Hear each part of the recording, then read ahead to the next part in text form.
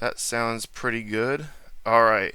So this time around, I created a list of different topics that I wanted to cover. It's really just more mental notes for myself. I think that it shouldn't be It should not be difficult to think of something to talk about, considering everything that's happened over the course of 9 months. It was exactly Yeah, nine. Yeah, it was like I guess it was actually more 8 months ago when we last had a discussion. And boy, is there quite a bit since January. of So, course. um, actually, I might actually, you know what? Yeah, let's start off with Trump's presidency so far. I'll let you start. I'm curious to hear your views. Yeah. So far for Trump's presidency, since our last talk, I think the going back in time, since we last spoke, he implemented those tariffs, the reciprocal tariffs, and he's gotten some criticism, and there's some room for disagreement. For me personally, uh, I'm not in favor of the tariffs on at least countries that are allied or more uh, sympathetic for American like economic interests. I didn't agree with tariffs being put on Japan or South Korea or any of those types of countries that have been more or less like our, lack of a better word, like our vassal states since the end of World War II. And I know some people might get offended at the idea of like, oh, they're just a vassal state. Well, that's kind of what happened though. Mhm. So, and my bias being I'm pretty pro Japan. Since our last talk, I don't know if you've been paying attention to my tweets, but I did go to Japan for 1 week and it was fantastic. So, uh, I just don't think that Japan deserves like what we're doing to them economically. They're a highly functional country, extremely nice people. Mhm. Just doesn't really make any sense to me. But what are your ideas? So I have been paying attention to your tweets every now and then. I am pretty active on Twitter. I was doing a lot of different things. Yeah, I do remember seeing you advertise the Soaplands quite a bit. I didn't know if you were whether or not you were a virgin before that, or if you don't feel comfortable sharing that. But that is an avenue for having that experience. Right now, like I'm not exactly in a financial advantageous position to do something like that. But yeah, that is for all those. If anyone's complaining that they can't get laid, that is an option for them. I I would highly recommend it. I went twice. Um, there were pretty much no downsides. So, uh, yeah, there's no bullshit, and you just have the money and you go. Yeah. So, yeah, for me, it was like a great experience. Um, for like the topic of the whole virginity thing, yeah, that's what happened. I lost my V card there, and it was pretty great. Hmm. So, if you're in that position, like a sexual wasteland in Western countries, like you don't have to, uh, you don't have to fall for lack of incentive over here. You can just go over there.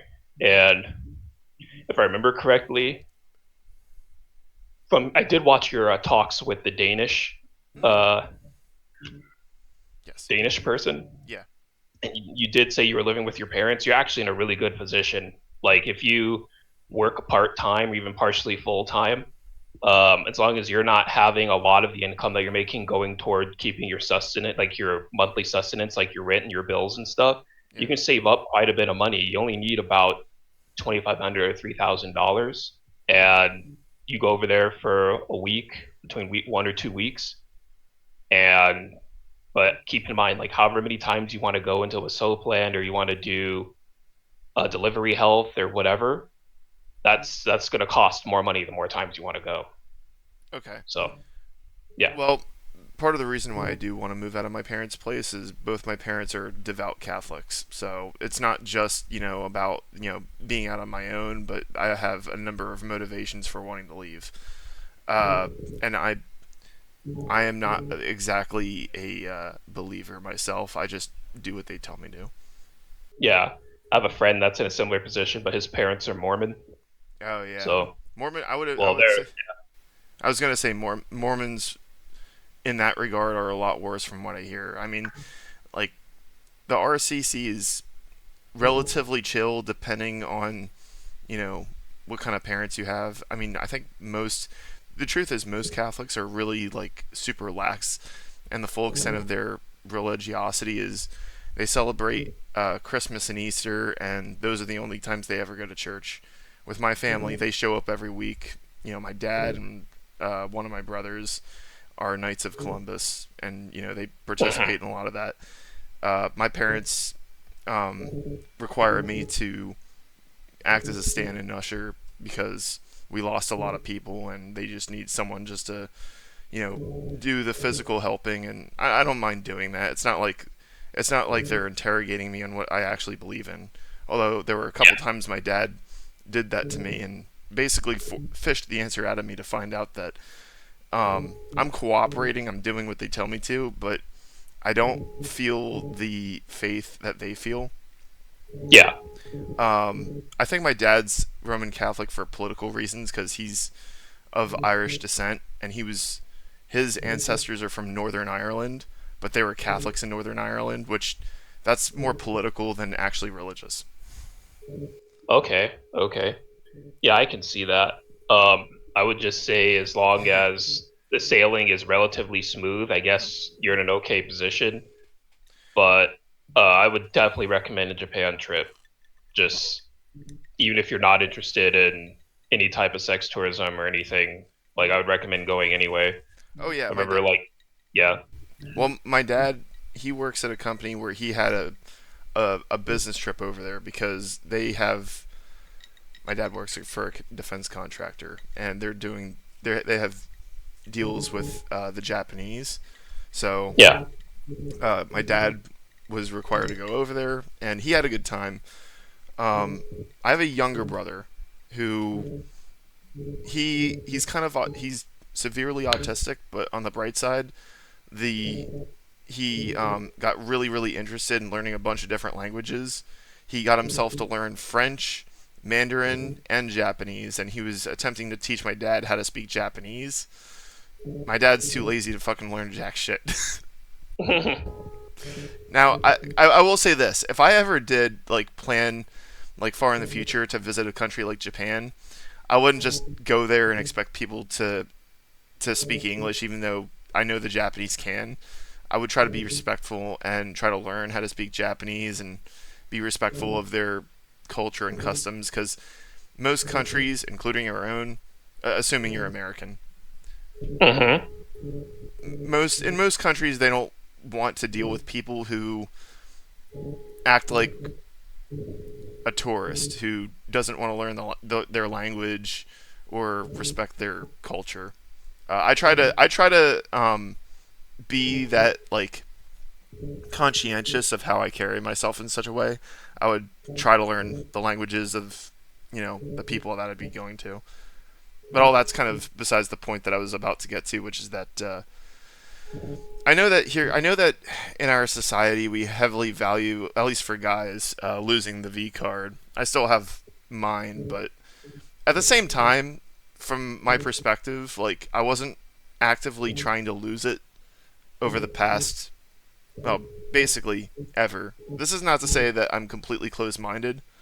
Yeah, I would like to get a relationship and maybe get laid at some point in my life, but my yeah. main focus right now is getting my life together. Like I just recently got a new job that's relevant to the thing that I studied in college, and it's a smaller company where everybody there is like super chill. I get along with everybody, and there's no woke pieces of shit as far as I can tell. So I'm like, okay, this is good. Well, that's good.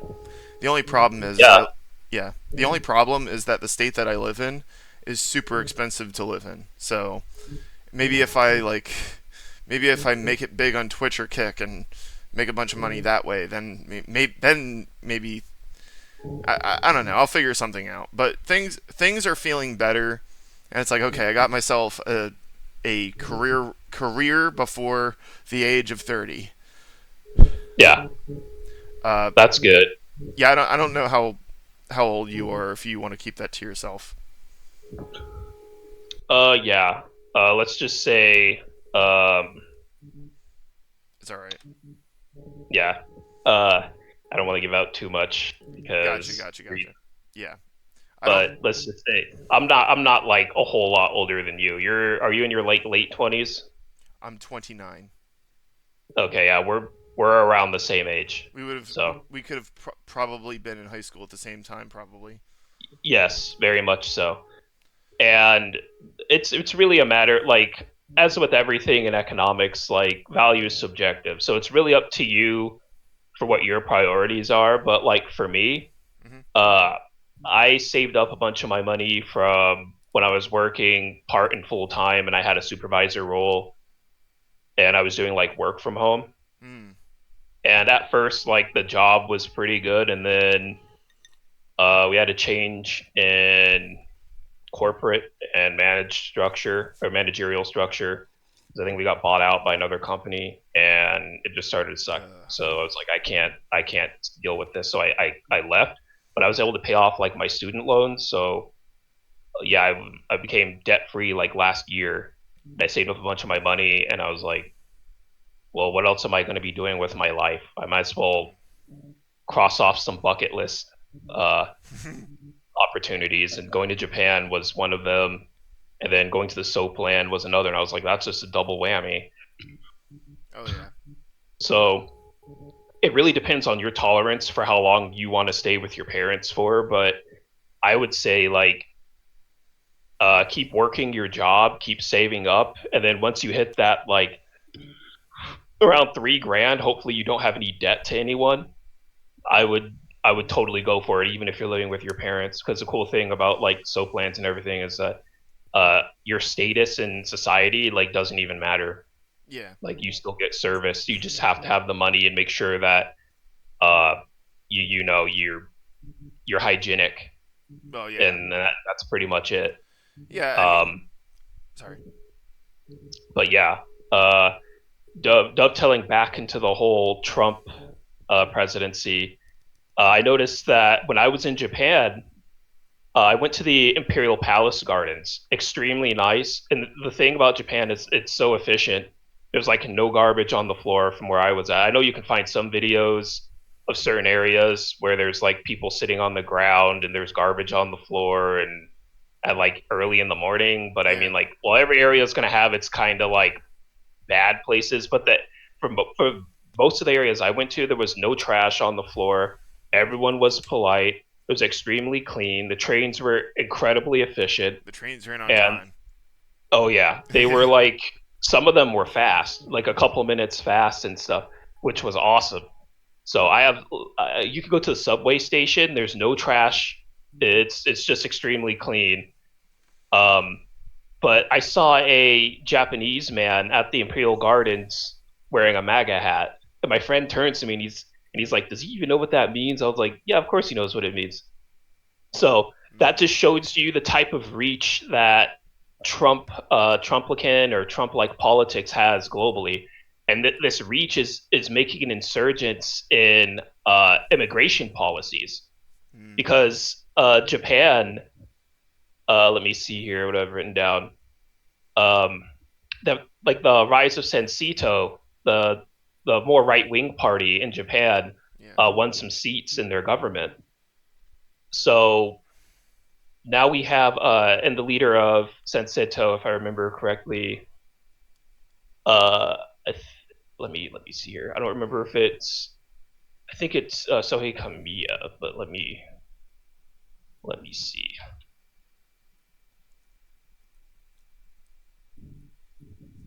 Yeah, Sohei Kamiya. Yeah, he's the leader of Senseto. So we have figures like that coming more politically relevant as more concerns surrounding immigration are coming up, especially in this country as well, with more recruitment for ICE Hmm. and deporting illegal immigrants and the like. Yeah, the demon craps think that that's cold as ice. Yeah, well, like me and my mother, Mm. she's a lot more in favor of You, like criminals and stuff. you're breaking up. I'm Sorry, oh, could you repeat that again? You just broke up a little bit. I'm sorry. My mother, she wants to like get rid of all the like criminals and Hmm. everything. So she views that more as a problem. Um, I'm not sure if I can. I'm more sympathetic with Japan having being more uh, likely to crack down on immigration because I did when I was over there. I went to the what was it? It wasn't called the. I went to an aquarium and like you'll notice on the trains and when I was over there, I was like, there are a lot of Indians just in Japan. It Yeah. was more than I expected. It's still vast majority Japanese, but I was like, there are a lot of Indians. Mm. That's interesting. Why is this happening? And then you can see um, parties not wanting to include that many foreigners, at least with regards to long term immigration. To me, like what you said earlier, learning Japanese, that makes sense if you're going to be living over there longer than a tourist visa would allow, which is Hmm. like 1 to 3 months or something. So if you're going to be there for 6, 7, 8 months to a year or whatever, yeah, I would say learn Japanese. It's respecting their culture. It makes sense. But if you're not going to be there for that long, the amount of time takes to learn fluent Japanese versus you staying over there for a week, like the time differences don't really add up or make much sense. Well, You're going to put in a lot of effort for just like a week, whereas it's or a week or two or whatever, and it's like it's you're like everyone knows you're a tourist, and yeah. there's plenty of English speaking areas. It's if you just stick to like Metro Tokyo, maybe a little bit outside of that, or some of the more if you stick with like a tour group or whatever for if you're going to go outside of Tokyo, you'll be fine, I not know knowing really any Japanese. I know you don't have to, but I like to try to like speak the languages of people that mainly speak other languages because sometimes it's an effective way to make a good impression or just like get them to like relax around you a little bit because like I have I, where I work I've got like a lot of Spanish speaking coworkers. They love it when I speak Spanish to them. For sure. Like they get surprised, like people get surprised and excited when you speak their language to them, and they're not expecting an American of all kinds of people to do that. Yeah, and yeah, they'll totally enjoy you speaking Japanese, or at least even trying to. Hmm. Um, it is interesting because a lot of Japanese people still want to try to learn English, so they'll still want to congregate around you just so you can like help them learn English a little bit. Yeah. Like the girls in the Soaplands, they like the Soapland I went to was foreigner only, which really is code for like English speaking. If you could speak English, you can go to those types of Soaplands. And the girls there, they want to learn English, so there's like a double incentive there. And what else? Oh, speaking of like more, it's so interesting. Like Trump, Trump politics is like a global phenomenon Yeah. because I spoke with a gentleman and his wife from Australia while I was In Japan. yes, and we were on like a Mount Fuji tour, Hmm. and he said he was watching like American politics closely because he was concerned with right wing movements. Hmm. And we just saw some protests happening in Australia, concerned about immigration and migrants Yeah. in Australia as well. And I also spoke with a French gentleman in this store called Mandarake in Shibuya. It was fucking. He was a really cool guy. We were standing in the hentai section of this unbelievably huge anime, figurines, games, manga store that's like it's pretty much like a huge underground bunker with any like if you're a huge anime nerd, you're an otaku or whatever, that's heaven. It was I didn't even see the entire store. It was so big, and I'm surprised that it was underground. So I'm standing there trying to look for this hentai that I liked, and I couldn't find it. It was like this elf hentai, and this French guy, he comes up to me and he's like, I like your hoodie. I can't do a French accent that well, but I like Mass Effect, and he recognized it, and we just started talking about French politics. Like we talked about Marine Le Pen and what was the other guy, Jordan Bardella, and like how a lot of French people are absolutely angry with Macron, and I think he just resigned. Oh, he did? So I think so. Emmanuel I think his Macron. party. Yeah, Emmanuel Macron was kind of like the compromise candidate just to block Marine Le Pen because a lot of people were alarmed at Marine Le Pen. But the problem with Emmanuel Macron is just throughout his presidency, he's demonstrated himself to be very unlikable as a president, and that's the reason why he's in trouble. okay, so he did not resign. I thought he did. No, but like He must have been. there's been a Yeah, lot of unrest over the past several years. he's gonna. His term ends in 2027, but we'll see what happens.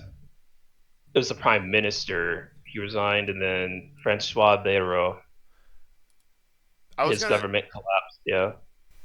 Yeah, I was gonna segue the discussion about the Soaplands into a topic that I wanted to cover, and Oh, for sure. this topic is kind of old news, but it was like 5 years ago or so. I don't know exactly how long. Maybe it was more like 4 years ago. So it was before we had a discussion the first time. But I watched a bunch of like reactions to a video by Channel Five with Andrew Callahan. It was the Pickup Artist Bootcamp. Did you see that video? Yes, I think I've seen it. It's like that's a case study on how on what not to do. Yeah, for sure.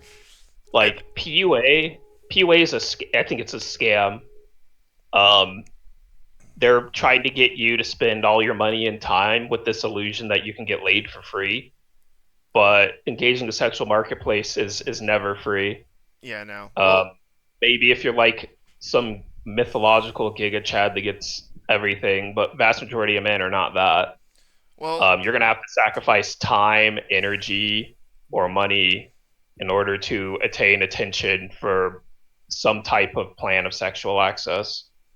yeah. I've never been in a relationship before, but on the other hand, it's like, not like I was actively pursuing it. But as Yeah, far as like talking to women, it's not always that hard. But the way those guys were going about it is like one of the worst ways you could possibly do it. Um, First of all, it's like if the woman is not easy to talk to, if things aren't like if you can't like if she's making it very clear that she doesn't want to have anything to do with you, like you don't fucking like walk after her. You leave her the fuck alone. Because if she's not interested in you, it just is not fucking worth anything. um, yeah, I mean, maybe I shouldn't be giving advice if I've never been in a relationship before, but at the same time, like I've actually talked to women, uh, with the intention of moving things along until I either saw red flags in them or if it turned out that they were in a relationship, in which case I would break it off. But it's not necessarily hard, but you need to kind of you need to have a certain amount of emotional intelligence to actually go through with that. But according to like some recent data, apparently like 37% of adults have sex weekly, and almost a quarter of people 18 to 29 had not had sex in the past year, twice as many as in 2010. oh And hey, that's I'm from a part of general that. social survey, general social survey from family studies. So you can see that like there's a sex recession of from 1990, 55% of adults had sex weekly, and it dropped down to 37 as of last year. Yeah. So, I mean, uh, I do believe that there's a lot of things going on. I just kind of wanted to talk about this particular video. One thing that I wanted to mention is like I remember seeing like some of the guys like saying like that video was a cringe fest where I had to pause in certain parts because I felt like I was ready to die of cringe. oh God, I was like I swear to God, they must be this must be what they're showing the prisoners at Guantanamo Bay to torture them, and for like doing the Clockwork Orange scene where they force their eyes open and force them to watch it all in one go without pausing. That would be literal yeah, torture. Like, yeah, those like PUA boot camp videos, like in the incel sphere, it's just humiliation ritual, yeah, and it's and it like doesn't. they call it like gesture maxing, and Well, it just doesn't even help. it doesn't work. Like none of that, Yeah, like that shit just doesn't even work. And the scene where the one guy, I think his name was Stanley, was saying things like "I like to party" as they're walking away from him. Like I've never done anything that cringy, even though when I was a teenager I was a social disaster. But it does. You want to know what it reminds me of? hmm. Have you ever accidentally worked at like one of those scammy sales jobs where that you think you're applying for something else, and then oh nope, you're actually doing direct sales? That's what it reminded me No, of. Yeah. I had one of Okay. my friends doing that though. Well, yeah. One of my friends did, but yeah. I got tricked like on three different occasions to do sales jobs. The first one was vector marketing. The second one was like a door-to-door sales job, and the third one was like a call center. In all three cases, they were deceptive about what they were hiring people for, and like watching like Vince do the show have this like paper saying this is a basic sheet for interaction flow, and he's like telling them he's giving them the advice, and they're going out there in the least confident fact like interacting with people in the least confident way possible, in a way that you could tell that they're uncomfortable, almost like they don't even want to be doing it, but they're doing it because they feel like they're under pressure to. Uh, It's FOMO. yeah, I mean, I will say at least with me doing the sales, at least that's a lot less embarrassing, because with these dudes doing in the POA video, like these women are thinking, oh shit, these guys are probably going to SA me at some point, are they? With me and the other people that got tricked into like direct sales, it's like, well, at least we know that they're just only after our money, and we're because the thing is like I think the worst experience in such a sales job was like I it was the direct sales one where we had to go door to door and stuff, and I had this one guy who was training me, and he went to this one guy's door, and I was just there to follow and observe and learn, and he was trying to like convince this one homeowner to buy something, and the guy came out really agitated. He's like, "All right, listen. Before I was way too polite with you, telling you to leave. Now if you don't get off my property right now, I'm gonna call the cops." And I was ready. I was like ready to fucking like go. And then the guy who was training me, he insisted on staying and trying to convince the homeowner, and the homeowner just got angrier. And it was at that moment that I just like looked up and was thinking like, what the fuck am I doing with my life? I'm like what Yeah, 25. I'm 25 years old at the time. Uh, yeah, I'm about to have the fucking cops called on me. I'll probably get arrested, all because. And I was like, wait, how did I even get here in the first place? And then I go on Indeed and find out, oh, wait a minute, I applied to be a receptionist. This is not what a receptionist would be doing. yeah. And yeah, on the night that my manager let me go, which was actually that night, he basically admitted to me that the reason why they lie to people about what their job applications are hiring them for, when they're honest about it, nobody would apply for it. And I was like, well, maybe instead of like trying to get like receptionists and other kinds of people who don't want to do this kind of work and just having a whole process dedicated to weeding them out, why don't you like show this job offer off to like people in marketing school who would actually be wanting to do this kind of work?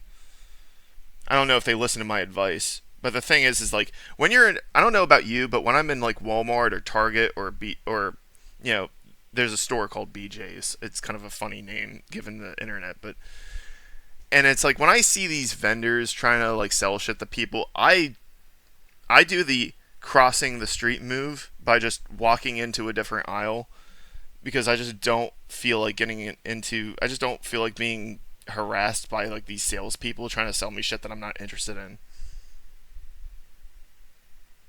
I think Yeah. that's the vibe that these guys in the PUA video gave off. Although it's probably worse because you know. And as there was a YouTuber, I think his name was uh, MGTOW LFA or LFA MGTOW. He was like in the MGTOW community, but he posts like a lot of like relationship and dating advice. So it's kind of strange that he would call himself MGTOW but post stuff like that. But he made a video about pickup artists, and he said that I don't remember exactly what he said. I don't know if this video if he still has this video, but he said something to the effect of like a lot of these pickup artists, you know, they'll try to teach you how to get laid and how to improve yourself and stuff like that. And he said, "Now, there's nothing wrong with improving yourself. The problem is that these pickup artists are selling you something that doesn't exist because."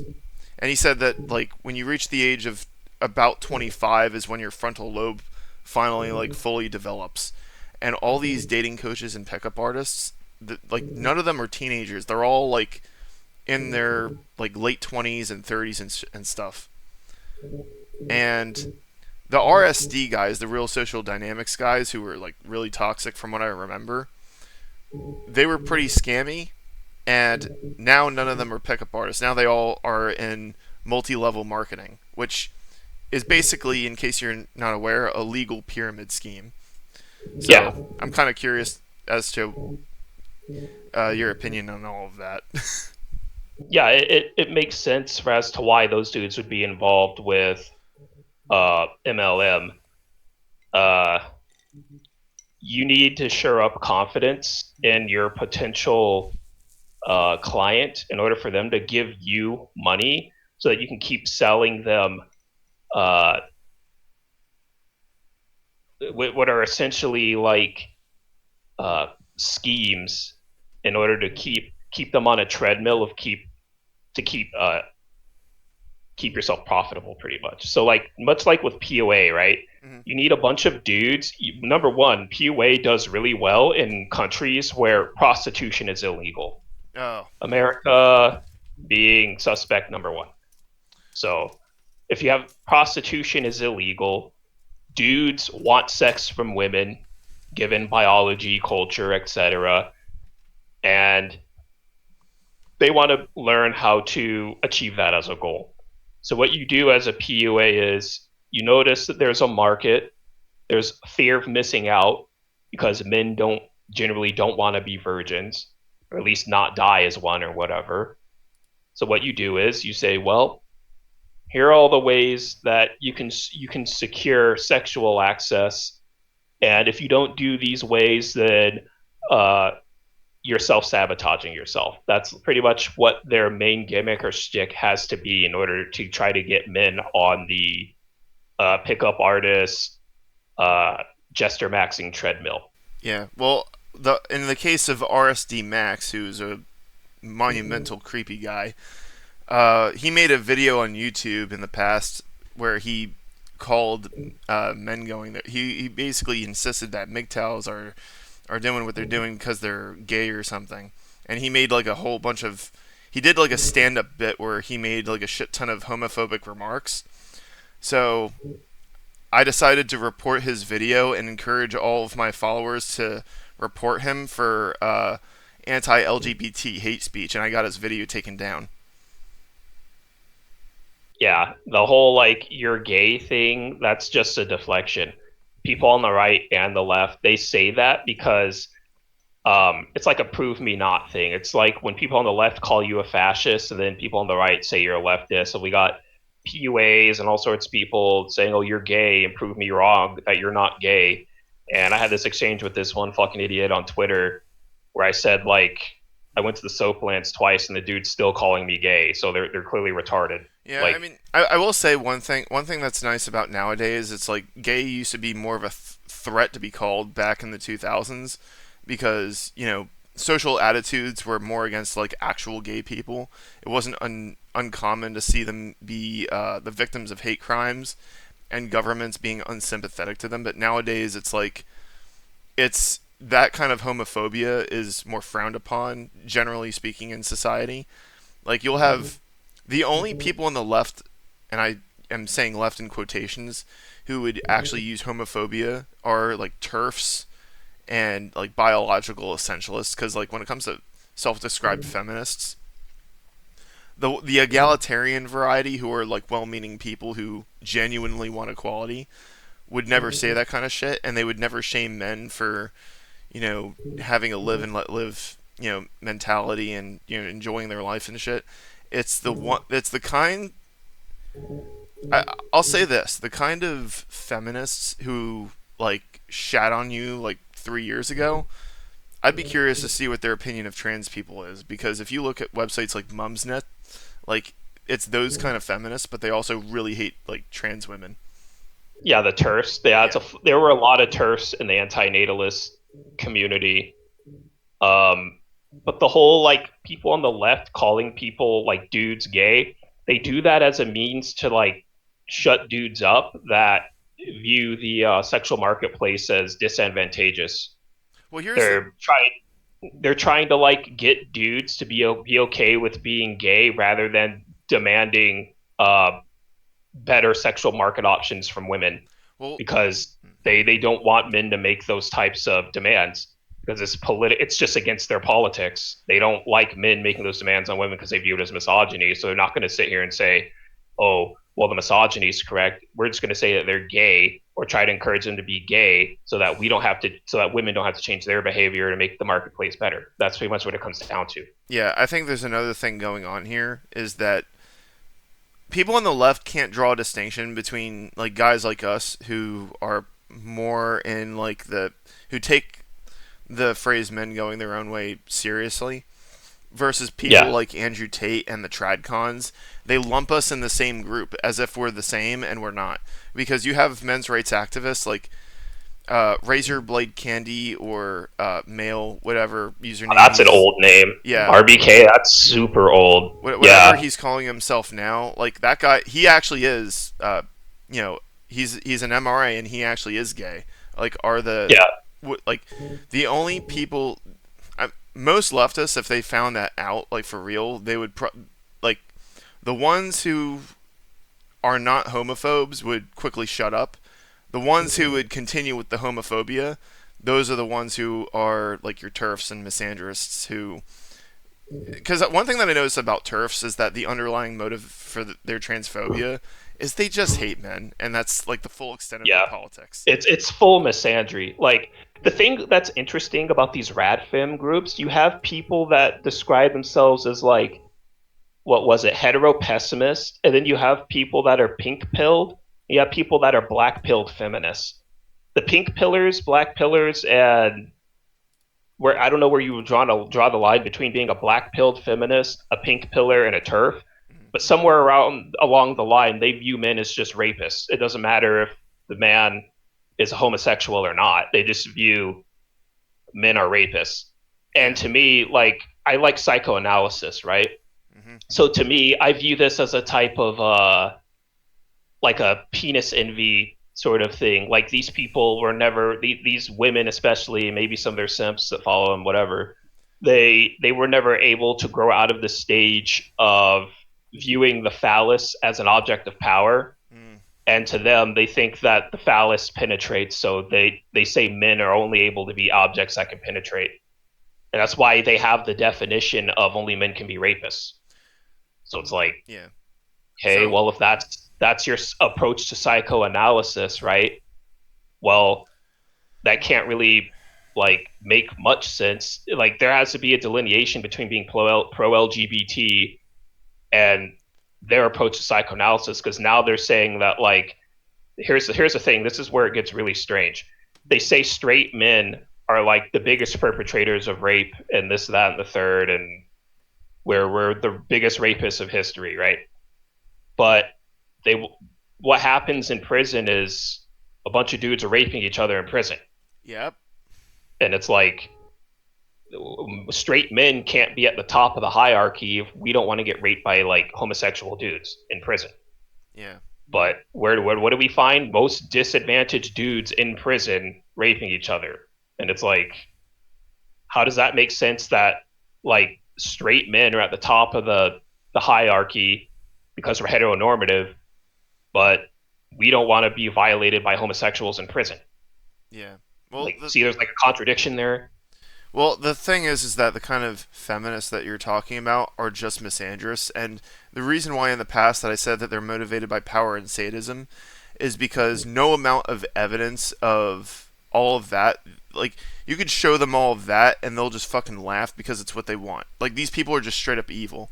Now the reason why I don't impugn every person who calls themselves a feminist, because there are some out there that I've either seen online or met in person who are genuinely well-intentioned people who genuinely want, what's a better life for everybody. They would look at that as disgusting, and the kind of feminists who are just misandrous, they would argue, of course, that they're either not real feminists or that they're TERFs or RadFems. And some would argue that they're conservatives, like that group Collective Shout that was trying to like find ways to ban porn and shit. Like I actually did some reading on them. Like their leader calls herself a conservative feminist, and she's involved with the Liberal Party of Australia, which is kind of a misnomer because it's an absurdly right wing party. So I guess I would ask you, like, what's your opinion of self-described feminists who don't like sexism against men? They would probably agree with the goals of MRAs as far as like, ending like male only drafts and stuff, or uh, you know, just basically wanting there to be more gender and sex equality and less sexism. Like obviously they would be opposed to like male only breadwinners, but that just means less pressure on the man. So stuff like that. What would your opinion of those feminists be? Um, I personally just don't even view feminism as like a valid philosophy. Uh, I've been in the manosphere, and I've done my own sort of living in the world and noticed differences amongst men and women. So I have like this distributist, like Dave Green, the distributist. I kind of have this view where it's like men and women are never going to be equal. So I don't think it makes sense to try to socially engineer politics or policy to try to make them as such. Um, so any sort of feminism that's like egalitarian, I just disagree. I disagree with feminisms that want to make women stronger than men politically. I disagree with that. Well, Uh, making women stronger than men would not be egalitarian. That's explicitly female supremacist. yeah. The female supremacist types of feminism, I disagree with. I don't agree with democracy. So any type of voting rights feminism, I disagree with. So to me, I think that women calling themselves conservative feminists Yeah. or conservathought or whatever we're going to call it, there's so many names for that. It's political convenience. There's left wing. A lot of this has to deal with like sex and porn and sexual access and topics that people in Western society either don't like to talk about, or if they do talk about it, they view it in a zero sum game sort of way. So you end up with one side viewing uh, the other side having more sexual access or having their way sexually as a loss for their own position. So you end up with uh, certain types of feminists and conservative or like TradCon uh, political parties or groupings being strange bedfellows because they want to unite against what they consider to be like a common threat or a common enemy, which is sex industry, men usually having sexual access. And this kind of goes back to the whole women having a, or feminists or whatever, having a fear of the phallus, where if you look at status in society, a lot of these feminists, these women, they have a sort of resentment against men for being high status, but it's contradictory because hypergamy pretty much says that women want men to have high status. So Well, the when thing, women are left to like wanting to date, they're reinforcing the very like structures that they're criticizing. They're rewarding men for being high status, for wanting to marry and exchange their attention to them. So it's like, there how's is that a. harmful? I don't mean to interrupt. If you keep But going. yeah, yeah, no, continue. It's fine. So before there's a bunch of points there that I want to address, but before I get into that, this is something that I should have said in my very first video, and I didn't I failed to mention it then. I'm gonna say something now. When you say terms like compatibilist, distributionist, do you think you could also like follow that up with an explanation as to what those are? Because like, Oh yeah, sure. because me and most of the people watching this, if I do get viewers on this, are probably aren't familiar with those terms. For sure, for sure. Thank you. As for what you were saying, so with people who call themselves feminists, you've got your sex negative feminists or not the fun kind, and then you've got the fun kind, which would be the sex positive feminists. The sex positive feminists, from what I've seen, are very much against like radical feminists and conservatives and commies trying to ban porn and shit like that because they themselves participate or even make a lot of it. So it's like they have a vested interest against that. So like this is the reason why I don't impugn like all feminists is because some of them I would consider allies to me. Maybe Yeah. you wouldn't, but I the thing is like from the perspective of like sex positive feminists, it's like they would look at conservatives like Christian nationalists, fascists, whatever you want to call them, uh, communists, and these like gender critical like turf swerfs.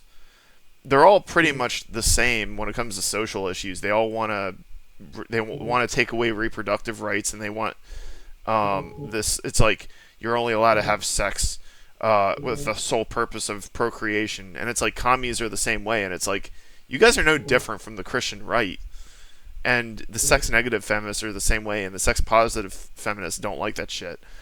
As for like the determinists, whether it's male supremacists or female supremacists, the problem is like you think that like just making it so well, I'm not saying you specifically, but there are some people that are like, oh, well, let's just make it so women are not allowed to work.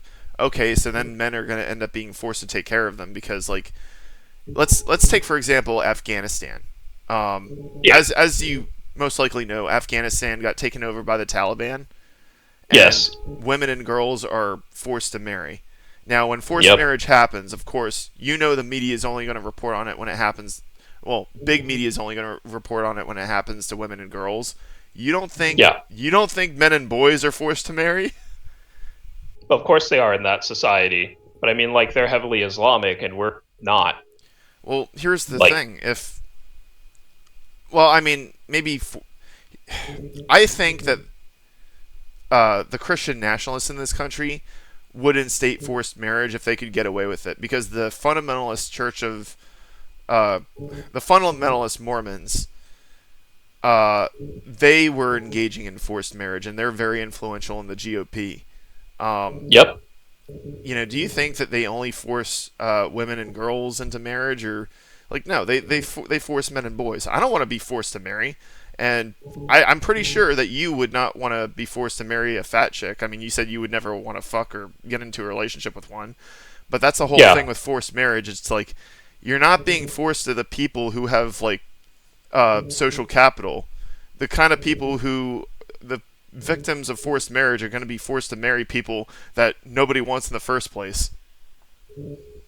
Yeah. But like with my view, I said that men and women are never equal, but I didn't say that like you get to force your will on people because of it. Well, I was just kind of more. It was kind of more of an addendum to like what Turd Flinging Monkey was said, because I remember you mentioned him a few years Yeah, ago. yeah, the That's take women's rights away. Yeah, I don't think that's going to be happening in our neck of the woods anytime soon. But well, he is right in saying that, like, if TradCons were serious, they would have to put forth those types of policies in order to get the political world that they want, and they're not doing it, so we don't really have to take them seriously, other than maybe some of them wanting to ban porn because they might well, have governmental power to do so if they really wanted to. well. I But think I mean, well, it's not going away anytime soon. yeah, because I remember like somebody that I know personally who turned into a MAGA guy a few months a while ago. He was like confused as to why the Republicans were doing it, and I just said to him, "No, it's very obvious. They're trying to ban porn because they want to force us all to breed like rabbits to prevent a supposed white genocide." Yeah, I view it as also theocratic. Like, if it's not ethno-nationalistic like that, it's because they have a belief in God and they think that it mandates them to do so. Yeah, I remember getting into an argument with a Calvinist a couple years ago Yep. he found out that I'm single, I don't have any kids, and he was demanding that I marry some woman and make a bazillion kids. And he told me I was going to Yeah. hell because my answer was no. And because he's a Calvinist, I was like, what's the point in telling me to repent if I'm predestined for hell in the first place? How did that go? Oh man, this guy, I gotta send you the link to the video. I think his name was Found Cause. I got into an argument with him. He, so basically the argument that I got in with him, because I know he's a Calvinist, he's very anti-Catholic also. But the thing is he was trying to convince me that like the Roman Catholic Church having statues and the Orthodox Church having like icons is idolatry. So then I asked him, and he was insisting that's tantamount to idolatry. Any any statues, even if they're just decorations, any like icons or shit like that. Even though I would argue the Orthodox Church's icons might actually be idolatrous. Um, I'm sorry, I have a hard time typing and No, it's thinking at the completely same time. fine. I don't know if you've heard of Ayala. Have you heard of her No. on Twitter or YouTube? So she's like a data analyst sex worker. So she incorporates her sex work and sexual opinions on social media and everything into her research. And her father was like a Calvinist, uh, like priest, not priest, but like what was he, like a preacher or something? Wait, who? And she's Ayala. Oh, okay. Here, I'll send you who she is. This is Ayala. I'll send you her Wikipedia. I was trying to like find this back and forth discussion that I had. Oh, I But think yeah, yeah, she her father was like Calvinist, and she's like an atheist data researcher, kind of in the less wrong sphere. So that's the area that she inhabits, and she would have like, I don't know what her relationship with the rest of her family is like, because it's a pretty big break when you're an atheist and everyone else in your family is very devout. yeah, I remember. So, but she had like an orgy, and she incorporated data of how many men like busted in her and like how many didn't, and all sorts of data. She posted it on her Twitter. Wait a minute. And yeah, Was it that like red-haired OnlyFans model who like had a sudden turn to Christianity, which wasn't really real? no, Forgot what her name that's was. no, that's a different chick. I hope you were Uh, joking when you said that you'd have to be crazy to to reject her. I was talking about somebody else. Yeah, I don't know. Okay. I'm trying to find this frickin' video, but it's like, uh, well, the You're point. talking about Nala. You're talking about Nala Ray. That's different. That's a different chick. Nala Ray, yeah. She's not Yeah. even. I don't even think she's that attractive. The hair dyed. No. The hair dyed red to me is a huge red flag. I think it depends on what you want. Like I could see short term sexual access with her maybe for some dudes if that's what they want, but I definitely wouldn't do anything like longer than that. So I mean, a big reason why liars and scammers. Well, I mean, lying and deceit is a huge turnoff to me, and I've rejected women for that reason because it's like if yeah, they're lying about like one thing, what else are they lying to you about? yeah, and that can turn someone off from wanting a long term relationship. I totally get it. If you expect monogamy, then yeah, like it's I totally understand that. So I'm still trying to find that frickin' video. If I can't find the one in question, then I'll just like tell you what basically we said back and forth. Um, so basically, the discussion that I had with this found cause guy on YouTube is, he was insisting that the Roman Catholic and Orthodox churches are they're heretical. You know they're engaging in idolatry, and I basically asked him, okay, well, so what I asked him was, do you have pictures of your children on your wall? And he was like, yeah. And I was like, so why are you worshiping your children? And he was doing mental gymnastics to justify how that's different. And then with the statue thing, I'm like, okay, so you think that having any statues or any figurines at all is tantamount to idolatry against God? And he said yes. And so I asked him, then why would God order the Israelites to craft golden seraphim on the Ark of the Covenant? That's in the Old Testament. yep, And he had no real answer to that. yeah. The, To the, me, the whole like predestinate. To me, like I got into this argument. I used to study philosophy of religion when I was in college. Mhm. So what always got me was I never found a free will defense to be convincing as a counter argument to the problem of evil. And like one of the biggest Calvinist philosophers ever, kind of like came up with that defense named Alvin Plantinga, and I was just like, I view a free will defense as a non sequitur to the problem of evil. Because like if you're considering atheism or you're an agnostic or perhaps you're doubting your faith or whatever, and you're like, how the hell can God exist if let's say children get hit with car bombs or whatever? And we're supposed to accept that like God is all powerful. It's like, well, why couldn't God like make it so that some mortal can't have car bombs to kill innocent people? And then they say, well, he has free will, and God would violate his free will. And it's like, well, that's not what I asked you. I didn't ask you if God would violate his free will. I asked you, how come God couldn't have it such that creatures such as ourselves could freely choose to not do so? so It's like totally different. So, what's your opinion of the Westboro Baptist Church's interpretation? And they are Calvinist extremists.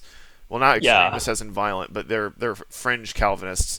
They would argue it's because God wanted those children to die because He controls absolutely everybody's actions. There is no free will. He's not a loving God. He doesn't love. He's a raging mad God who loves conditionally, and every bad thing that's ever happened to everybody was Him directly doing it. You talking to me right now, that's God. I'm talking to you, that's actually God talking. You thinking and listening to me, that's God listening. That's basically the arguments that they've made, because I watched a whole bunch of like, I did like a deep dive on the Westboro Baptist Church like 10 years ago. okay, so here's the counterintuitive two answer approach to that. So they are being consistent in their belief in God for believing that like you cannot have free will and have it be the case that God would know the actions of all free agents, and you can't say that God did not plan or that he gets surprised by the actions of free agents. Where it breaks down is you can't say God is all good then, that God would be evil for planning atrocities.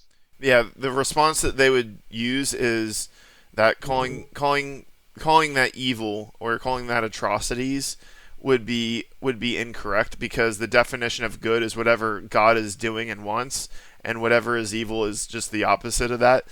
Like, they would argue that you're centering around humanity and not God, and that what is good is whatever God happens to want and all that. The only problem with that is the Bible, even the King James version, and this is in the 1613 King James version. God explicitly called the stuff that he was doing to the Israelites and the Great Flood as acts of evil. He explicitly called himself cursing the people of Israel as punishment for letting Achan steal his metals, as he called his own actions as evil. So it's one of those things where Calvinists seem like they're onto something when it comes to biblical adherence, until they're not, and you see. Well, there's still two problems with that supposed answer. Yeah. So if everything's permitted by God and you can't say that anything's evil, like why would we be scared of hell? Hell's just something else that's just permitted. And number two, there's an issue. Have you heard of the Euthyphro dilemma? The what? The Euthyphro dilemma. It's a problem that comes up during Plato's dialogue called the Euthyphro, where there's this issue. Yeah, so there's this issue when if you decide that whatever, like, let's say you believe in some theory of the good, whatever that is, and you believe in what you pretty much advocated for or argued in favor of would be called divine command theory. So pretty much whatever God decides or commands is good. But the issue with that is, does God decide that things are good because they're good things in and of themselves? Or is something decided as good simply because God decides it as such? Those are not the same thing. Yeah. So even if you, like, does that make sense? I'm gonna be So honest. that's God. I'm gonna be honest. Both Calvinism and Universalism hurt my head. I find them, like, I'm not really like a believer in either, but it's more like I find them interesting to look at. Like, I'm watching village idiots try to, like, convert me, and I don't. A lot of people would just get mad. I just start asking them questions because it's just funny to watch them attempt to answer. I think this is partially why I kind of left philosophy of religion, because it's the same arguments over and over. Well, here's Like, between both atheists and theists, the arguments haven't really changed in 1,000+ years or whatever. So it's just, I know what people are going to say. There's nothing surprising there. well, here's the So I went off to go study like technology and ethics and bioethics. But yeah, you can continue. Well, the thing about Christianity, well, the thing about these Abrahamic religions, it wasn't like one person wrote the entire Bible. It was written by like over 40 different authors who didn't even live in the same time periods. And I don't think that they were really like reading each other's stuff and keeping it in mind as extensively as they should have if they were going to write a cohesive book. And it wasn't just one book. I mean, the Tanakh, Torah, like, those were all different books that were combined into one. And but the only reason why I'm even taking any of this with some level of interest is just because of how influential and widespread Calvinism and other forms of Christianity are in the United States. Like, Calvinism, as far as like the Baptist, like a lot of Protestant churches, is super influential in the United States, particularly in the Deep South and to a lesser extent the Midwest. And right now, I don't know if you've experienced this, but I've been seeing an uptick in like these non-denominational universalists. Now, universalism to me makes less sense than Calvinism, because while Calvinists are saying like pretty much everybody except Jesus's small number of special elect, everybody, like, the elect goes to heaven and they were predetermined before birth to go to heaven, and everybody else was predetermined before they were even born to go to hell, and nothing they can do can have them avoid that fate. Universalism is the notion that God loves you and everybody else. No one's going to hell. Gehenna was just a garbage dump. Everybody's going to go to heaven. To me, that makes even less sense, considering that Jesus explicitly elaborated in the Bible, yeah, no, some people are going to hell. Some people will not be saved. He elaborated, like, when you die, if you're going to hell, when you die, you go there instantly and you're engulfed in flames in a lake of fire. Like, he very clearly and very explicitly elaborated that not everyone's going to heaven. Mm-hmm. Multiple times, too. And so, like, Universalists, I think with Universalists, it's just a cope. They can't reconcile. Like, they've been raised to believe that God's a loving God, and like you had the Westboro Baptist Church refute that, saying like, well, actually, they open up the Bible. They're like, no, actually the Bible says this instead. Because both when interviewed, Megan Phelps Roper and her mom Shirley were saying, like, because when they were picketing back in the '90s for the first time, like, their counter protesters were saying God's all about love. God loves everybody, and the thing is, the Westboro Baptist Church, they read the Bible. They're like, no, he doesn't. Yeah, it's a theological dispute, which is what religions are known for doing. So, like, if you believe God is all good, and if you believe that God having a perfection or a great making quality of goodness would not allow suffering, or maybe you believe in a free will defense or whatever, you could make an argument in favor of universalism if you don't think that, like, we should understand God as uh, lacking in goodness. But I mean, I'm an atheist, right? So I'm not Yeah. going to sit here and do the intellectual field legwork for positions that I find to be disagreeable or nonsensical.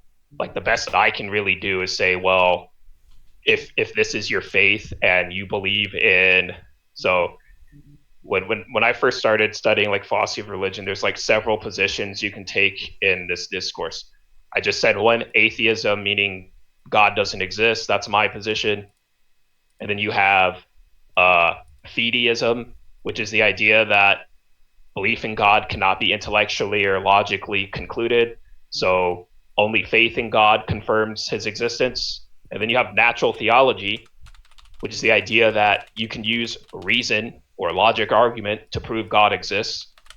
And then you have agnosticism, which is, none of the positions have made a rational case, atheism included, to say if God exists or not. And then you have like theological non-cognitivism, which is pretty much the idea that like religious statements don't have to be truth preserving, or they serve another type of cognitive purpose other than trying to logically scrutinize and consider that God exists. So to me, atheism is like the easiest position to argue in favor of, because I don't have to I don't have to give up my authenticity for a faith that I don't have, or I don't think it intellectually has proven its case. Um, Theological non-cognitivism, I think, has issues where it's like, well, I think these people mean what they say, so like, how is it what they're saying not truth preserving? And then you have agnosticism. I just don't view agnosticism as a strong position, and You I don't? think that it's no. I think that it's misidentifying certain types of qualities for what we would consider to be like a probability. So you can be agnostic. Like, let's say I had some dice, right? Yeah. And I was like, I'm gonna roll snake eyes. Now, there's a 1 in 6 chance that I would roll snake eyes, right? Yeah. So, but we know that it's a 1 in 6 chance because we know dice will have 6 sides. It might Now, be one there's in certain, actually it might be 1 in 12 because you're dealing with like well, it's two. It's two dice. So it'd I be 2 out of 12. I can't do math. But yeah, so let's say, but we know that the dice have a discretionary probability because there's qualities about the dice themselves that suggest that, like, you can't say that the dice is going to land on an edge, because we know that the dice has an edge and a face. And when I say snake eyes, that means that ones are going to land face up. The face of the dice is going to land face up. And we know that because we can look at dice and see how they're going to interact. You can play dice games with that. the qualities of God, they don't have a referent. So when people say God is maximally good and all powerful and all good, we can't really refer that or understand what those qualities are supposed to be like. So how can we say that they exist? Like, like what does it mean to say that like we haven't rationally proven it? And it's like, well, what do you mean by what qualities would you say make something exist then? If you don't think we were able to rationally conclude that certain qualities of certain other types of fictional or describable objects clearly don't exist. Like, I don't know about you, but I don't believe Chupacabra exists. It doesn't matter if you say his qualities are he has fangs and he drinks goat blood and this, that, and the third. Like those are stories.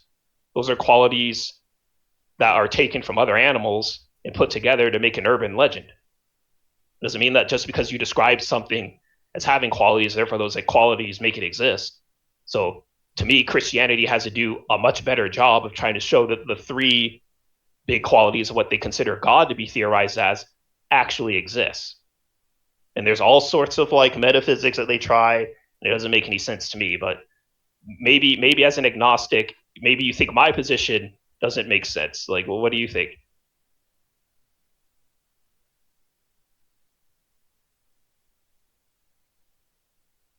Hello?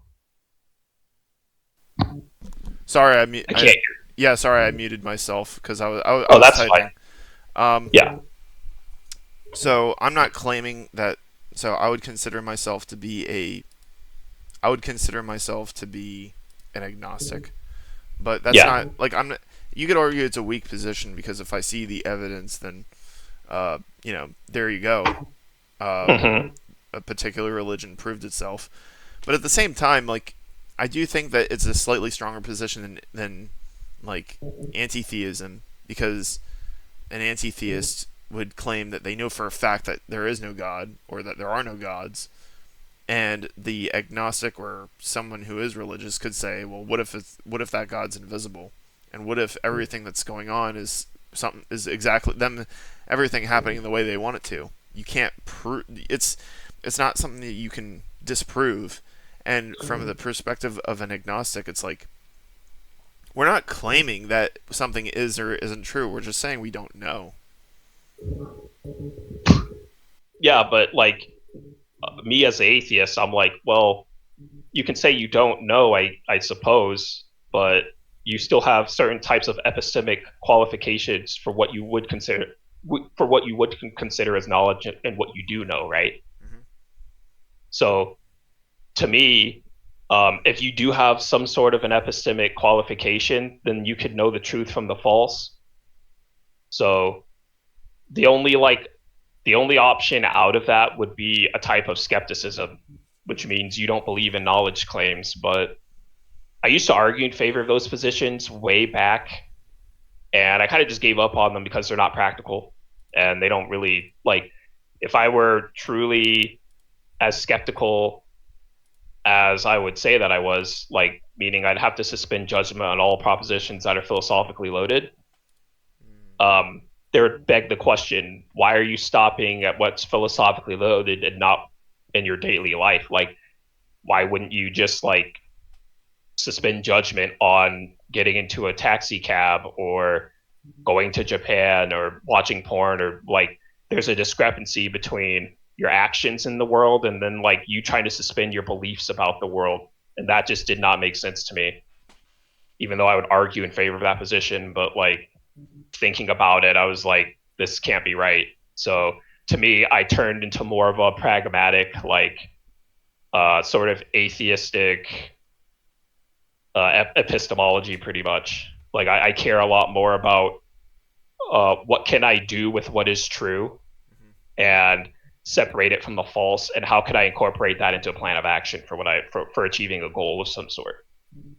It was a lot more constructive.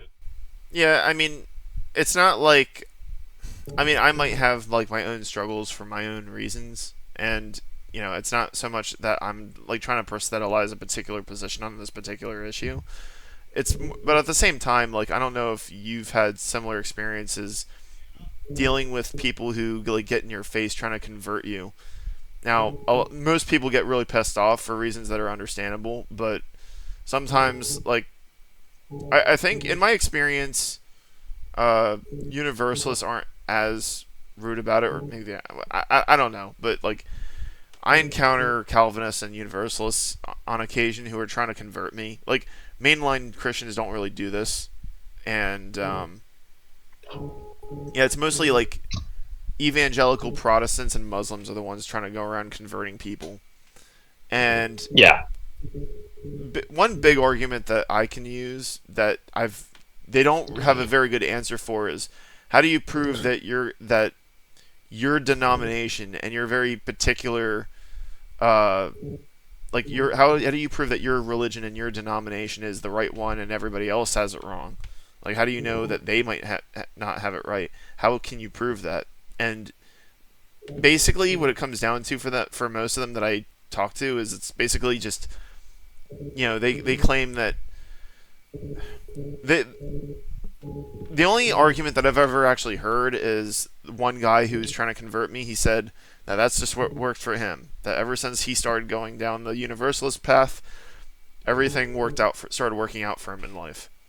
That's the problem Yeah. is that's not really like proof. And the thing is, before he tried converting me to Universalism, he because we were talking about like something completely different before that. We were talking about like work and life, and it was at a time where I was struggling to find a job because like I didn't get a job right out of college. It took me a couple months, and right now Yeah. especially is a very difficult time to find one from what I hear. But it was hard a couple even going as far back as last year and maybe the year before that.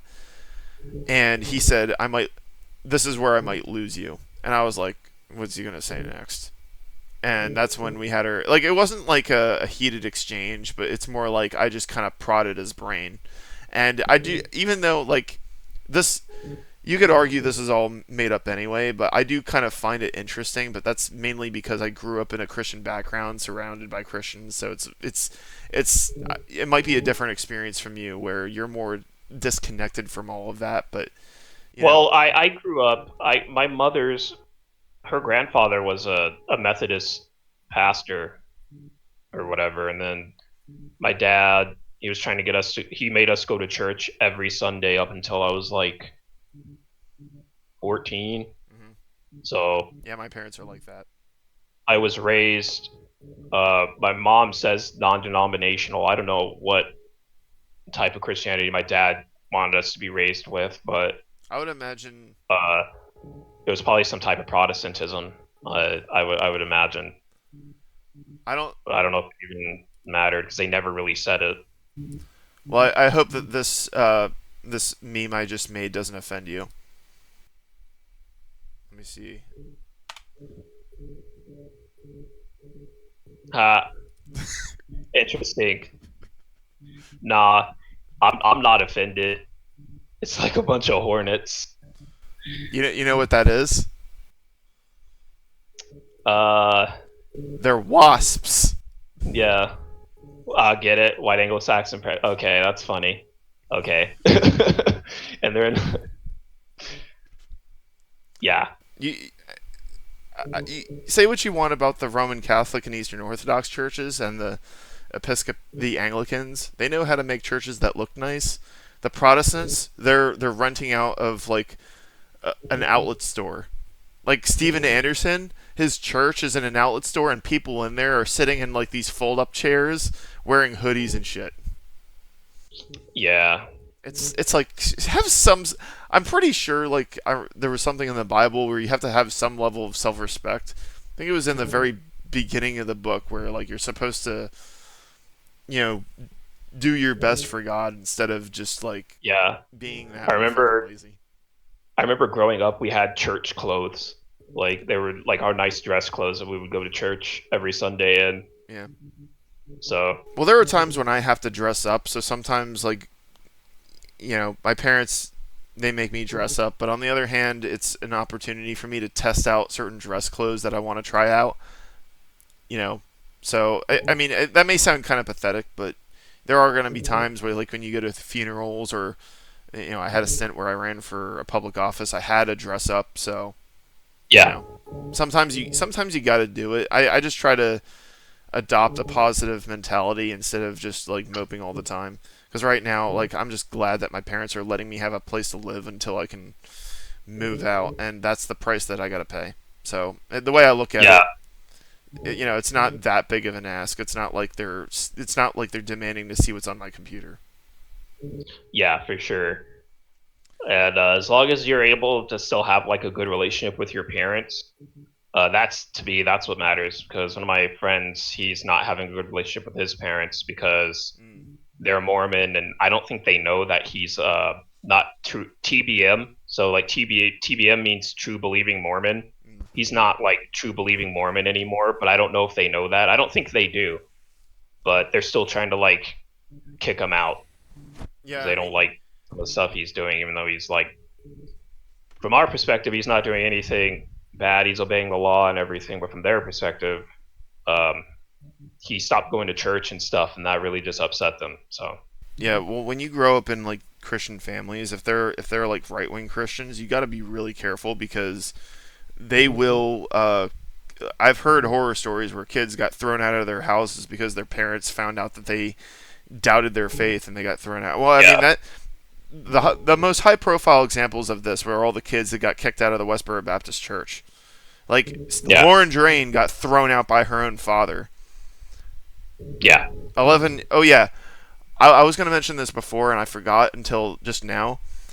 11 years ago, I actually got into an argument with Steve Drain, who he recently got kicked out of the church, and he made a documentary on YouTube that you could find.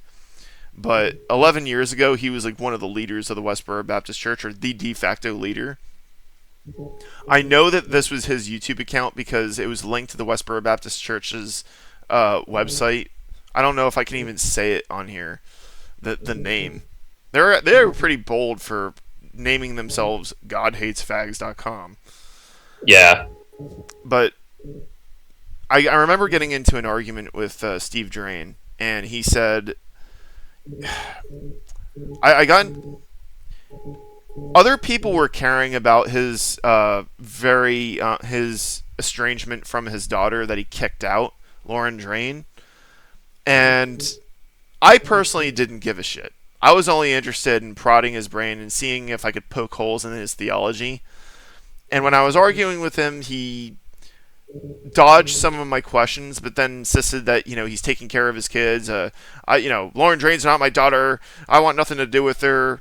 And the thing is, I didn't really challenge him. I just believed him. I'm like, okay, whatever, because I was really yeah, more interested in because like someone else said like my daughter told Lauren said that you punched her and threatened her. How dare you? I hope that your kids are safe now. And I responded to her saying, like, the Bible doesn't say you can hit your kids, only execute them. And I cited like it was either Leviticus or Deuteronomy. I think it was Deuteronomy that I cited. And I cited the specific quote that explicitly states that if you have a disobedient child, you're supposed to stone them to death. And Steve Drain responded to me saying, the Bible is not meant to be taken literally all the time. Go find yourself a good theology book and educate yourself. it's just like what the left says when you question like Marxism, or they're like, you need to educate yourself, and it's like, well, I already am. Have you not You read just, theory? yeah, exactly. But like the thing with like, depending on your approach to theology, whether you think that God can be proven with like logic or not, like to me, I don't even think it even matters, because to me it's a question of, you're either going to have faith or you're not. And to me, all these people thinking they can have logical arguments for God, Yeah. they're closeted fideists. They're going to believe, they don't believe in God because of the arguments. The arguments come after. Like they just have faith, and that's the type of theology that they have. Yeah, and I So and I think during the Middle Ages, like a lot of people, like you have some people like the Jehovah's Witnesses had like a magazine where they were like, is religion losing its influence in society? But the thing is like I think back in the Middle Ages, I wouldn't be surprised if a lot of people were secretly atheists. They just had to keep it on the down low and make everything that they did seem like it was divinely inspired.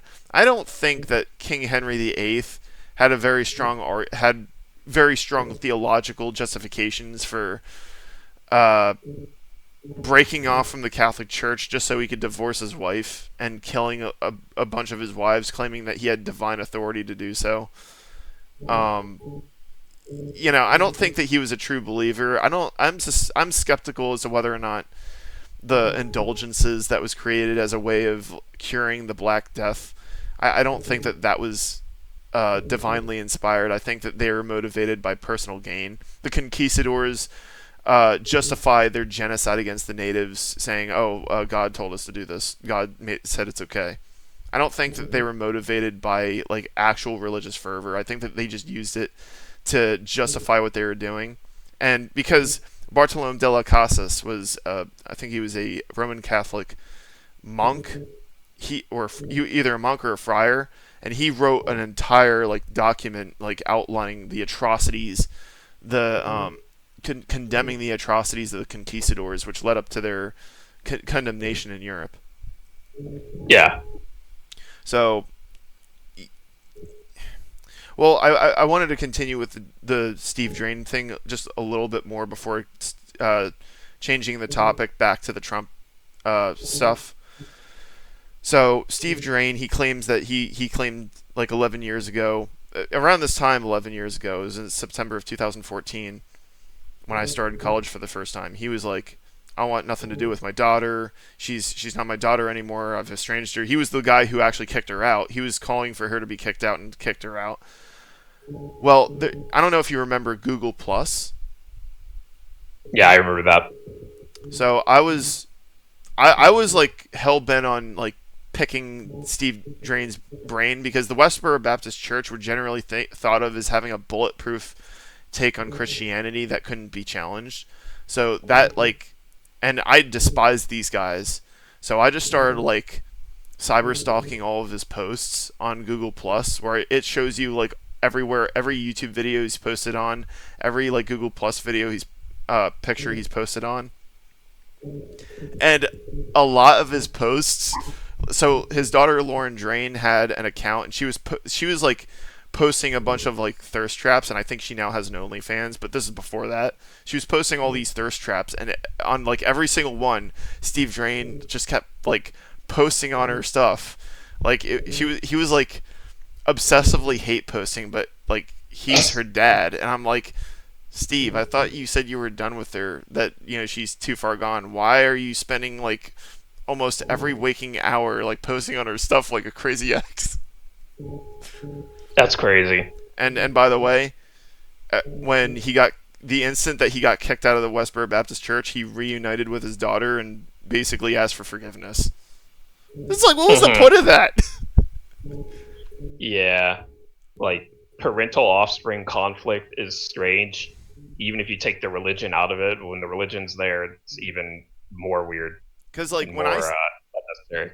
Yeah, because like when I said that I didn't care about whether or not he had a good relationship with his daughter, like I was genuine. Like I actually just did not care one way or the other because that was not the thing that I was interested in. With him, it's more like I'm not talking to you, like or like the Trixie from Fairy Odd Parents meme. I'm ignoring you. You know that meme? Yeah, it's like the silent treatment. Whereas like Timmy genuinely didn't care. Yeah. And maybe this is a good segue to get into the Trump stuff. The Trump presidency since January 20th. I think that the way this does segue is in the Christian right. I did kind of want to address something that we mentioned earlier, which was like reproductive rights. Now, I know that 3 years ago you did kind of say like, because like when Roe v. Wade got overturned, I wasn't just taking it at face value. Like it's not that I don't want abortion to be banned, but I think you were saying like, why do we need to feel bad for women to not be able to get abortion? Like I wasn't trying to tell anyone to feel bad. I was just saying, like, I see what's coming down the line. I see this as a slippery slope. And now I feel vindicated because what followed that is the GOP and Project 2025 putting effort into, trying to ban porn. And they're going to first start with the save, protect the children, think of the children kind of Yeah. shit. Well, now they're in Texas recently. I think the governor is trying to ban anime, not hentai, Yep. not like pornographic, Yeah. like like just any anime. He's trying to ban it all. I saw like basically what I was saying is that it was a slippery slope, and now I feel like, hey, I saw this coming. I could sense it. What's your take on that? Yeah. It's kind of a lot there because if we're speaking earlier in the year, but then we had the big event happen like a couple weeks ago Oh with yeah. Charlie Kirk, and like I always knew that the anti-porn stuff was floating around the Christian right, but I think it got even more emboldened with the Charlie Kirk fiasco.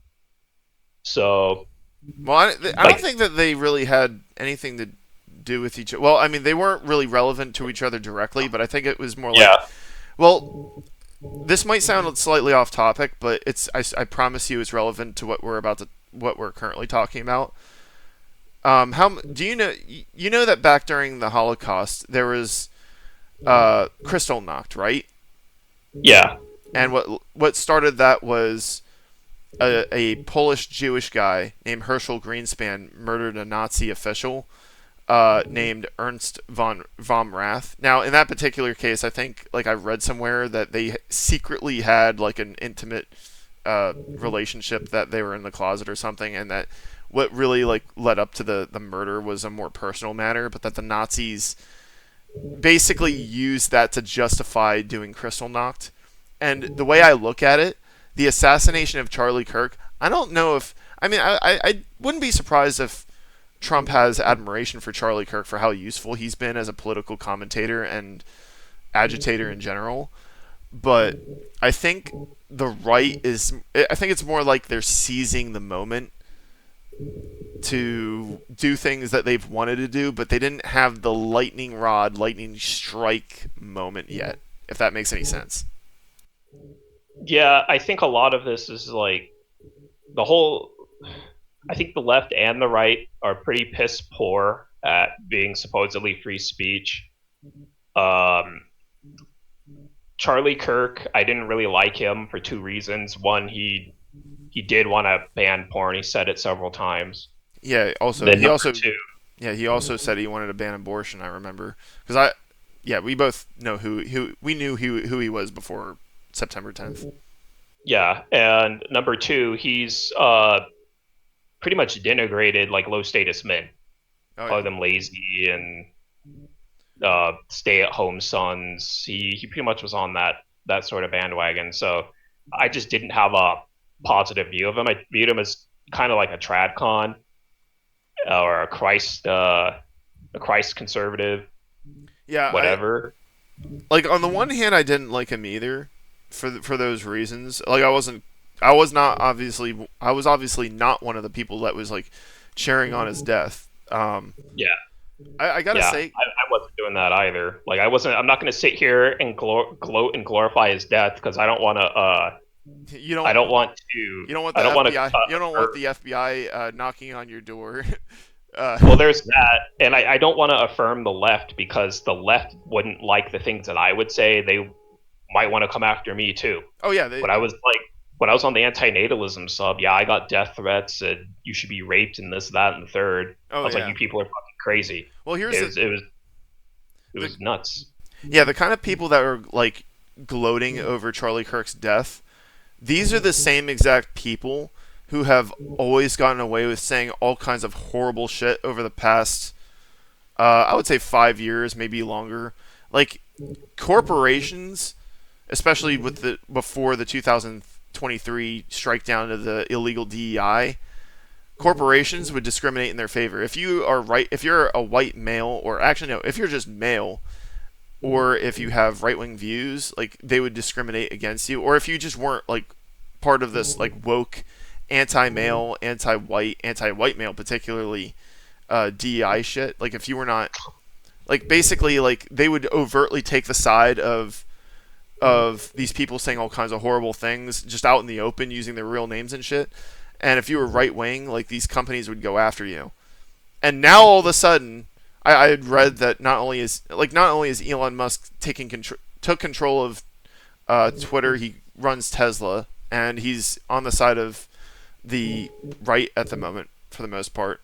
And um, I've read that a lot of corporations are getting bought up by a very conservative organization.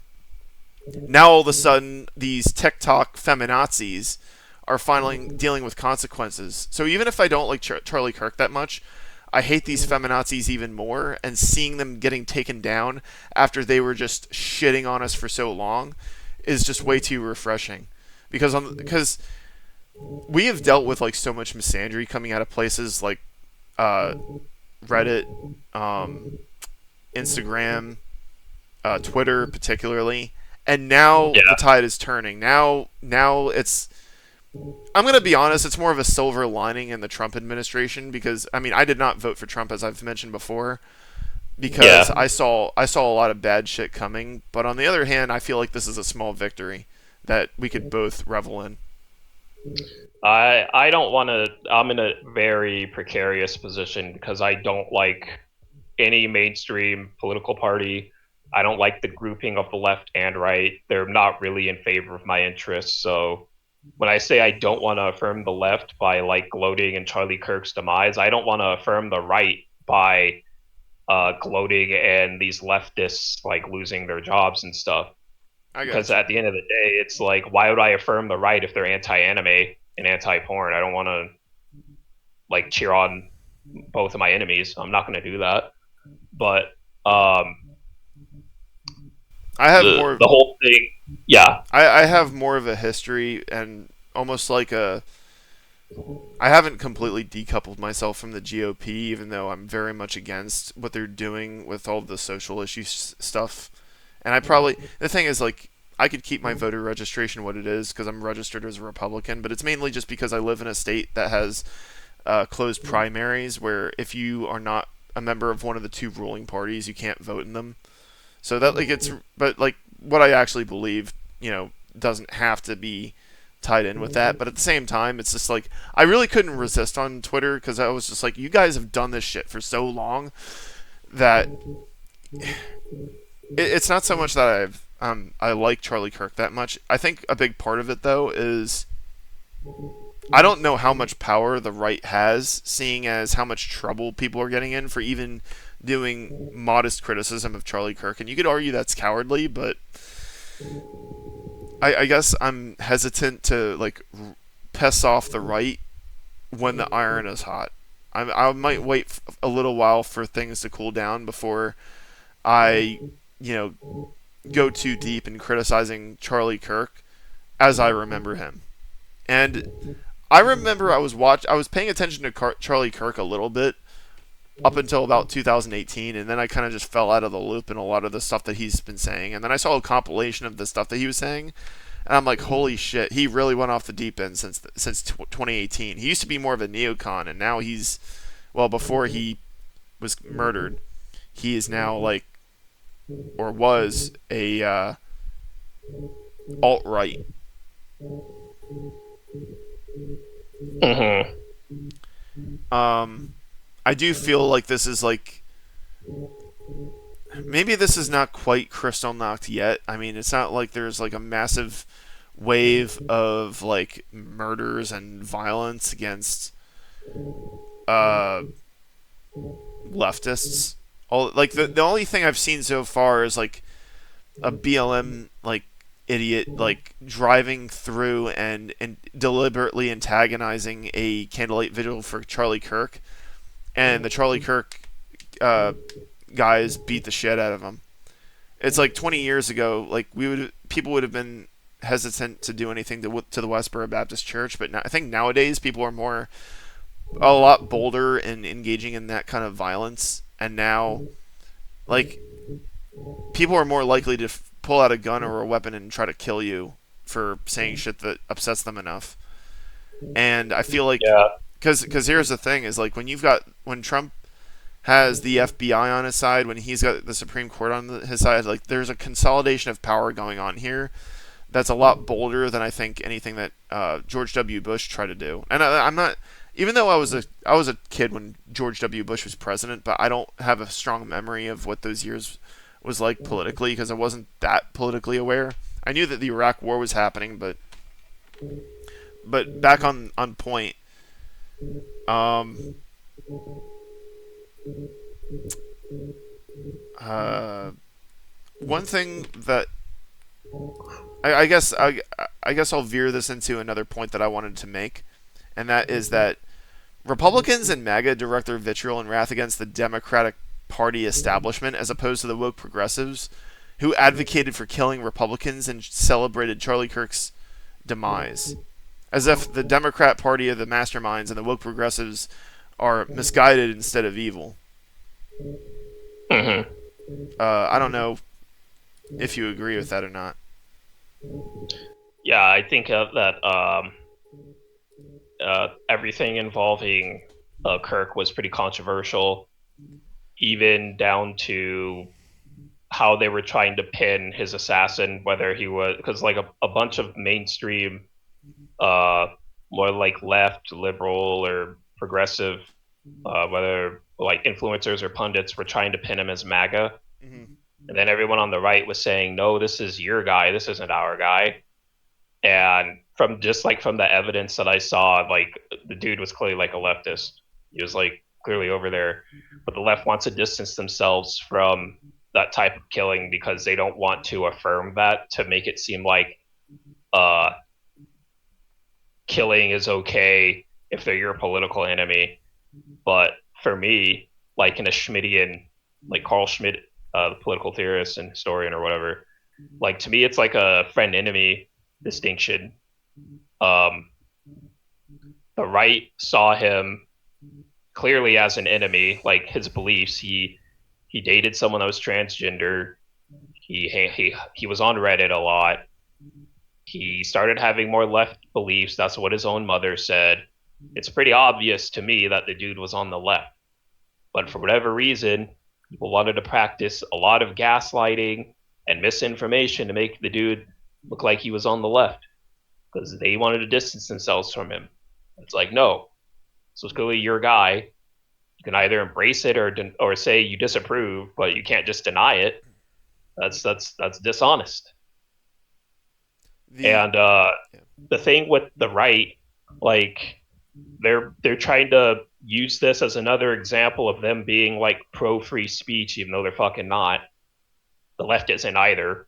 They both have their own reasons for why they would want to define certain things as not speech or certain things as speech. And I've said this on Twitter. The whole free speech debate, like I heard this from Turd Flinging Monkey. It pretty much comes down to like lolicon and the N word. That's what it comes down to. Two types of speech that makes people feel uncomfortable and they don't know what to do with it. So in order to not say that it's speech, you find like lolly or porn or whatever as not speech, and then you say, well, the N word is speech, and people argue that. A lot of people say, well, those people tend to be on the right. And then the people that say, well, lolicon is speech, but the N word is hate speech, so it can't be protected. Those people are mostly on the left. No wonder why they can't agree on what gets to be free speech. It's like, I'm just not going to fall for it. Even though Charlie Kirk did get assassinated, I wouldn't consider him to be like this free speech martyr. He just wasn't. I don't know I why people say that. Well, the reason why people were saying free speech martyr, they're either the people on the people that are on the right, like they have very obviously they're trying to paint him in the most positive light possible, and if they're dishonest, then they're gonna obviously push that for reasons that are pretty obvious because that's what Sure. makes for good PR. But a lot of people don't know that much about Charlie Kirk. All they know is, oh, he went to a college campus and he just wanted to talk to people who disagreed with them just to have a honest debate. But the problem is I was familiar with Charlie Kirk prior to this, and I knew that he was a dishonest grifter. And this is not to say I hated him all the time, but I knew that he would.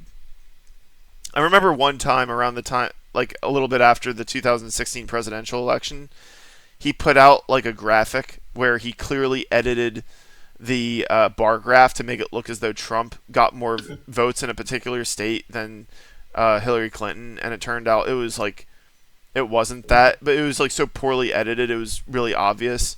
Like he would just straight up lie a lot of the time.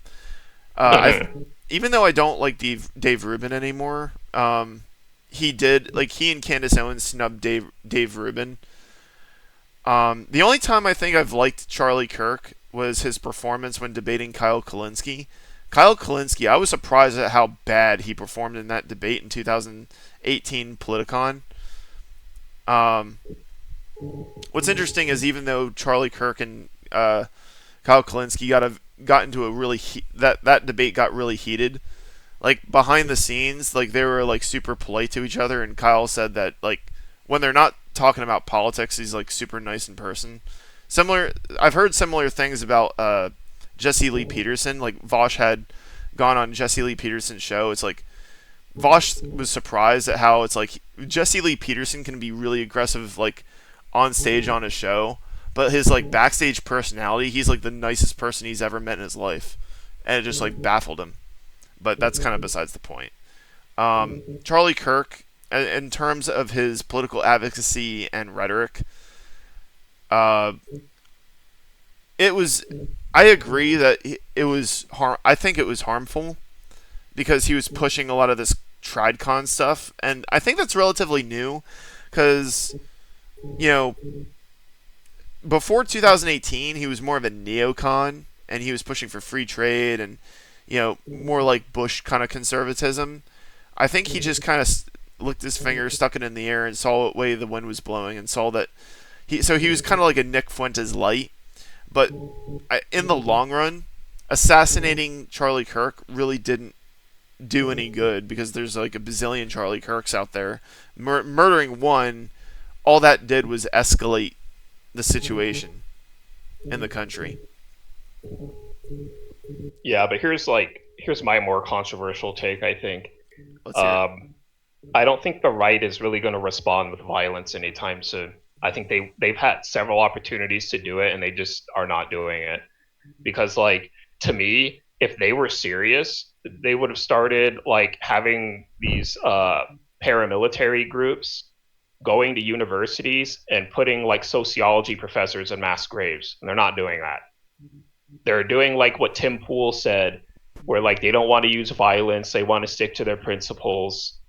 They're pretty, a lot of the right wing is like MAGA adjacent, grill pilled, for lack of a better term, like normie people. Like they're not in favor of like using of violence in a retaliatory way, like what you would see in South America or during the rise of Nazi Germany. They're not going to do that here. People are way too concerned with like wanting to maintain having a paycheck and spending time with their family and stuff. Yeah, I mean, for the most part I agree. The part that I disagree is occasionally you'll get Jan 6 or like a lone wolf like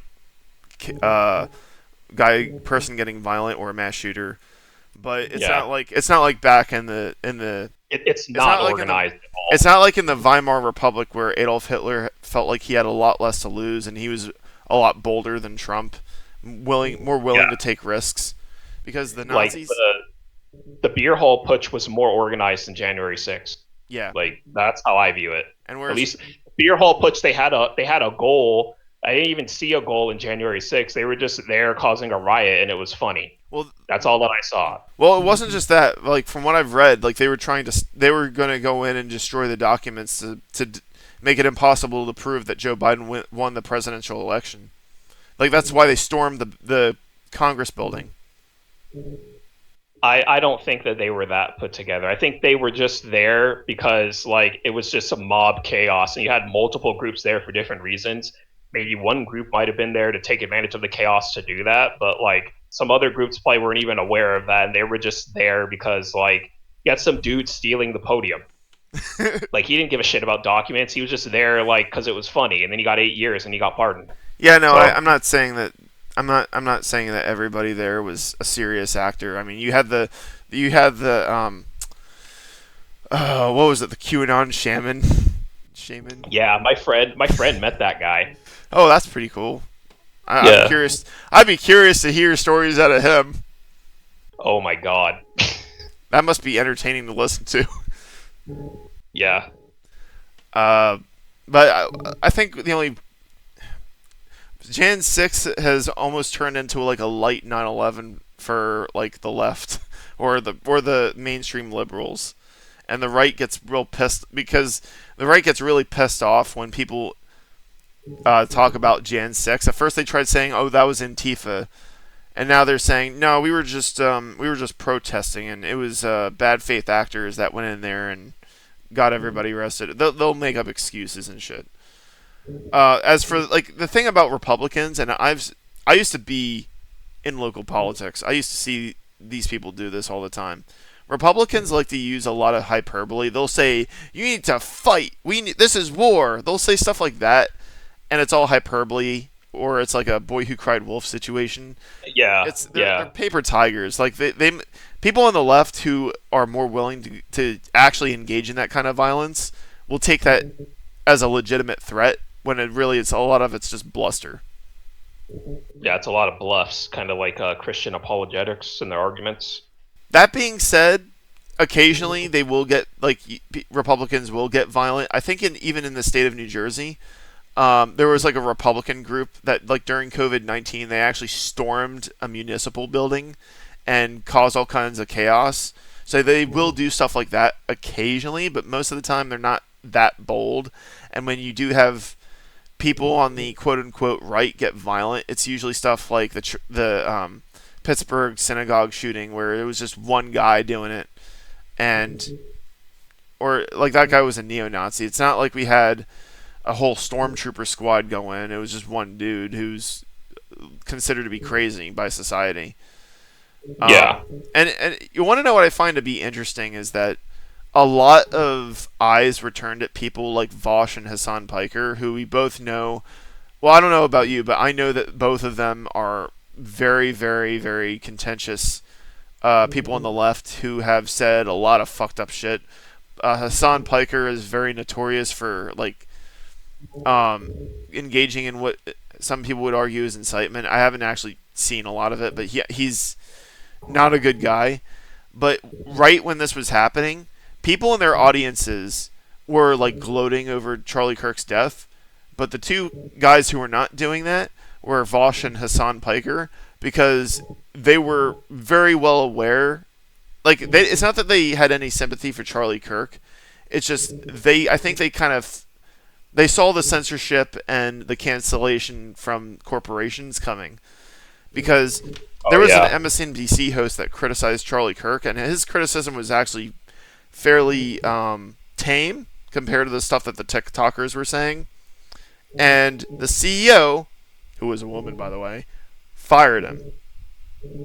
Yeah. So it's like, and that was not an isolated incident. Like obviously there was a whole trend of people getting fired for talking shit about Charlie Kirk.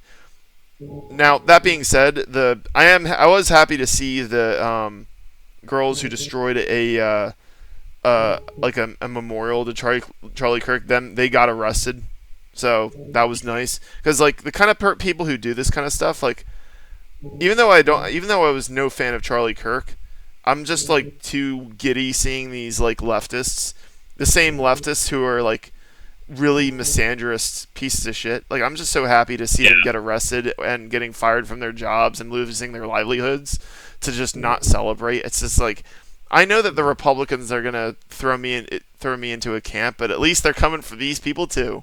Because like, one thing that I've said to people is like, I might not be going to heaven, but at least I know you won't be. Even I could be like restrained by like the hellfires being tortured, and it's like as long as I see you experiencing the same fate, that's good enough for me. That's basically Yeah, you have like you have like a Schadenfreude by proxy sort of thing going on. Well, I mean, you could say that about like Satan too, because like that's the whole thing about the devil in Christianity is like Satan or the devil in Christianity. He knows that he's screwed. He knows that he's going to hell. He doesn't have like magical powers like in the Doom series.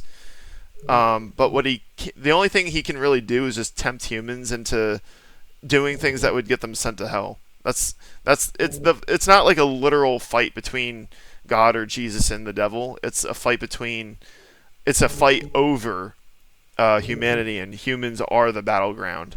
It's a it's like the Shadows versus the Vorlons from Babylon 5. Unless, of course, you don't get what I'm making a reference to. No, I know I haven't seen Babylon 5. I know it's like a space opera sci-fi series, right? Yeah, I mentioned it in a previous discussion we had. Basically, so Yeah. I'll just I kind of don't want to spoil it for you, but if you don't plan on watching it anytime soon, what I will say is like, and I actually just kind of spoiled it a little bit. The Shadows and Vorlons are like these two really old, really ancient alien species, and they were amongst a bunch of like alien species that inhabited the Milky Way galaxy, and most of them got the technology to leave the Milky Way galaxy for greener pastures. That is to say, other galaxies that might be uninhabited. Two of these old ones, which was what they were calling these ancient alien species. Two of them stayed behind to nurture and like raise the younger sapient species in the way parents would. The problem was that they had two very different ideas on how to do that, and the two basically became the United States and Soviet Union fighting over like all these younger races. But they were so afraid of a World War III with one another that they would never directly fight each other, so they would have the younger races fight each other for them. Yeah. So if like that kind of plot interests you, where the humans are not really like the main characters in that way, but well, I mean the humans are the main characters, but they're not like they're not like the adults in the room, and that's what made it interesting. Whereas like with Star Trek, it's like Star Trek was kind of racist in a way because it's like saying like, oh, all these weird aliens are just they can't get along. They're just too uncivilized, and they need civilization in the form of humanity to basically babysit them. I don't know. Yeah, It's just I like how it makes you think. yeah, for sure. A lot of mythology and religion that like needs to build a theology needs myth, right? So you'll notice a bunch of religions they have like this light versus the dark theme, like even going back to Zoroastrianism has that sort of theology baked into it, and it had influences on like Christianity and the other Abrahamic religions and everything. But another thing that we have to talk about would be the murder of let me see here. Was it Irena's? Yes, Yeah, the Ukrainian woman. Yeah. So that Serevska. was Yeah. that was pretty horrific to watch as well. Mm. And I think that like it was like that happened first, and then Charlie Kirk's murder, and I think that just like emboldened the right, at least online. They're very much displeased with Democrat policies. I mean, they have been even since Trump's first term, but Yeah. like those two got like national attention, even though with the murder of the woman on the train in North Carolina. I remember just going on X and everyone was talking about that for like a week and a half before mainstream outlets finally reported on it. And you could see like portraits and Murals. big installation, yes, murals, big installations of her face on like parts of cities and stuff to commemorate her and everything. And now there needs to be now there's like more of a talk of how to be tougher on crime Hmm. and what exactly we're supposed to do about that. Yeah. And there were some like the more of like the left leaning kind of narrative is to say, well, this was caused by socioeconomic factors, TM, in combination with a mental health TM, and then people on the right are saying, well, no, just execute him. Which, I mean, the dude had a rap sheet. The dude that murdered her had a rap sheet that was like really fucking long. This man. And yeah. I didn't mean to interrupt you. Oh yeah. He had like a rap sheet that was really fucking long to the point where it begs the question, why was he not dealt with well before this? And that's what the left and the Democrats are having an issue with this case, because a lot of people are viewing the mental health as just like an excuse to get him out of being punished for what he did, whether that's life in prison or execution by the state as like capital punishment or whatever. And to me, like, my politics is really idiosyncratic. So I'm like closer to being like an ANCAP or some sort of a libertarian, I guess. But basically, to me, like, if you own your land, you should be able to determine what laws are on it. So, like, if I were a landowner and that happened on my property, you would just be executed. So that's really the only thing that I can say. I don't think that mainstream democracy and the political options that are available to the American people are really respective of their values of a situation like that, which is why we end up with one half of the country essentially being like, well, maybe it's a big deal, but the bigger deal is the socioeconomic factors, and if we just clarify those, then we could have a crime-free society. And the other half of the country saying, no, crime needs to be punished, and it doesn't matter what the socioeconomic factors are, because you're always going to have crime. And the only way to prevent it is to make sure that people see an example and don't try to replicate the criminal activities. Those two are never going to get along. Yeah, well, honestly, like, I have a probably very long take on this. Yeah. First sure. thing I'll say is, see, everybody, this is our evidence that Seven of Swords is not the misogynist that those anti-natalism 2 idiots say he is. So shut the fuck up. Thank you. As for this whole thing, I think that this is going to sound like a fence sitter kind of take, but I think that it's a combination of both. Like, this guy, from what I've read, like, I am pissed at this guy for doing this, because she didn't deserve that. This is a woman who fled a literal war zone to a country that she had a genuine love for. I mean, the United States is kind of in a sorry state, in my opinion, to a degree, but she had a lot of admiration for this country, and she wanted to become an American. And the people that are in positions of power who should have prevented this from happening allowed her to be murdered, and the bystanders refused to save her. If that guy goes to prison, he's gonna get his ass taken by booty bandits. And while normally I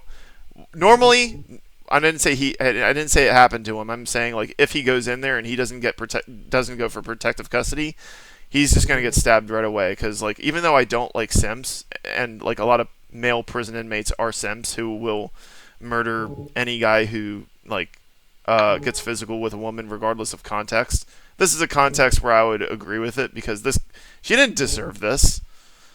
And if this guy, like, gets murdered, like, fuck him. Like, the world's better off without him. That being said, all that being said, I've read that this guy, he had a long rap sheet. One time he even tried, like, admitting himself to a psychiatric ward, and the authorities turned him away and just set him loose again. Like, he got... Because... And you mentioned that you actually listened in to the two discussions, or did you listen to both discussions that I had with the Danish guy? Yes, I did. Yes.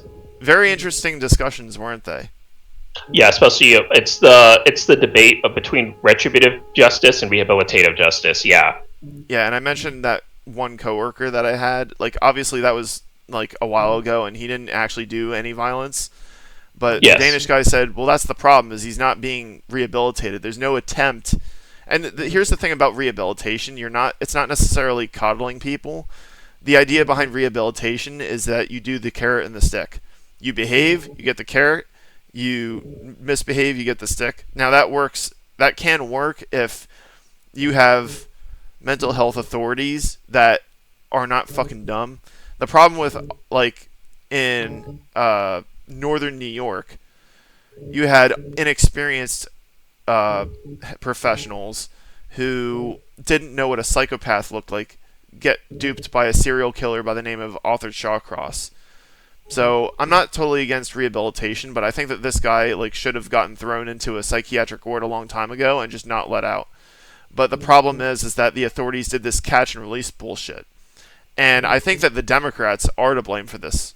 Or like I'm pretty sure like this is a more progressive thing generally to be like soft on crime, but it's also like the magistrate that tried letting this guy off the hook. That I agree with the Republican Party going after her, Teresa Stokes. Um, I can't prove anything, but I wouldn't be surprised if she's a racist black supremacist because there Mhm. are a lot of, and I'm not saying all, but there are a lot of black supremacists in this country who really hate white people, and Mhm. Mhm. they will look at this disgusting murder as a victory, even though we from what supposed evidence there is out there, this guy was drugged out of his mind and supposedly committed this murder. But I don't understand.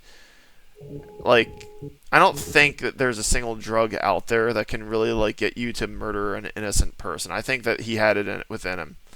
So I think that this guy should have been locked up and kept locked up a long time ago.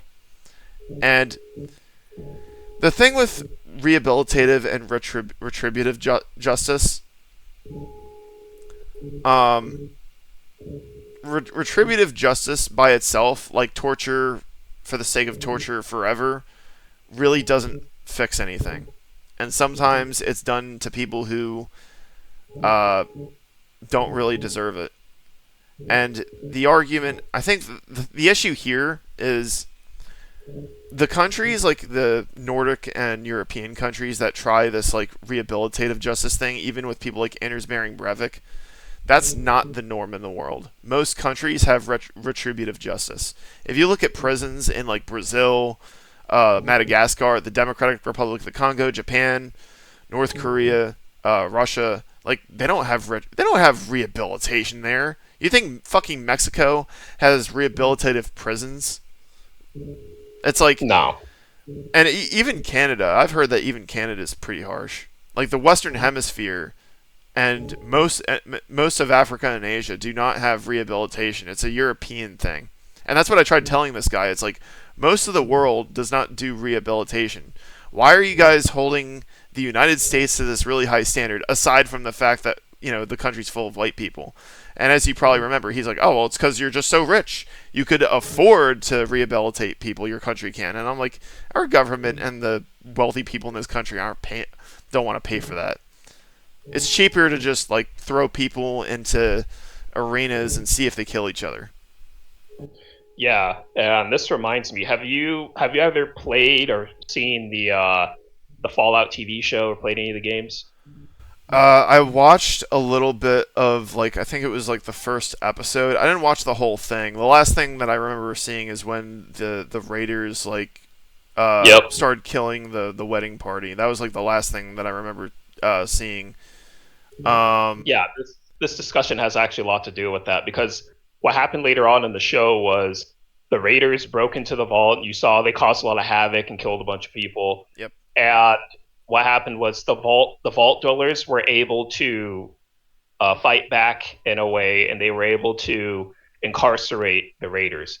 And they had to have a community discussion. What do we do with these Raiders? They just broke in here and killed a bunch of our people, and we pretty much have them in something like a prison cell.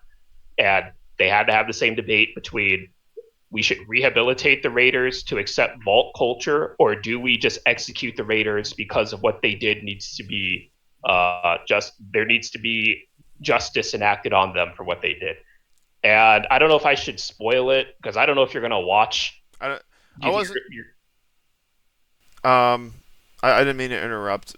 It's not so much. I don't really watch the Fallout series. I'm not that interested in Fallout. Maybe I should be, but I was only watching it because my dad kind of like made me watch it as a captive audience. 'Cause I think he's interested in it. Oh, does he play the games? He's played Fallout Shelter, but I don't think he was Oh really God. interested in the first-person shooters. Like Well, okay. it's not that he. I mean, I think he was more into first-person shooters when he was in his 30s, but now that he's in his 60s, he just doesn't have the energy for that anymore. For sure. Well, to make a long story short, what happened was there was not a consensus agreement on what to do with the raiders that they ended up capturing, and uh, without the approval of the vault overseer, a group of vault dwellers poisoned the food and killed all of the raiders. I'm not. So retributive retributive justice, even though it was vigilante like, ended up winning in that scenario. Well, I have a. But they were Sorry. but they were talking about like trying to rehabilitate the raiders to turn them into like mathematicians and philosophers and literary experts. And it just shows you it's not only an issue with criminals, but it's an issue with like immigration too, where you have like these cultural endemic differences between people. And the people that argue in favor of rehabilitative justice, it's like you're not seeing the reality here, because the raiders are in every Fallout game. I mean, what they do is in their name. They kill Yeah. people and take your shit Oh yeah, if you let them. yeah, I've seen them do it. It's pretty disgusting. So so like to sit here and say we're going to teach Kant to raiders, it's like you're going to try to teach sea lions how to read. Like it's like this is not going to work. And people that are rehabilitative, they think in very Rousseau, like better angels of our nature sort of way applied to politics, and you end up with like this sort of I guess what Asmongold would say, like a suicidal empathy. Yeah. And it's like you're just reinforcing the behavior that you don't want. Because like look at Anders Breivik. Yeah. Like I remember Kyle Kalinske, he was saying like this dude is pretty much a mass murderer, and he's sitting in like a college dorm complaining about how he doesn't have a play like the correct PlayStation or whatever. I only have a PS2, and like you need to Yeah, get me the latest one. yeah, and it's like This is torture. it's like wow, I had it's like actually read that he intentionally uh, complained about it, knowing full well that it was going to create a stir in order to spark this debate. But I still think that the debate should be had. yeah. Like to me, when I play Fallout, like I have no sympathy for the Raiders. Like the most sympathetic, they tried to the most sympathetic story that they tried to have for the Raiders might have been partially in the TV show. But there was also an instance in the Fallout 4 DLC Nuka World where you could side with the Raiders and control like a theme park. But it was just like I just felt like I'm some marauder. That's not how I go about everything. So um, like the Raiders, they will kill you and take your shit. That's just how they've been doing it ever since they've survived, since the bombs fell in Fallout. And there is no like the Raiders don't rehabilitate people; they just kill you, or they're in a gang war or whatever. And that's kind of how the criminality immigration debate is over here. It's like you have some people that pretty much believe in a type of reality where there's incentive structures, and if you don't want certain behavior, you just have to disincentivize it or punish it. And you have another part that's like, well, we're infected by this sort of French Revolutionary wave of thinking where we don't want to be cruel and unusual to people, even though they might have been cruel and unusual to us. And it's like, well, you guys are politically weaker. That's how I view it. Mhm. It's like, what the hell is this? The way I look at it, like even though I didn't see that scene, based on what you're saying, like yeah, I would say that the Raiders were too far gone, and fuck them. Um, I'm not against rehabilitation entirely, and the truth is the United States, the United States is a mess. The United States is all over the place because there's a mixture of rehabilitation and fuck these criminals. Yeah. I think that most American, because if you did you watch both? Did you listen to both discussions or just one of them? Both of them. Okay, yeah. So I think you kind of know what my take was, and like this Danish guy was basically. The thing is, he's not a particularly left wing European, but he's one of those people that is arguing in favor of rehabilitation on the grounds that it's inherently barbaric to kill people. So then I just started saying things like, well, what makes it barbaric? And he's like, it's anti-Christian. And it's like, well, but I'm not a Christian. I don't believe in your, like, go ahead and convince me that God's real. Convince me Jesus existed. And he couldn't do it. And like Yeah. he's like, how are you going to convince me that this is barbaric if you can't even convince me that human life is inherently valuable? We've got 350 million or 340 million people in this country. We could afford to lose a few. Like we're not in danger of running out of people. We could kill some off. And like you could argue that that's a very callous view of human life, but it was. I also said that to test him because he's trying to make this insistence that human life is so valuable that the lives of people who do this fucked up shit need to be cherished. And I'm basically saying like no one outside of Europe actually believes that. Yeah. And Um, and he finally said like, well, you Americans need to decide for yourselves whether or not their lives are valuable. And I told him when a black criminal gets murdered, that's when the riots come. When the government is trying to kick out illegal immigrants, that's when the riots come, and it's not like all Americans just leftists doing that. Like no one gives a shit about dead criminals, and if you think that the left cares about all criminals, if the criminal is white, especially a white nationalist, watch them suddenly come out with the tough on crime stuff. So yeah. yeah, Yeah. And for me, like, I think I'm paraphrasing Slavoj Žižek, but he said something like, whenever someone tries to play the humanity card, they're trying to pull something. hmm So, like, to me, the whole humanity thing is it's a political move of trying to see, like, are you within my value range or not? And uh, this universal human rights approach where like everybody has dignity, we're not supposed to like brutalize the people that brutalize us. I blame Christian morals. I blame that on Christianity, and then you have Marxist interpretations of that where they try to have like secular egalitarianism, like equality, and oh, these people are in. There's different sociological theories for why crime happens and everything, but for them, they're going to start looking at material conditions and why it is that criminals have a certain sort of logic and why they plan and do what they do. Um, and they're pretty much like a lot of these views aren't even reconcilable. So you'll end up with differing views about what justice is and how institutions are supposed to preserve justice. so I mean the truth is like justice is somewhat subjective. My perspective is somewhat my perspective is, like what I mentioned in those discussions is to an extent motivated by cold logic, but I think that if instead of like saying like your crime's not that big of a deal, like you'll just do a few months or a few days or we'll just release you right away. Imagine if we threw all these kinds of criminals into psychiatric wards where it's like they're not allowed to ever leave until they're rehabilitated and rehabilitated by like people that aren't fucking stupid or black supremacists. Yeah. Crime would drop through the fucking ground, man. Mm-hmm. But see, this is the problem. Is like the I think that we have a corrupt criminal justice system. I mean, the fact that Teresa Stokes tried setting this guy loose back on society after he did something as disgusting as murder this innocent woman. Yeah. That should where I suspect she might be a black supremacist. That should just go to show you like that we have a lot of work to do before we start criticizing countries like the Congo for corruption problems. Yeah.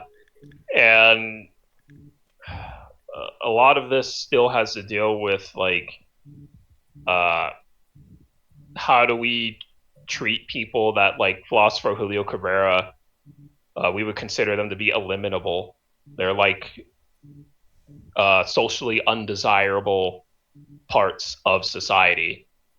So how exactly do we make a space for them? And a lot of people on the right were saying like we need to have a resurgence of insane asylums, and I some actually people were agree with that. saying, I was saying that yeah, before. I was actually saying that like months ago. Back, yeah, Well, yeah. In fact, I think I said it in that discussion with the Danish guy. Like I was saying, imagine if we just took all these criminals and instead of putting them in prison. Because here's the thing about jail and prison. There are a lot of people out there that think that jail and prison is like what you see in like cartoons where you get thrown into like a what is basically like a death row solitary confinement cell with like actual like literal like metal bars and shit.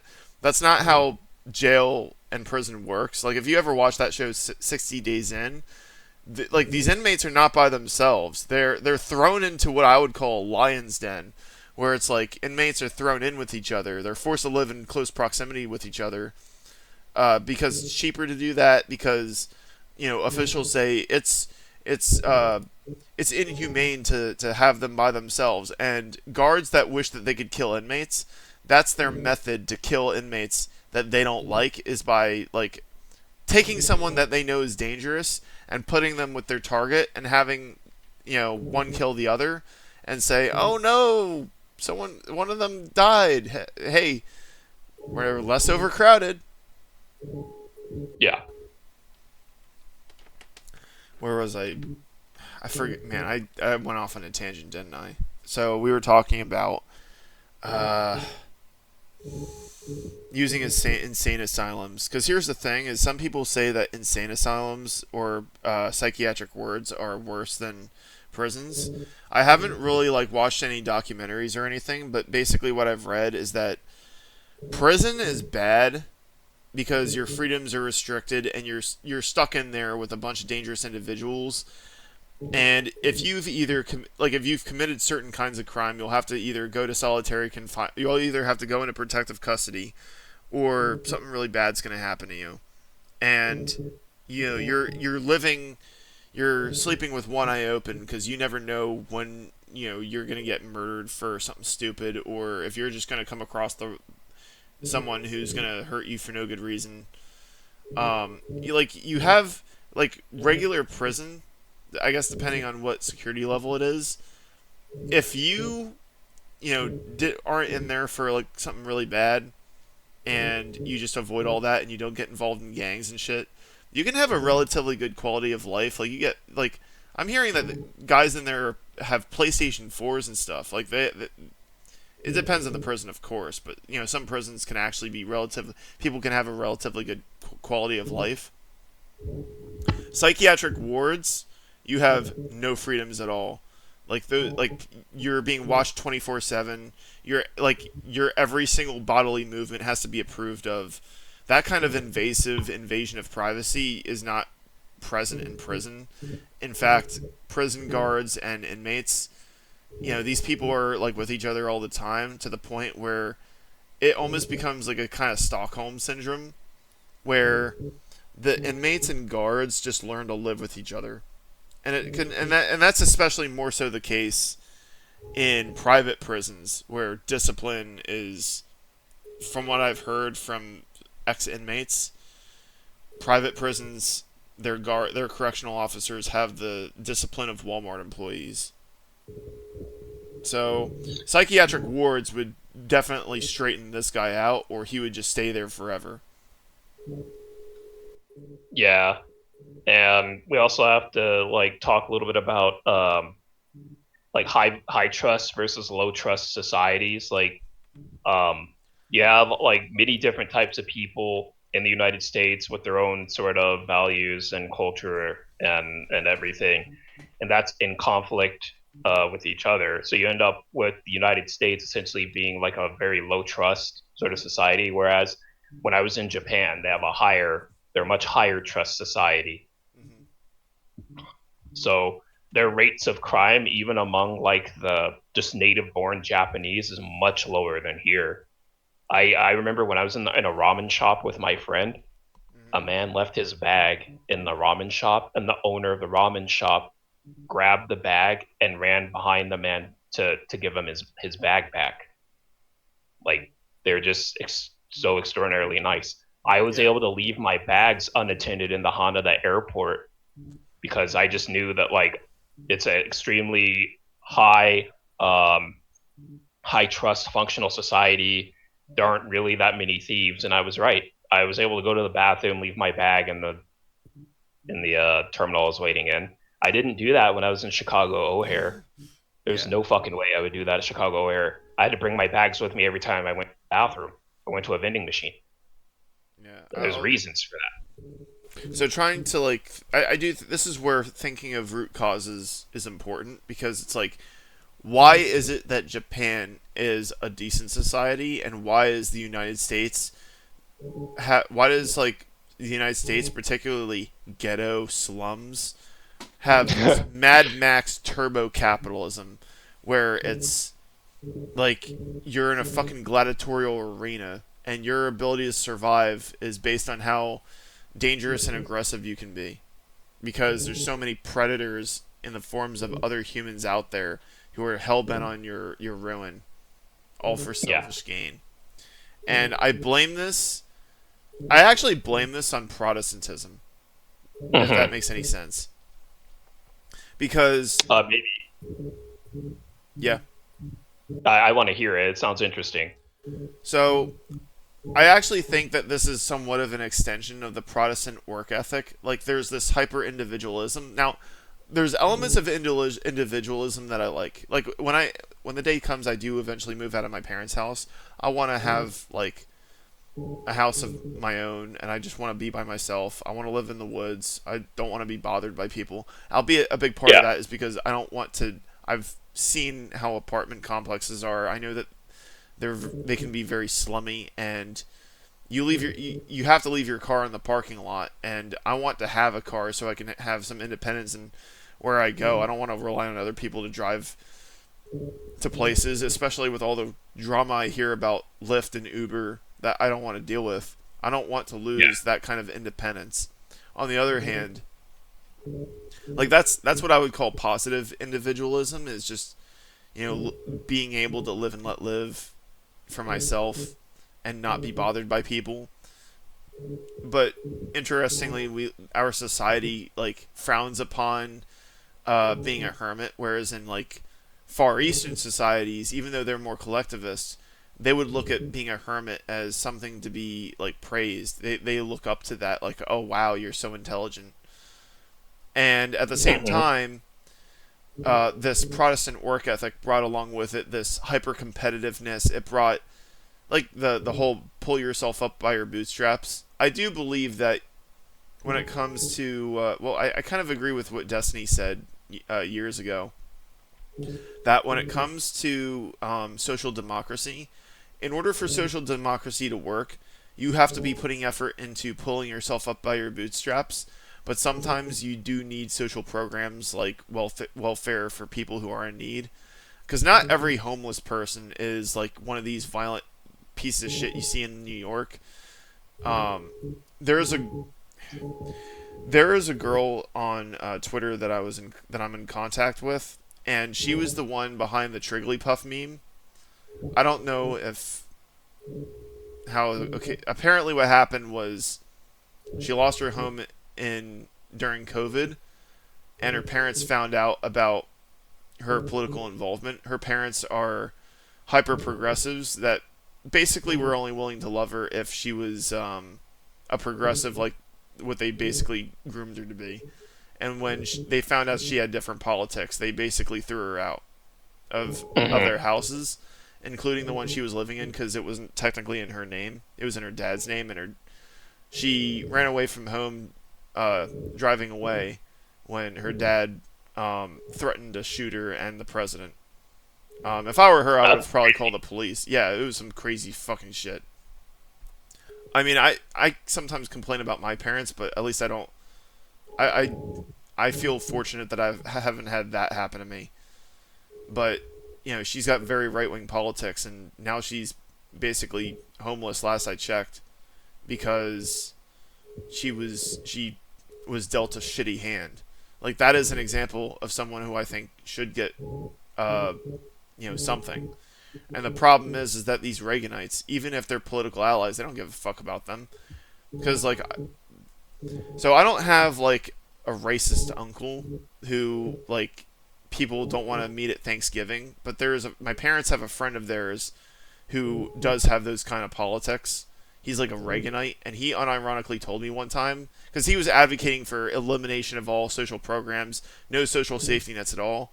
And I was asking about this very situation long before it actually happened, and he said, because like she lives in a super liberal area, like everybody she grew up around is super liberal, and this guy fucking argued, well, if nobody wants to help you when you're in need, then you deserve to fucking die. And I'm like, Yeah. and I really wish I could just curse this guy out like to his face, but he's a friend of my parents, and my parents. I mean, my dad's a boomer, my mom's Gen X, and they both have this attitude of like they're very against cutting people out of their lives, whereas our generation is more willing to cut toxic people out. Yeah. So I just learned to fucking avoid this guy when we go to like friend gatherings, because we have like friend gatherings that we go to, so that way we're not just meeting each other when somebody dies.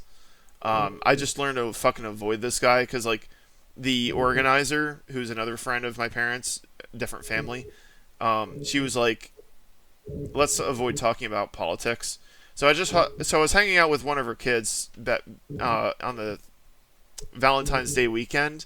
I ran upstairs to get some snacks, and before I went down to the basement, I heard him advocating for invading Greenland and Canada. Awesome.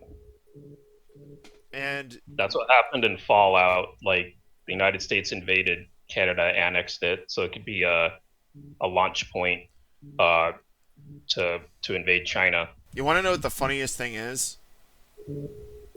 Hmm. He was a federal employee. Awesome. It's just That's wild. yeah. I mean, yeah. So it's like I have the experience of like that one uncle you don't want to talk to at Thanksgiving. Except for me, it's not Thanksgiving, and it's not even this guy's not even related. Is not even related to me. I think it helps though that I am right leaning. So like I do have relatives that are very conservative, but not like toxic Reaganites. Yeah, the whole welfare system and the criticisms against it are very much like in favor of a more unregulated free market stemming from the economic policies of like Reagan or Margaret Thatcher. And you can see that in a lot of the libertarian circles, some ANCAP circles, and people just like that are pro neoliberal. They tend to be of that view. For me, like, well, I'm anti-taxation, so I don't think you can have a good welfare system because the way that they're extracting the resources from people is already barbaric and disgusting. Because it's just the state's monopoly on violence that's able to extract wealth from people. Because like, what happens if you don't pay taxes? Yeah. Oh, exactly. So you're not really free.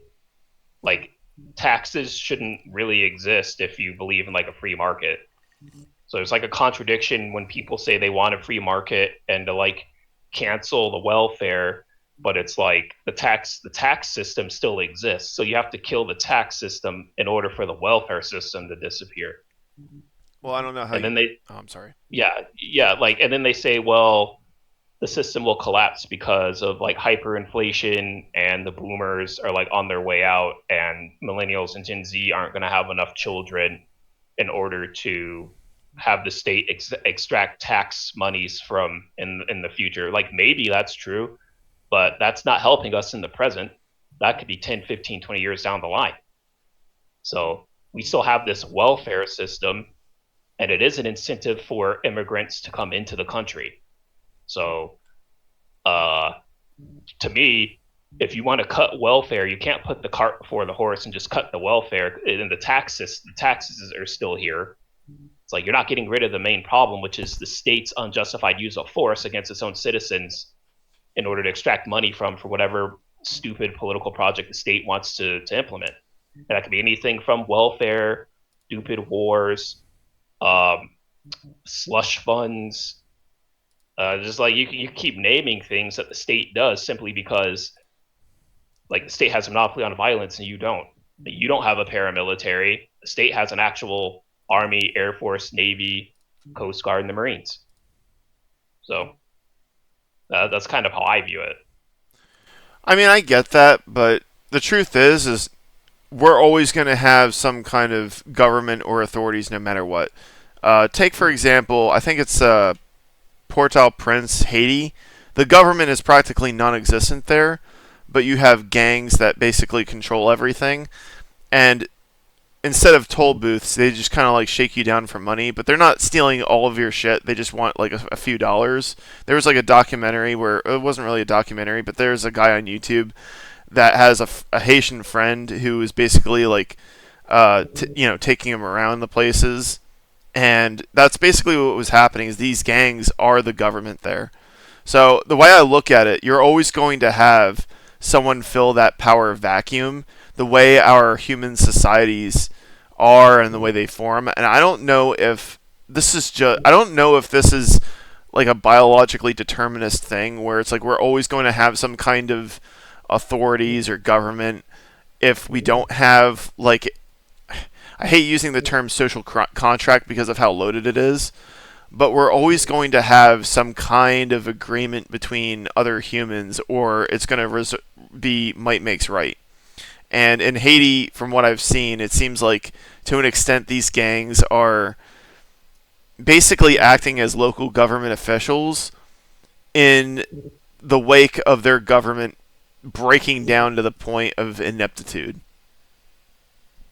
Yeah, I don't mean to. and Yeah, I didn't mean to no, go no, too. Yeah. I completely understand. That's like a very Hobbesian sort of theory, which does make sense given just the facts on the ground. But like when you start thinking more in terms of like ethics and what we're supposed to consider freedom to be, like that idea of the state just goes totally against how people would want to be free or what we would consider as like um, allowing for there to be a principled agreement between supply and demand or between people, because it's like if we just agree that like might makes right, then I don't see where there's really an argument to be had about if we can say anything that the state does is wrong, because according to the state, because it has some might, everything it does is right. So where's the argument at? But if we are to suggest that perhaps Hobbes is wrong, and we think in more in terms of like someone like Hans Hermann Hoppe, where the state did not give you a contract really when you turned 18 or whenever you're an adult to say here are the terms and conditions if you want to live here. If you don't want to live here, then you need to reject the contract and do something else. You weren't really given that. It's just as soon as you start working when you're 18, they extract the taxes from you, and if you evade it, then you potentially run legal risk. So in like a Hoppian sort of way, like democracy is pretty much like this god that failed. Like it just devolved into a type of oligarchical tyranny in which might does make right. But if you have complaints about tyranny, then it doesn't matter because you don't have an army to do anything. So like to me, yeah, you might be right that might makes right in like this very Hobbesian sense, but it doesn't deal with the resentment that people have when might making right like doesn't allow for them to be free, or it violates certain types of principles that they might have about who gets to determine what the freedom is. Well, I wasn't advocating for might makes right. I'm saying that in the absence of a well structured, well organized government and a society with a set of values like Japan, for example. Like Japan, Yes. they're not anarchists. They have a not only do they have a functional government, but they also have a very very well laid out society with a Mm-hmm. culture that is very well structured. Yes. But Haiti doesn't really have that. Although Haiti Yeah, is, it looks like the Haitians are trying something with those gangs. Like the gangs aren't like total monsters, but they do like compete with each other. Um, and then you've got real basket cases like South Sudan, which is in total chaos right now. yeah, So I mean, this kind of loops back to what we were talking about before. How is it that Japan is so nice to be in, and you've got places like South Philadelphia that had a huge shootout on July 4th, hmm and I'm not that far away from Philly, and it's like, oh, Philly burned down again because of another game that the Eagles were in. Oh, yeah. Well, it's only Monday, so, or it's only Saturday, whatever day. Philly burning down is not really, like, anything new to me. It's like I'm used to it now, but I just don't go there when there's a football game. That's all. But uh, that's besides the point. What matters is how do you structure a society so it ends up like being like Japan and not like us. yeah. I think a lot of that has to deal with high trust talked But about, where Japan, like, they're ethnically more homogenous, and I mean, like, this might go into some uncomfortable territory. You have to talk about like inherent differences amongst people, and that's just politically charged. But like if you look at like IQ rates amongst people in Haiti, people in Japan, it's like there's a reason why certain societies are more economically productive and are going to be safer than other ones. And like a lot of people like to say, well, that's because of colonialism and all this stuff. But I mean, like, Japan was nuked twice, and they pretty much became our vassal state, and they still like were able to be a cultural and economic like juggernaut on the planet. yeah, Whereas Haiti, they had like a slave revolt going back to like what, the late 18th century, early 19th century, mhm. and a bunch of the European powers like pulled out, and they have been like really poor and everything since then, had all sorts of political issues. And like this debate gets really, really like nitpicky, and you're splitting hairs and stuff. But I think that the bigger thing to pull from that debate is not necessarily memorizing IQ rates of like ethnic groups, but it's just admitting that like certain groups, for more or less ecological and genetic reasons, are able to start off at a much greater economic and social um, position than other ones. And then that kind of begs the question, what types of people should we value if we wanted to make a society that's more like Japan and not like Haiti? To me, to answer that question, let's say I were able to own land and I could make my own laws and I would have enough of a military in order to enforce this. To me, you would have to have people that are willing to follow your values, number one, and number two, can actually add value to your country. So if you can do that, you'll probably be better off than Haiti having several groups fighting over the scraps. So that's Mhm. kind of like a really broad way to think of it.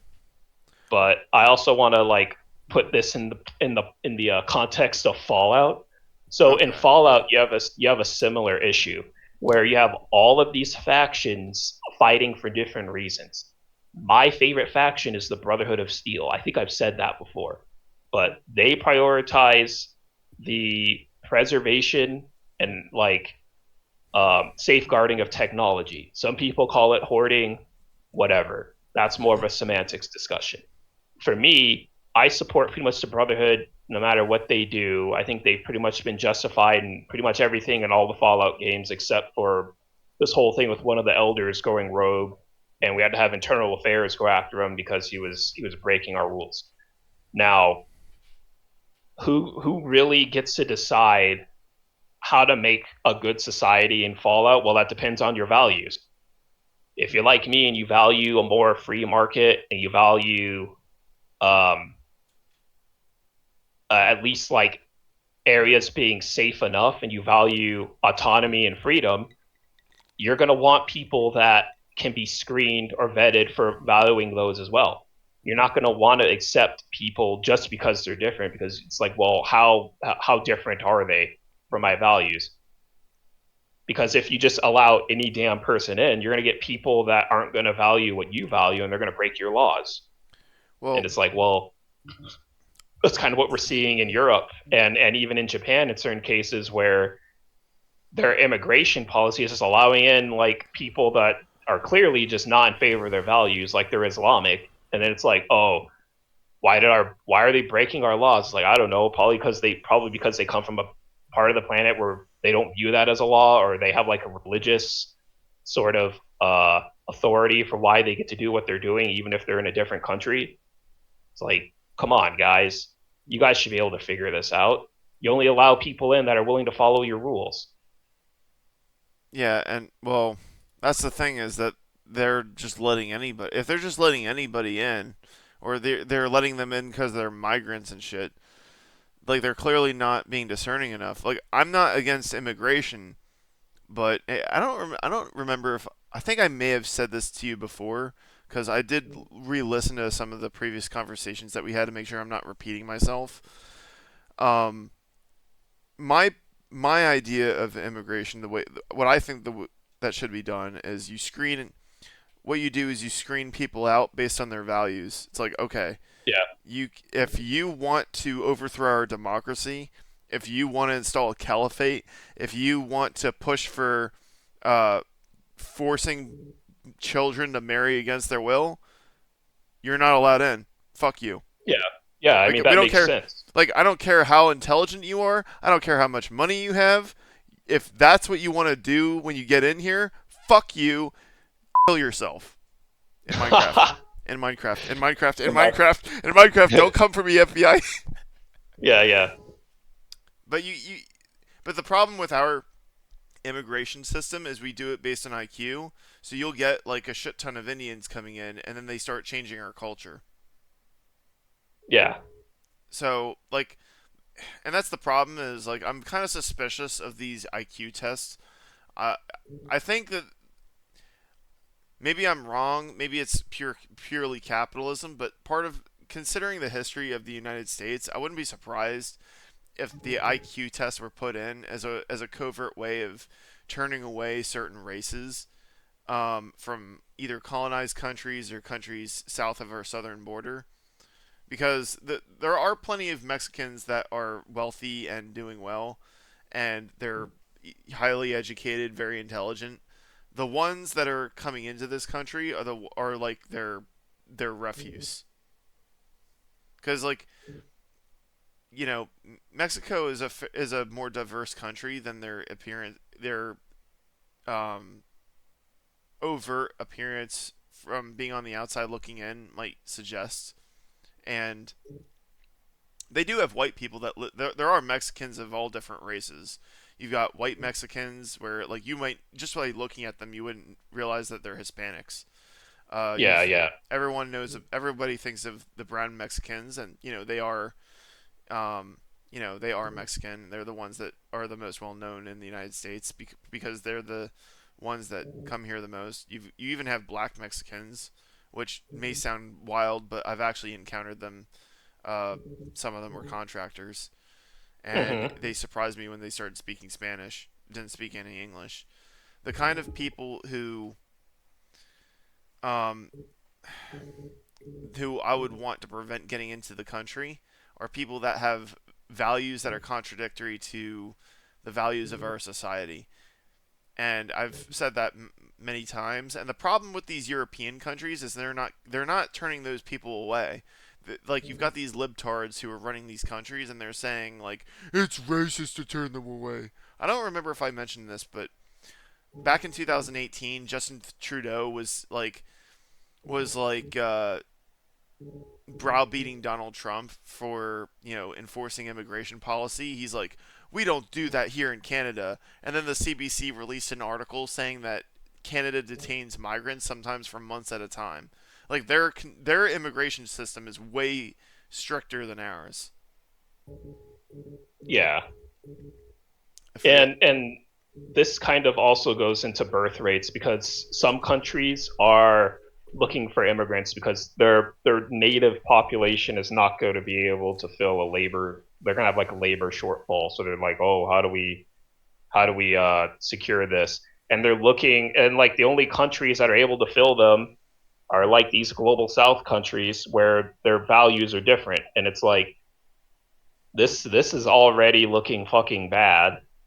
And some countries are going to have to decide, well, maybe we should just get over it and not accept any immigrants. And some political parties in Japan are advocating that, like Senseto would probably advocate something like that. But even the spokesperson or the political leader for Senseto, he said he didn't want to end all immigration. He just wanted to end like a lot of it or some of it or put more restrictions on it, which I guess is fair. To me, like the Japanese people have to decide what their immigration policy is and Yeah. what citizenship gets to be and everything.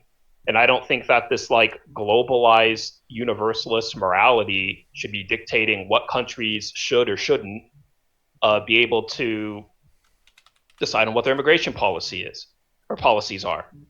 And you see this with EU. That's why you had Brexit, even though Brexit looks like it didn't really go anywhere because we're still having immigration problems. So it's like, how the hell did you pass Brexit and you're still having a bunch of problems of many of the other EU countries? Like, how the hell did that happen? And you're going to see just a lot of backlash, I think, going forward about immigration and what to do about it. Because like turd flinging monkey's solution is, well, if you take away women's rights, then you solve everything. But the problem with the take away women's rights is it's a non-starter. It's over there with like we need to enact actual communism, and even to a degree, my idea of anarcho-capitalism is like almost over there. But I'm willing to admit it. Like to me, I look at anarcho-capitalism as like, well, this would be a good what-if scenario, but like you said, given those Hobbesian realities, it's not going to happen during my lifetime, and I know that. Yeah. But there has to be a way to try to explain the resentment against the state, and to me, being an ANCAP makes sense. Yeah. So So I actually do have a number of comments I want to make about the birth rate thing. I know yeah, that we talked about turd flinging monkeys take women's rights away advocacy back uh, 3 years ago, and I remember like my counter to it was a very simple question like, okay, how do you plan on doing that? And here's the thing about like I I, I don't think there's a rebuttal to that question, yeah, and yeah, because here's another thing is I do remember you mentioned as like part of that like artificial wombs. Here's the yeah, thing that like you might think that it's like feminists and people on the left that are against artificial wombs. I actually think it's the Republicans that would be against it. They would argue it's not natural, it's not traditional because yeah, the kind of feminazis that were giving you shit 3 years ago, they're not really progressive. They're like actually they're not really like egalitarian, like well-meaning, like people who are sex positive. These people are very sex negative. So, true. like, because and I would hear that like you'd have like TERFs, they would do hate crimes against trans people, and then they would have their meetings with the Heritage Foundation. Heritage Foundation is not is not progressive or liberal in any stretch of the Yeah, imagination. They're very right wing. yeah, And I think that what's happening is misandry causes these the man haters to align with the Republican Party. And even though I might be registered as a Republican, like I absolutely despise that faction. I fucking hate that faction, the faction. And the the issue with I actually have videos that there's a video that I plan on making about the birth rate thing, and I've actually been procrastinating on it for months. Like I started working on it, I think back in either May or June, and I've been procrastinating on it. I was gonna try to, release it before our discussion here, but I didn't actually get around to it. I need to get around to it. Maybe I'll do it tomorrow, which I probably have mentally said a lot. yeah, Yeah, I know I'm pathetic in that way. The so in the past, the people that were like freaking out about the birth rate thing were like these wealthy capitalist types, and it's obvious. It's kind of obvious, like, oh, the comfort of the wealthy depends on an abundance of the poor. Like, where's all my wage slaves? I can't just replace them all with robots. But that's a very selfish perspective, in my opinion, and it's a refusal to address the fact that the economic conditions for having and raising children are not favorable. And if you're a man, like, you're playing Russian roulette, and there's more than one bullet in those chambers, and it's just Yeah. like, do like for, like I have a number of reasons for never wanting to get married or have kids. Like, let's just throw marriage out the window for a second, and all the legal red tape that comes with, like, the threat of alimony. Like, I do not want to end up like, growing up as a child. I was disgusted by the stuff that I saw on TV that came out of Hollywood. The last thing I want is to end up like a sitcom dad that is basically a voodoo doll for feminazis and shit. And I Yeah. know, because here's the thing, I absolutely hate feminazis, but I also am looking at root causes, like what made them this way. Not out of sympathy, but because it's like, if you want to if you want to know why your tire is leaking air, you should find where the leak is coming from. And what I see is girls are being, like, propagandized at a very young age. They're being groomed into being misandrists. It's education, it's entertainment, it's our corporations. They are doing everything in their power to indoctrinate them into being misandrists. It takes an extraordinary person to resist that. And Hmm. why, like, if a large portion of the female population are motivated by, like, selfishness and misandry, why would you want to take a chance with them? Like, these people, like, bitching about the birth rate, and it wasn't just like these capitalist types. It was one thing when they were doing it. Then you had fucking Vaush bitch about the birth rate problem, and Yeah. he got a lot of backlash from his own audience, because I hate Watch Vosh.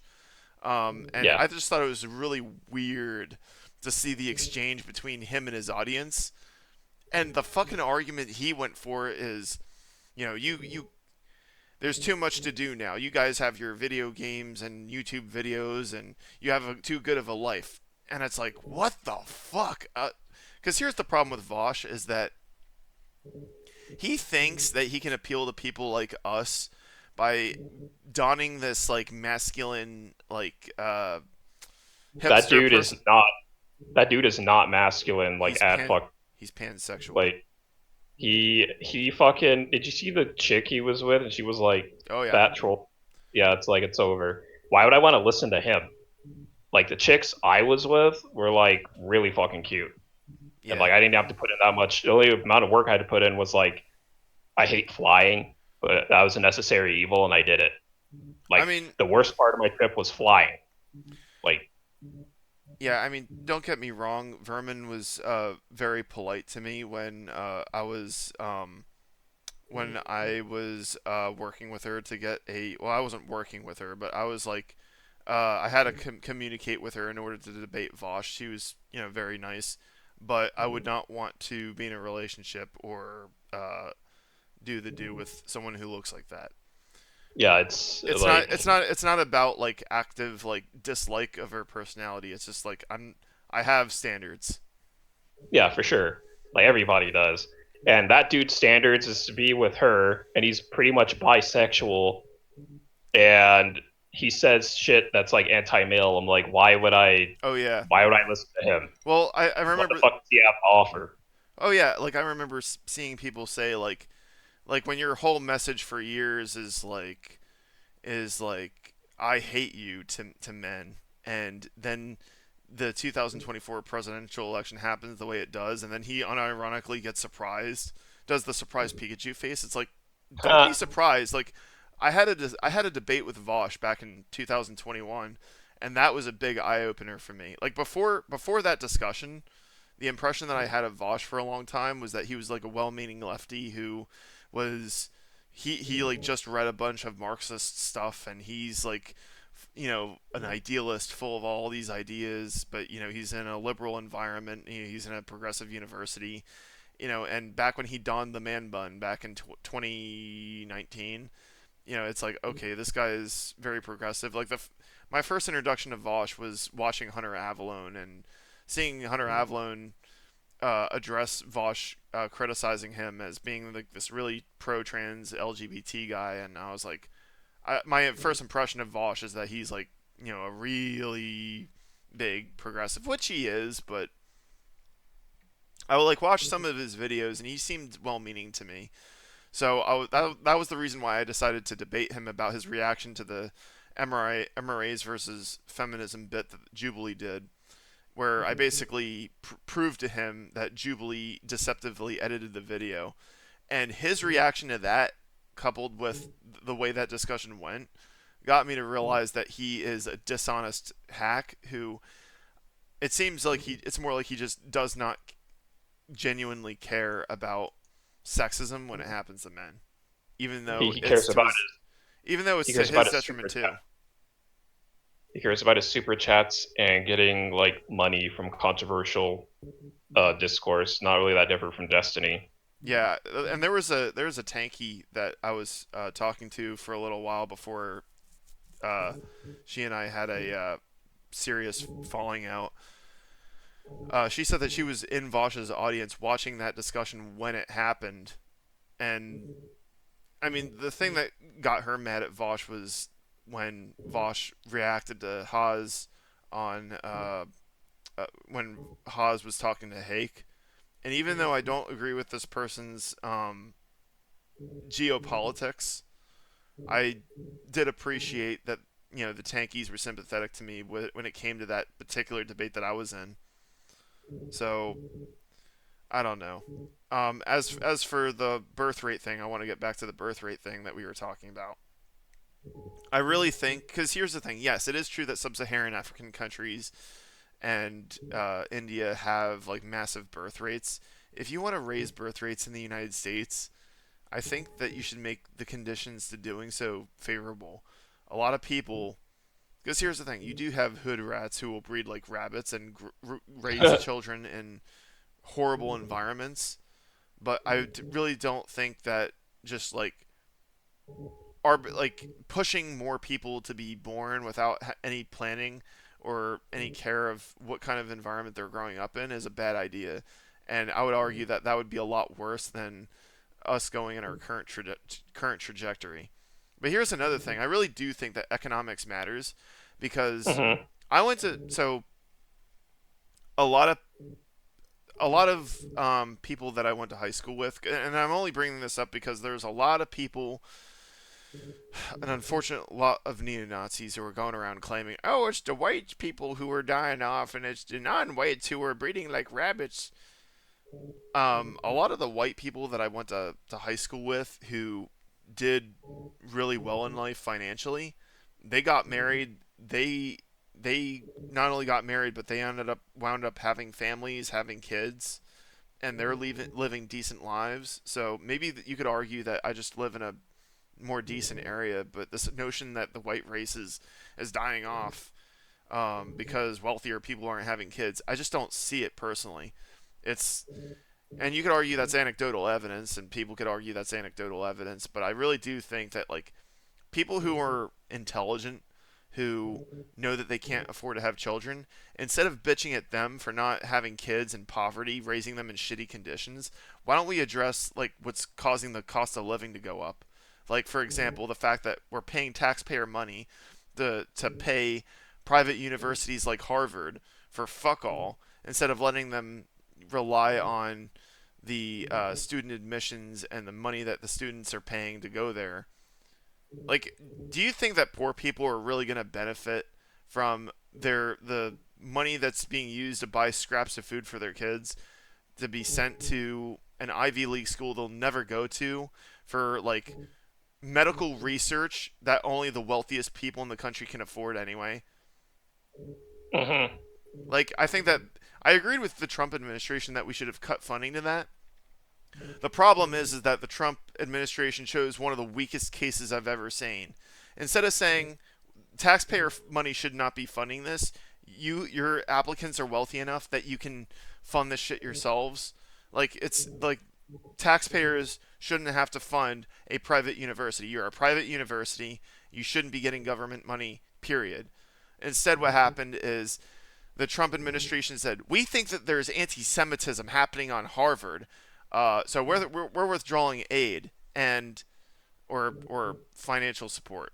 And the judge that was presiding over the case, as far as I can tell, the Trump administration never made her recuse herself for being a Harvard alumni. Mm. I know that this is a little bit off topic, but and I do wanted to go into that a little bit more, but the the problem with the whole birth rate thing is I really do think that the economics matter, and this is all going to be in the video that I'm going to release. I was really disturbed by the stuff that Counterpoints, because Counterpoints is a right wing YouTuber who's kind of a TradCon.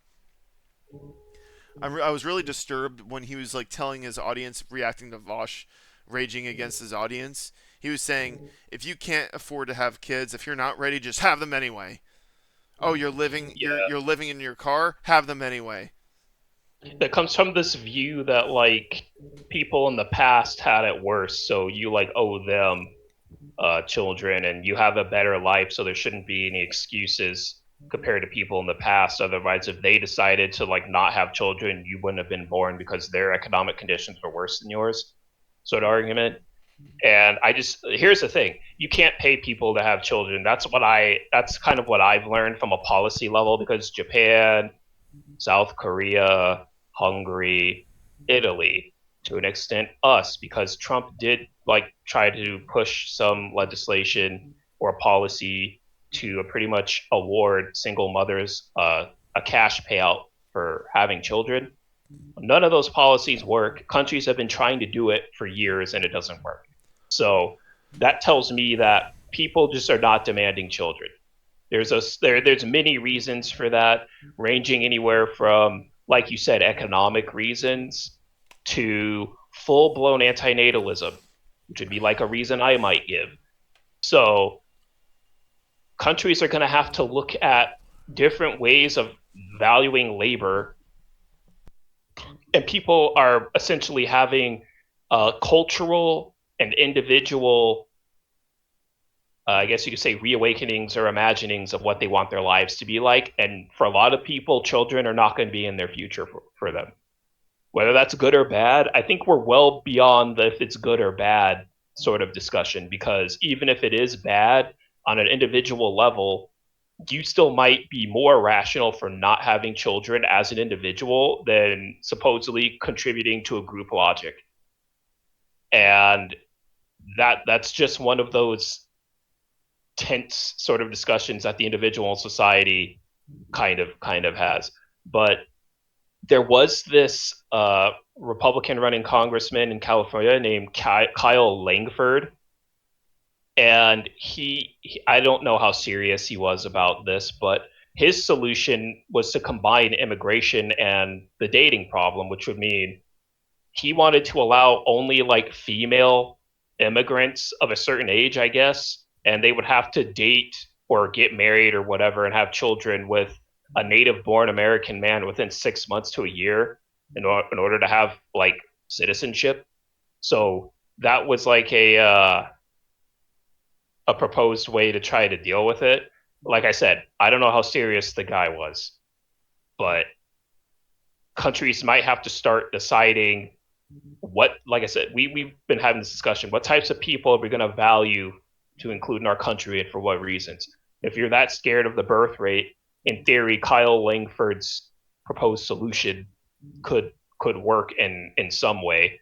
Now, there's problems with it because it doesn't ameliorate the problems with divorce, and pretty much everyone that studies demographics knows as soon as you like let in, depending on the culture, especially if you let in a bunch of women, they're just going to reflect the culture that they're in once they immigrate, unless they're in some like culturally cordoned off area like in Britain with the Islamic population. But even then, some of those women still adopt British culture, then your birth rate's right back to when before. you had the immigration to try to like band-aid repair it. Um, you also have to look at uh, he also said that like because men are having a hard time dating, well, if you allow women to immigrate into your country and they get married, well, that solves that problem. And just in like a really broad way, yeah, he's right.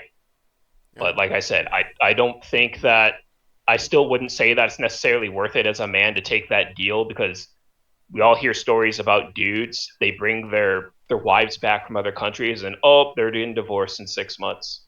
Yeah, Still like doesn't solve the problem. yeah. Well, So yeah. I don't have a whole lot of faith in the GOP to do the right thing. Well, like I have a proposed solution, which would be if you want people to get married and have kids, make the conditions favorable to do so. Which I know I've already said, but if you want me to elaborate, uh, Mm-hmm. alimony. Let's start either restructure, either we reform that or get rid of it altogether. Um, Divorce, I would say like let's take the government out of divorce and make it just a Yeah. separation instead of like a whole legal thing. And you know what? If that can't be done, let's just eliminate marriage entirely.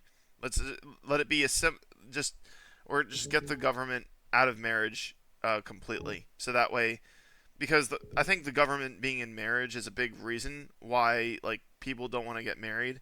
Because honestly, it's not like if it's all just religious significance, then the government definitely needs to be brought out of it. And I think that you can make a separation of church and state argument, um, for that. And the issues of the misandry and the media in our education system in our businesses start start like getting rid of all that.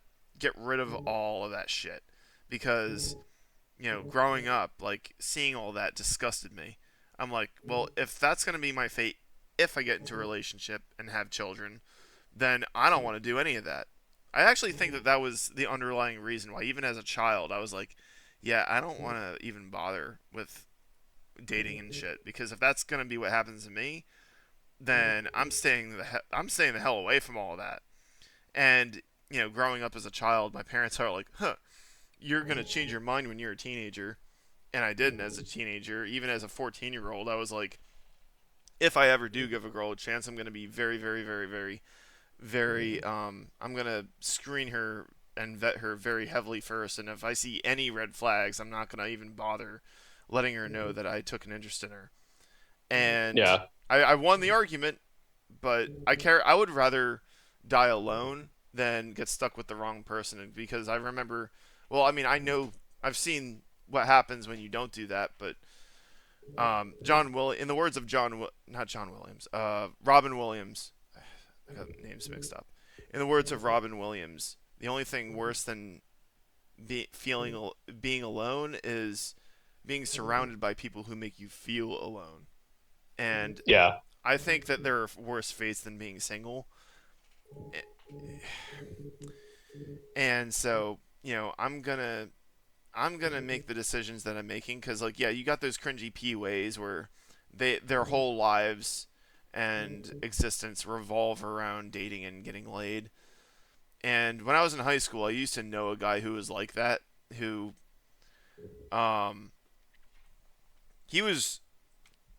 I say he was a friend, like in quotation marks, because I was friends with some other dude, and he let me into his friend circle in high school, and we would basically just like hang out in the hallway while we're waiting for our to get into our homeroom.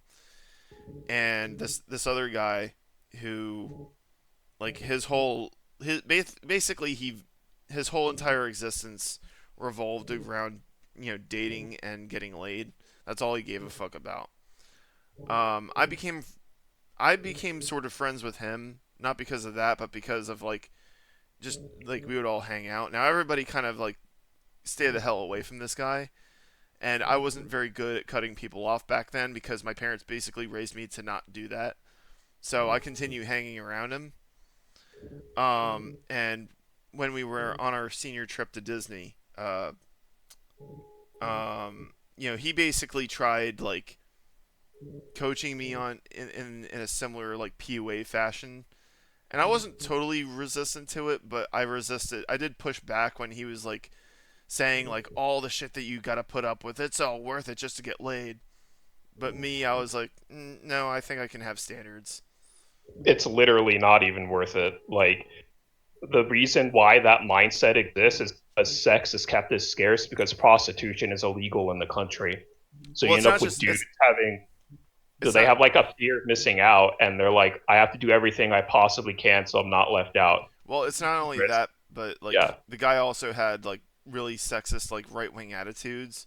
And years later, I reconciled with a friend of his who who I accidentally betrayed um who cut him off. He told me like because what happened was when we were in high school, like he was trying to fucking hide from this guy, and I thought that they were playing around because in the past they would joke around and mess around a lot, and I couldn't tell he was being serious that time. And I let the other guy know where he was, and he was genuinely pissed at me.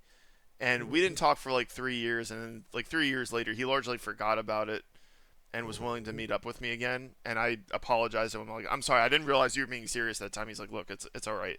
He's like, I just want you to know, um, that guy sexually assaulted like a lot of girls we went to school with, like a lot of them. And Damn. I basically explained it's not that I wanted to be part of that, but like I didn't know how to push people away, and I tolerated a lot of shit that I really shouldn't have when I was younger. So you have these people, man, that was a real tangent.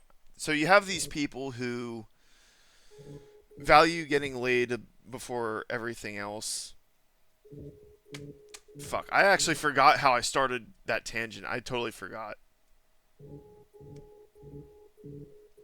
I have Yeah, a it was a bad I have a bad Yeah, we were habit. talking about like birth rates, and then Yeah. we started talking about PUA sort of attitudes Mhm. on sex and Yeah. everything. I mean, But he wasn't like a yeah, yeah, he wasn't like a PUA making money off of it, but he definitely had those attitudes.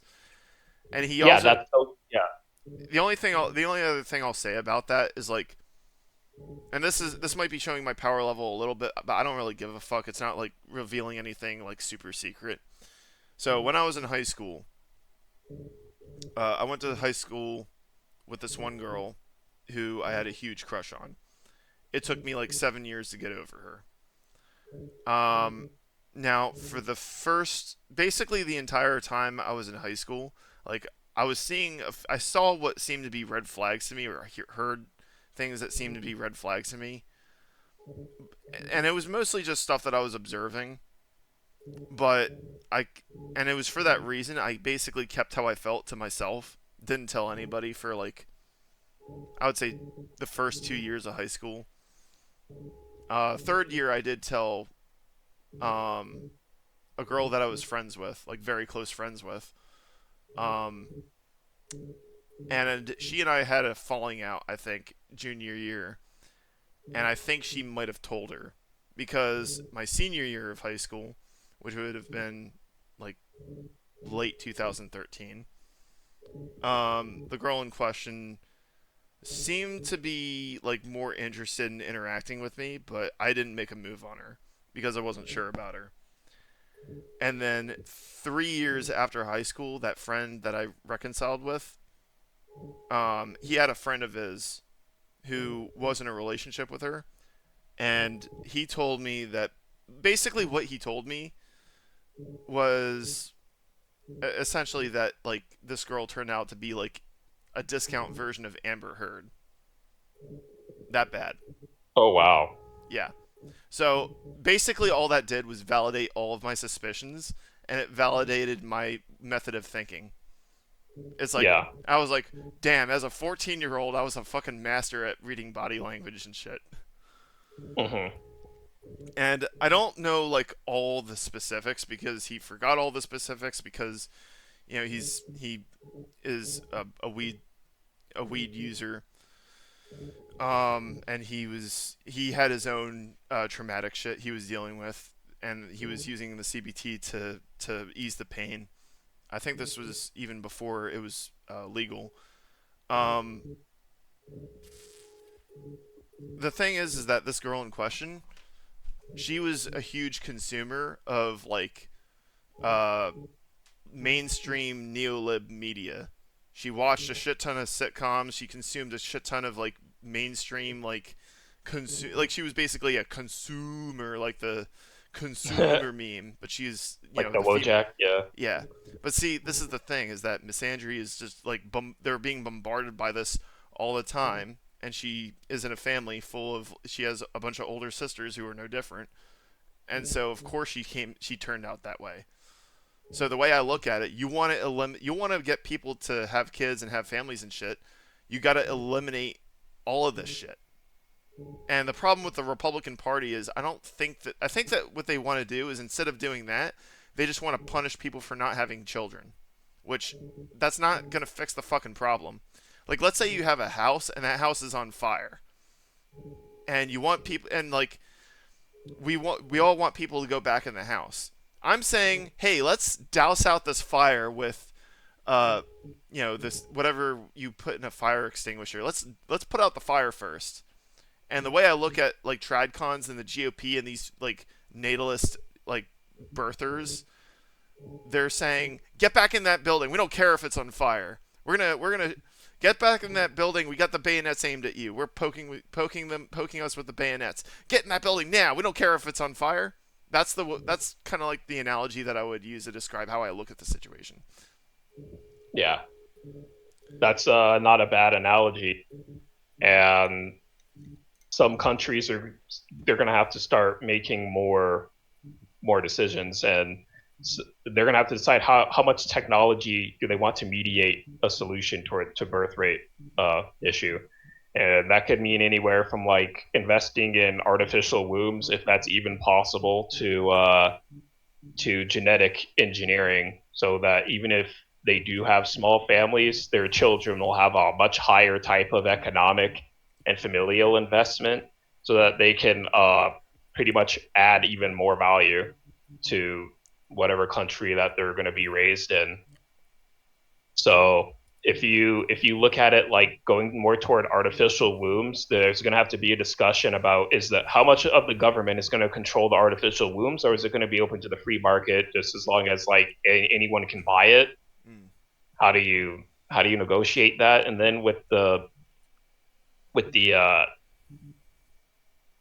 genetic engineering and germline like editing of embryos, like you have to have a discussion about IVF, and Mm. certain people have these types of criticisms concerning inequality, where it's like, well, if only the wealthy can afford to genetically engineer their children, what about the poor people? And it's like, well, there's a few responses to that. One of them being, well, maybe at some point the poor will be able to afford those types of technologies. It might not just stay with the rich, but also if you also have the problem of people would want to choose different types of traits or characteristics for their children to have. So you might have like this uniform Ubermensch like existence of people that are genetically engineered, and they outcompete like everyone that's lower than them, and it makes everything more unequal. Mm. But at that same time, they might be adding a lot more economic value, so that like the inequality there would match something like how we view um, like medieval peasants now, or just really really poor people. And then industrial revolution happened, and it raised the standards of millions of people on the planet. It kind of just depends on how we're going to weigh those costs and those benefits. uh, the thing with artificial wombs is I think that it's impossible. I just don't think that we can really have the technology to pretty much we pretty much have to make like an entire hormone and reproductive system of a woman that can be impregnated by either IVF, or a dude that buys that system and he can put in his own sperm or whatever. Yeah. Well, here's the We don't have that yet. I don't know if we even I don't even think we can. It's like, how would we do it? Well, let's say it was possible and we had the technology, the GOP would just Okay, ban it. at least they would try to. And here's the thing: if I see the West doing it precisely for reasons that you did describe, but also I see feminist groups being against it as well. So if we ban it and China does not ban it or South Korea does not ban it, then you make the argument we're going to be at a disadvantage if you view it that way. Yeah, I mean, the thing is like I'm not against it. I'm just saying like now when it comes to feminist groups, it's like I do agree with you that these moderate, like egalitarian feminists, like you don't normally see them out and about. I do know that they exist because I have met some in person, but the problem is that the ones who seem to have a lot of clout and the ones that you actually see are the ones who are basically no different from the Republican Party. Like the Republican Party would be against it because they're obsessed with this traditionalism. I don't know if you were aware of this, but in Montana, the Republican Party like banned lab grown meat because it was number one competing with the farmers that basically put the Republicans in office.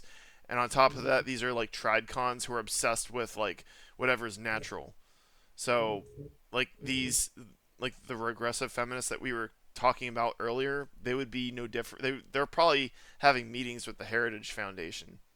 So I think that that's a right wing thing, not a left wing thing, because it is true that in communist countries like Romania, like we talked about last time, that you know whether or not they're supportive or opposed to natalism or anti-natalism is all dependent on what their governments need at a given time.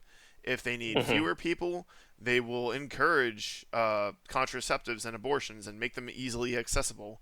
But if they feel up, we need more people, we need more cannon fodder, we need more wage slaves, they like almost all of them, if not all of them, strictly ban abortion, like North Korea recently did, like Romania did. They ban contraceptives. They issue very strict punishments. I don't know if you saw that video of Kim Jong Un like crying when he was giving a speech, begging women to have children Mm-hmm. because now right now North Korea is like severely banning contraceptives and abortion. And I remember getting into an argument with my father about the Soviet Union and reproductive rights. So, like for context, my dad's a devout Catholic who's very anti. He's not very, but he is anti-abortion, which of course he is. Yeah. But and I'm not. And he also doesn't like Russia today because of their position in the Ukraine-Russia war. Um, but I mentioned that I basically mentioned what I said before, which is that these communist countries were not really that in favor of reproductive rights, and he's like, yes, yes, yes, they were. They made abortion easily accessible, and I mentioned what I said before, and I also mentioned that the Soviet Union had a bachelor tax that heavily taxed men who didn't have children or who were single or didn't have children or both. Yeah. And he's like, "Oh, well, where do you get that information from?" It's like, "Well, I found it on Russia Today that they had that law in place until the Soviet Union collapsed in 1991." And he's like, "Well, just because it came out of Russia Today, you can't trust it." And I was like, "Look, if they were talking about Ukraine, or if they were talking about something about Ukraine or us, then I would understand the skepticism. But why would they be lying about this? I wouldn't want to live in the Soviet Union for this reason. Like, why do you think it's an appeal to restrict reproductive rights for somebody who's a leftist? Because like right wingers aren't looking to the Soviet Union to move to. No. It's just, I mean, I'm arguing with a fucking boomer, so it's just not. I don't know. The anyway. I mean that's basically my takes on the birth rate issue. And given the kind of people who given the kind of people who are in power, I don't think that we're going to get a good answer for it, but TFM might actually get his way with taking women's rights away because I think Pete no wait, is Pete Hegseth Seth his name or is his first name something else? Here. Well, that's not very important. What does matter is he was Yeah, it's Pete. yeah. So Pete Hegseth, he's got ties to this pastor who actually advocated for taking away women's right to vote, and repealing the 19th Amendment. The thing is if there's, I don't know if they're just like saying that for the clicks, or if they're serious about it. Because if they're serious about it, they would have to actually repeal the 19th Amendment. And the reason why that's dangerous is the only way you can actually do that is by having an Article 5 constitutional convention. The reason that's so dangerous is if you open the door to get rid of one amendment or edit an amendment, that opens the floodgates to stripping all of our rights away. And I know that before in our first discussion, you said that you're very skeptical of the notions of rights. If what you're skeptical of is how safeguarded they are, and that like our rights being respected is dependent of our government respecting them, I would agree with that. But I don't know about you, but I would not be thrilled if they took away my first, fifth, uh, second Amendment rights among all the other ones that are part of the Bill of Rights. What's Yeah, this is what these are some of the issues I've been kind of wrestling with as of late. And for me, it's an issue of jurisprudence, which is like a theory of what law is.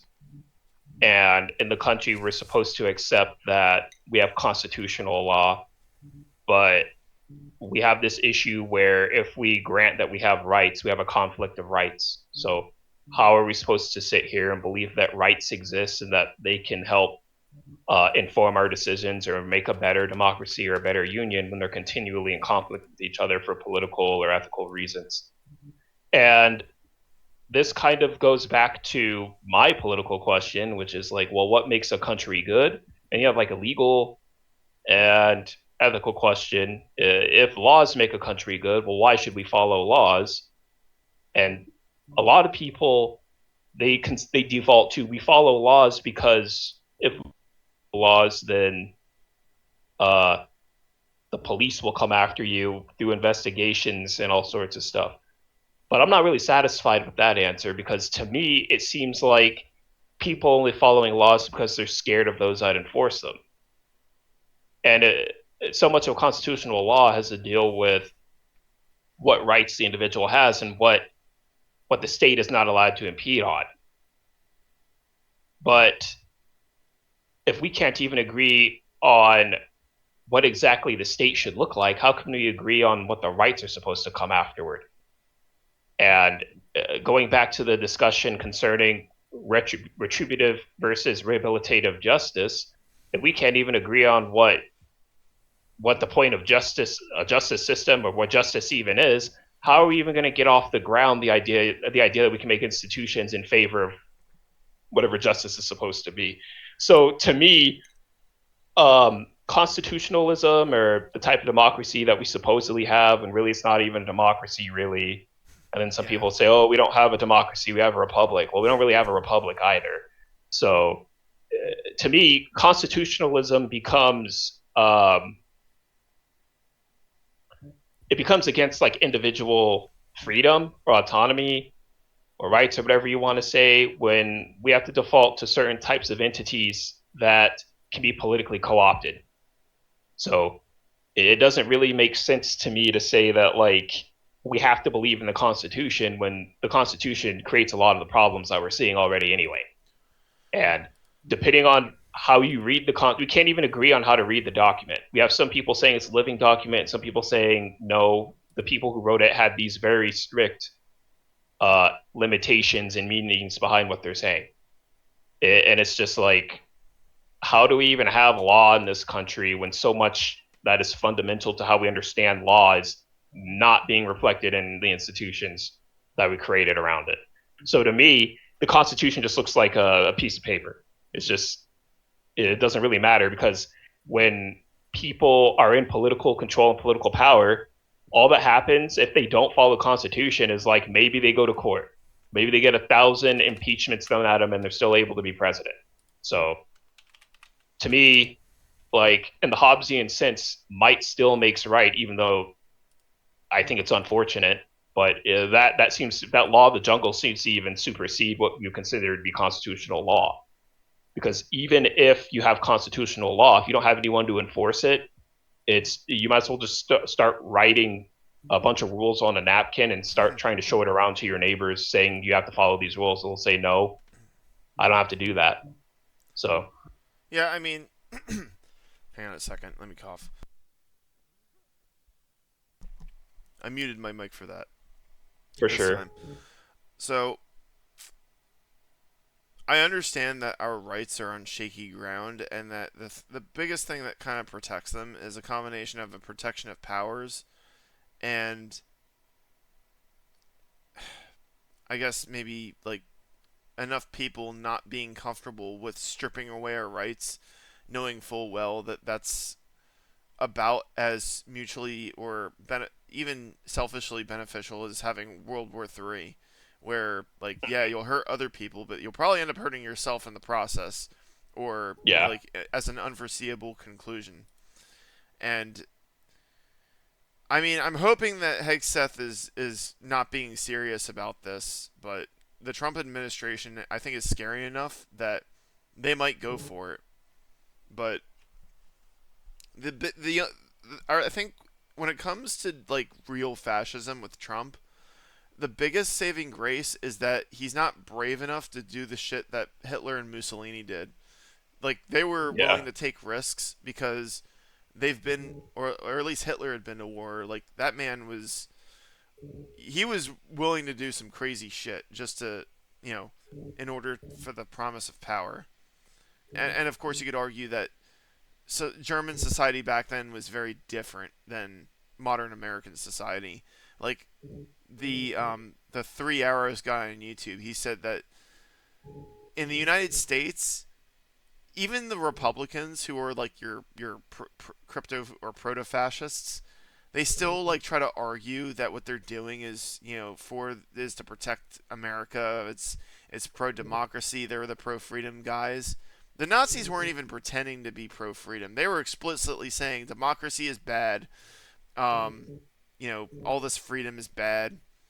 We need to go back to a mystical time that didn't actually exist. That we're gonna carve out. We're gonna bring out back the good old days of the old empire, even though it wasn't exactly. yeah. Um, there were a couple other things that I wanted to get to. I think since I just mentioned Nazis, this is a good time for me to segue into a question that I have for you. Did you check out the reason why I got kicked out of Undead Chronic server? Because I know that they kicked me out after I argued with a bunch of Nazis. Oh no, I wasn't able to. I'm sorry. Oh, that's all right.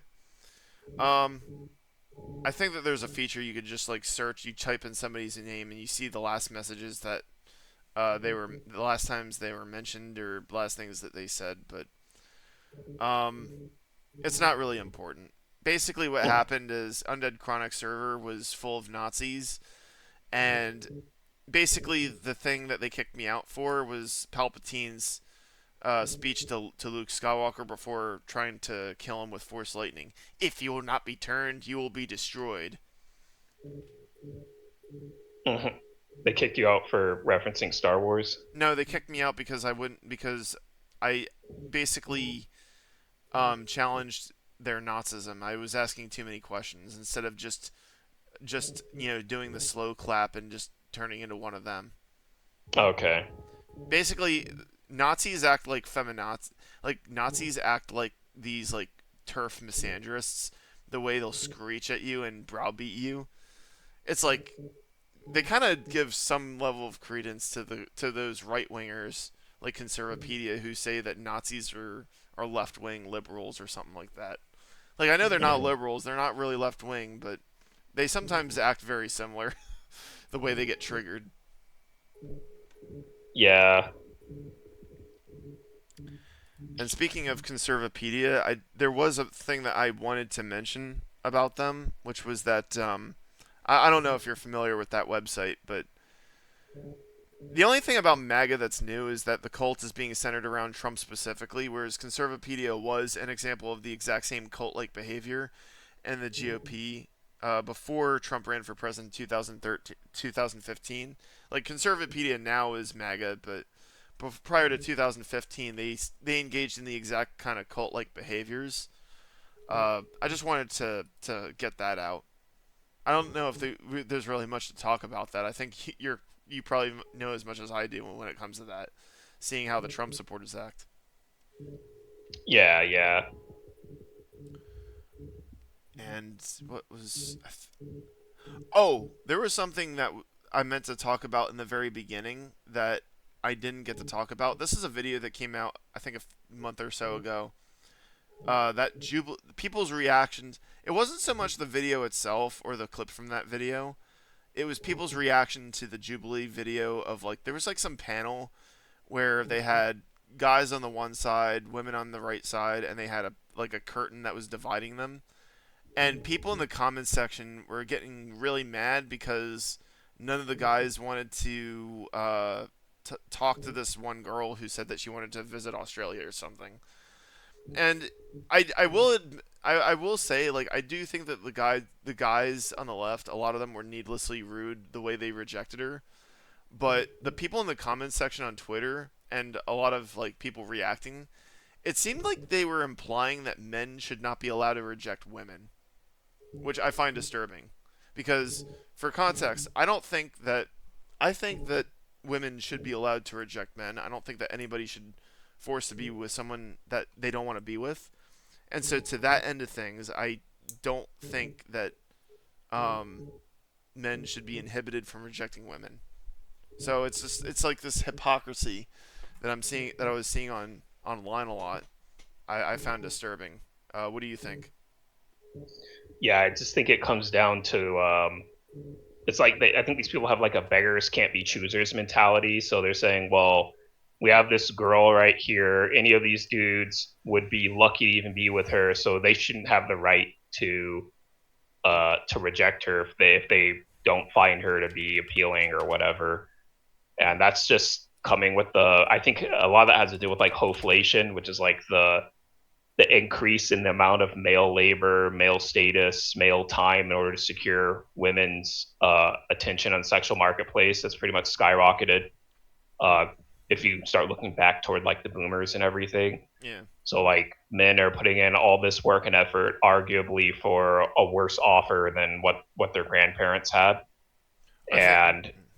and this in combination with sexual scarcity means you have this mentality where it's just like what we said in the beginning, like people are thinking, oh, you must be gay, and it's like, no, they probably have their own reasons for why they didn't want to engage in a relationship with her, and there was a curtain between the two, so you couldn't really see what she looked like when she was saying this. But even just going by what she was saying, I can see why a lot of dudes wouldn't find her appealing, because she's just saying what her lifestyle is. And like even Rolo Tomasi said, like when you're on when you're in like the market, um, women expect a lifestyle, and uh, women look at the dudes already at the finish line, not the dude still running the race. He said something like that. So if you want to be with her, you have to like support her lifestyle to an extent, or you're gonna have to like compromise your interests in order to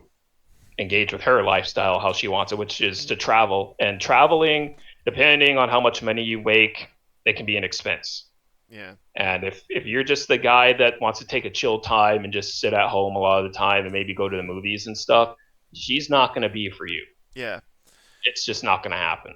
And I gotta say, like the girl who got rejected, I mean, she wasn't like she wasn't like she didn't seem that toxic. I mean, she seemed to take the rejection relatively well. I mean, you could see that she was visibly like hurt to a degree, but I think that a lot of that's embarrassment. I would never go to one of those like events even if they were paying me for it because in real life you're not like being trotted out like that and forced to approve or reject people that you don't even know, just random ass people. Like when when I'm out and about, like just doing things in life, whether it's going to classes, going to work, going to the fucking store or whatever, like if you, it's like if I click with a woman, then yeah, I'll move things along.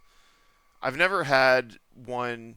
I've only had like one girl get weird on me for rejecting her, and it was back in high school. There was a girl I was not interested in, and everybody kept asking me what I thought about her, and I didn't like go around telling everybody what my opinion was. Just the people who were directly asking me, and I was like, I'm not really interested. I'm sorry.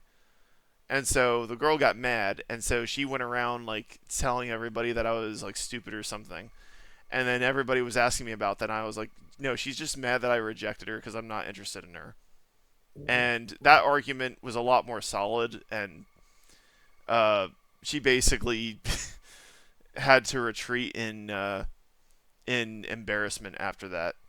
And my sister, who I think was like um, in one of her classes like later on, she told me that her goal in life was to just get married and have a bunch of kids, which is opposite of what my life goal was. So not only did I not find her attractive looking, but she had goals that were very contradictory to mine. Just and I had a crush on a different girl altogether. So it's just all just yeah. That was the only time I think I've ever had like someone get weird on me for rejecting her. And the thing is like I think that women should be allowed to reject men. I think I would have probably taken rejection a lot harder when I was a teenager, so that was another reason why I just didn't bother. Um, and one thing that one creepy guy that I used to associate with, he said that like if someone says, "Oh, they're already in a relationship," then that's a cop out rejection. And I was like, "Yeah, but here's the thing: if they're saying, even if it's not true, that's still a no. So why are you pressing on them if the answer is no? Because I think that no means no. I, Hmm. I mean that guy went and sexually assaulted a bunch of women, so that should have been. I guess that should explain it to me. But I just wanted to talk about that little clip because it was something that I wrote down because it was something that was on my mind, and as an addendum to that, the whole take women's rights away. Like, we're never gonna be like Afghanistan or Saudi Arabia with the number of male simps in this country. It's just not gonna happen. You wanna Yeah. reduce you wanna get rid of gynocentrism. These male simps, whether they're in prison or they're hood rats, like white hood rats or whatever, who are male simps who um, you know are gynocentric even to their own detriment. Until guys like that start dropping like flies, we're never gonna we're never gonna eliminate gynocentrism because they're the muscle behind it. Oh, and one other thing that I wanted to mention. I mean, I could talk about blandification, but I do kind of want to wrap this up relatively soon because we've been going at this for almost 4 hours, and my capture software is probably going to explode. Um, All right. yeah, I actually watched. I didn't watch, but I listened to your discussion with those two antinatalists uh, My driving. podcast or the So, podcast episode. well, I know that there was one where you were in a live stream with a British guy. That one's no longer even on the internet. I think it's called Perspective Philosophy. That's not the one that I Oh saw. yeah. It Oh, was not that one. That one's not even on the internet. I don't think anymore. It was the other one where it was a man and a woman that you were talking to about antinatalism. that had to have been. Is it on the Exploring Antinatalism podcast? I think so. Yeah. Then that would be Amanda and Mark. Yeah, So that was a lot. yeah, I know that that was a while ago, and for a while I wasn't really like interested or cared much about antinatalism, but after listening to that, there were a couple things that I do want to say.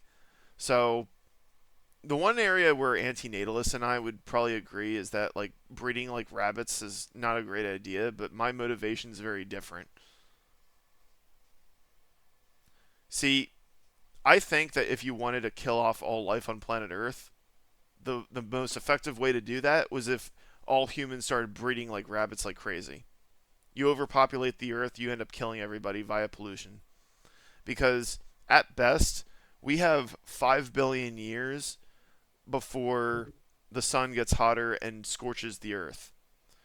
So I think that at best, so at best what we can do for all life, because I do want life to continue to exist. I'm not like part of the voluntary human extinction movement, because that's more preservationist at heart.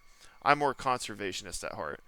What I want is for humanity to buy itself more time, and if we like cause global warming to the point where we end up like vanquishing all life on planet Earth by melting the polar ice caps and flooding everything to death, we're gonna make it impossible for us to actually like reach the stars and preserve like our existence. The only cosmic light, sapient light in the entire universe that we're aware of. I think that I think that what we should be working towards as a species is trying to colonize like Mars and Titan, the moon of Saturn, the way they do in Doom 3, if possible, or at least work towards like that. the like the Expanse. I don't Yeah, know if you've seen the Expanse, but us, yeah, my dad watches that. I've seen a little bit of it. it's so good. And they're making a game. Now the game's going to be good because that's already a good universe. It's filled with so much depth. Have But you I think it depends on. You can continue. have you ever? I was just gonna ask you like if you've ever played or seen video clips of Doom 3, like that kind of facility. If we could do that on like moons of the gas giants further out, like that could avoid extinction because the Earth is not going to be around forever. The sun will eventually turn into a red giant, and if we want life to exist beyond the 5 billion years from now, assuming that that estimate is correct, then we got to do the things that would preserve life. But the reason why I disagree with natalists is because natalists want people to just breed like rabbits, like recklessly, and I see that as actually getting us closer to global extinction because you pollute the earth enough and you cause global warming to get bad enough, you will kill off everything. Yeah, I understand. I understand the argument, and some people that are more. It depends on how anthropocentric or sapiocentric, or and when I say anthropocentric, that means human oriented or human point of focus, and then sapiocentric would be point of focus of sapient life, whether it's human or not. That could include if you think that AI is conscious, or could include other animals, or if you're just more inclined toward wanting biological life forms to live and exist. My thing is like, how would you, what method would you want to employ if you want more people to be born in a technological context? So, like, I was of the opinion that like we could make like a sterilization um, plague like COVID or whatever, and if you just administered that amongst the population, then we would disappear in like 1 or 2 generations. But I noticed that's probably not going to be possible anytime soon. So who gives a shit about that idea? And I became a bit more practical. So there's another antinatalist philosopher named David Pierce. So I have more of his position, which is like I pretty much accept and know that people are going to breed indefinitely, even though the birth rates are going down. But it's an issue of like, what do you want those lives to look like that you're going to have be born on this planet or others or whatever?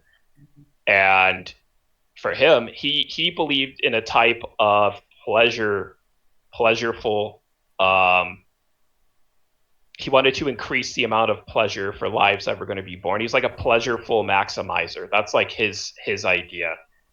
And that's kind like I'm a bit more practical even than that. Like I acknowledge that um, antinatalism as an idea can only really like survive as long as people decide to write and talk about it and adopt the view or whatever, because we're not going to be having children in order to pass our beliefs down to. So he was saying that that's going to create a Darwinian problem where the people that do decide to have children are not going to administer antinatalism. But I think that depends on how you're going to look at it. Like, I mean, antinatalism is always a minority position, but it's not zero. So, like, all that you're doing really with antinatalism is introducing argumentation, and as long as like we don't run into some weird X risk, and an X risk is an extinction scenario or a scenario in which human life is greatly deprived. So as long as we don't run into some like despotic uh, dystopian scenario where you're not allowed to talk about whatever the state doesn't want you to talk about, Yeah. then I think antinatalism is still going to be around, just like all sorts of unorthodox ideologies or ideas. And pretty much why I wanted to reference David Pierce is because he knows that people still like to live and they still want to reproduce. It's like a biological Imperative. phenomenon. Exactly. Like, see, you get it. Yeah. But I view antinatalism as it's a type of ethics. Like it's a type of bioethics where you're criticizing the imperative to breed, because to me it's not rational. Um, like extinction can be bad, but we're out of a logical way to uh, prove our existence, so to speak. Like, why does humanity have to exist would be the question, and a lot of people get upset at that question. But from a David Pierce point of view, he's also a transhumanist philosopher. So I agree with transhumanism. So if you're going to have people being born, I would want technologies that would help their lives as much as possible. And that's why the artificial wombs idea is interesting in your scenario, because you said that you wanted people to be born, right? Well, you could have a scenario where people are born in these artificial wombs. Maybe they colonize space, maybe they don't. But would that be a way to ensure what you're concerned about, which is like a Malthusian collapse, which would mean that like, or ecological crisis, whatever you want to call it. So like a Malthusian collapse would be uh, we overburden the carrying capacity of the planet and we can't grow food anymore, and our technology can't like ameliorate that at all. And then ecological collapse would mean that like through pollution or climate change, we fundamentally dis-terraform the planet such that we can't even nothing can live on it, or at least no intelligent life could live on it. I don't know how long that's going to take, but you could also come up with scenarios where even if we allow artificial wombs and we allow a huge increase in population, if we increase like technological production and more innovation, you could end up in scenarios where we have like these big hive cities of people, but they're still able to live on the planet, kind of like Warhammer with those imperial hive cities. Like that could happen. I don't know. A lot of this is really speculative. So that's kind of what I have. Did that answer your question at all? I don't know. It does kind of answer it. I mean, I think that you have a more practical mindset than. I mean, from what I remember the other two talking about, it seems like I see antinatalism as more of a means to an end rather than like extinction of all life as the end in and of itself. Because my goal is the opposite of global extinction. If I wanted global extinction, I'd be like, drill, baby, drill. Let's pollute as much as possible and breed like rabbits. Basically, the Republican Party platform to an illogical extreme. Um, but I do want to extend life. I think the reason why I say what I say is because I think a lot of the public discourse between libtards and conservatives is really brain dead because libtards that I've cut off in my IRL life say we don't need to travel to we don't need to colonize other planets and moons. We'll just live on this one forever, even though and like that environmental protection and environmental conscientiousness is going to be the be all end all. And I'm saying it's not going to be like past the 5 billion year point. I'm saying like Yeah. let's do the environmental protection and not melting the polar ice caps to buy us some time. It's not about staying here forever because this planet Earth, you have to just like you have to like accept the fact that the Earth is not going to be around forever. And a lot of people just cannot handle the thought that everything on Earth, all the things that we've worked up to that can't be moved to a different moon or planet, that one day that this is all going to be erased by the sun dying. And when the sun dies, it's going to turn into a red giant and it's going to destroy all of the inner planets and probably the asteroid belt, the inner asteroid belt that is. And it's only a Yeah. matter, like, we can't stop it. It's only a matter of time before that happens. And I'm saying, let's think long term. If you want humanity and other forms of life on Earth to live past that point, we got to stop, melting the polar ice caps. We got to stop global warming. We got to stop, breeding past carrying capacity. Hmm. Otherwise, we're not going to make it to 5 billion years. That extinction event is going to happen a lot sooner. And I get that like a lot of this discussion is more just like playing around with ideas, but I'm trying to think more practically. I'm thinking like what kind of ideologies and thought processes are going to lead to the conclusions that I want to reach. Like I'm not just advocating for um, holding back on having kids for its own sake, but it's more to me it's more of a logical decision based on material conditions. And I know that Marxists like to talk about material conditions in a different context, but Yeah. I think that I'm justified in my usage of it here, even if I might not be particularly Marxist.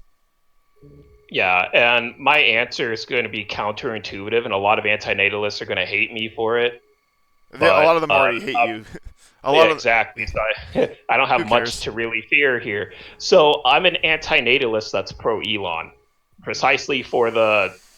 I disagree with him on thinking that we need to breed people, but if people are not going to make like some sterilization disease like what I described, and they're going to keep breeding, such as what David Pierce already described, then to me, it looks like you're going to have to be in favor of some sort of a transhumanist technological intervention into the human species into the definite far future.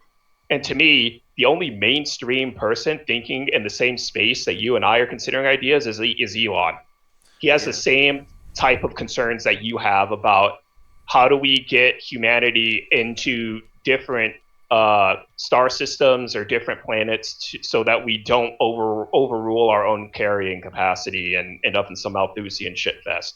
Yeah. And a lot of people hate Elon that are anti-natalist because he's pro-breeding, but uh, I view it as like, okay, I disagree with him on having children, but it's like I disagree with the vast majority of people already on that anyway. So I have to look at like what other types of practical uses of technology or ethics or values is he resembling mine on? And it turns out on quite a bit because I'm pro AI. Um, Hmm. I'm pro space travel, even though I don't agree with the reasons. Like, we don't have to necessarily have space travel be human dominated. We could have AI do a lot of space travel and send probes and stuff. We could set up artificial AI colonies and data centers on other planets. We can set up different types of communications. I think that would be really cool. Hmm. What else do I agree with Elon on? His definition of free speech, and I think he pretty much liberated as much as people hate X. I think it's better now than when it was when the wokies were running it. So I Oh agree with yeah. him on that. I Yeah, I mean I've been I don't mean to cut you off and interrupt you. I just no, wanted no, to for put sure. my 2 cents in. Like in the past, like I probably it is possible I do end up agreeing with Elon Musk, and I don't hate him 100%, because I really do appreciate that he disempowered the wokies on Twitter. Like, the wokies could say all kinds of horrible shit about us, and we couldn't do anything back to them. It was kind of like in Columbine, how like Eric and Dylan and a bunch of their friends got like had tampon filled ketchup packets squirted all over them, and the teachers were fucking watching it, and they were overtly siding with the people doing it to them rather than being objective like they were supposed to be. That was basically Twitter under the wokies, and now with Elon Musk in charge, now there's like no moderation at all, which I guess is better. And all these wokies, they fled to Blue Sky because they no longer have an administration that's discriminating in their favor. I have harshly criticized Elon in the past in my video about Elon Musk is the one who wants to replace you, where I have Elon Musk's face imposed on on the Maledict from Doom 3, and the astronaut meme. Like, wait, you mean to tell me it was Elon who was going to replace us with Indians, not the Jews? And the MAGA guy behind him is like, or no, wait, Trump behind him is like, always has been. Yeah. I mean, I was pretty pissed about that because I do. I mean, I elaborated my issues with the way we're doing immigration earlier on, and the fact that Elon Musk just wanted to circumvent labor rights, which obviously doesn't sit well with me as somebody who would probably be working class if it wasn't for the fact that I was living with my parents. Um, Yeah.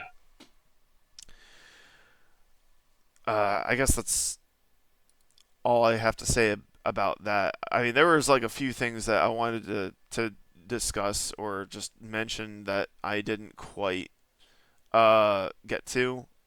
Um, oh yeah, I remember back in so I remember earlier this year we were talking about the 4B movement, Yeah.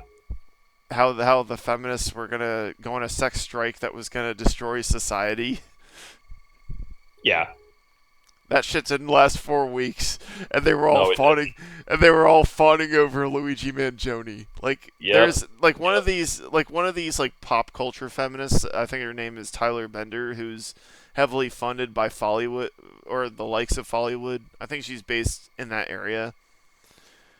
Like, she makes a video about the 4B movement right after the election. 4 weeks later, she puts out a video saying, "Help, mom! I'm in love with a criminal," and it's a picture of like Luigi Mangione like topless.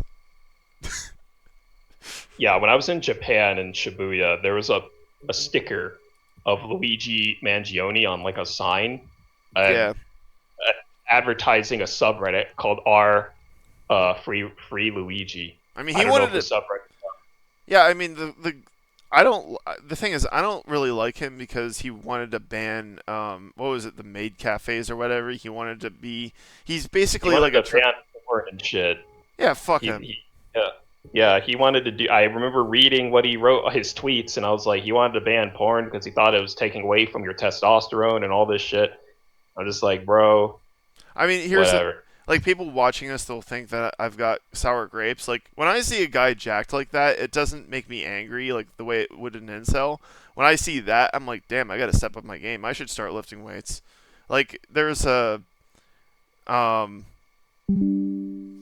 oh shoot, I got to pop up. Uh, the only thing that like yeah, no, the thing that's pissing me off is just that like um is like he gets people on a lot of people get really defensive over him, like regardless, kind of the way the right is defensive over Charlie Kirk. And it's like, let's not lionize this man past who he really is. Yeah, That being said, yeah, let's put the no fap stuff aside. Like, sure, I can understand like why people think he's attractive looking.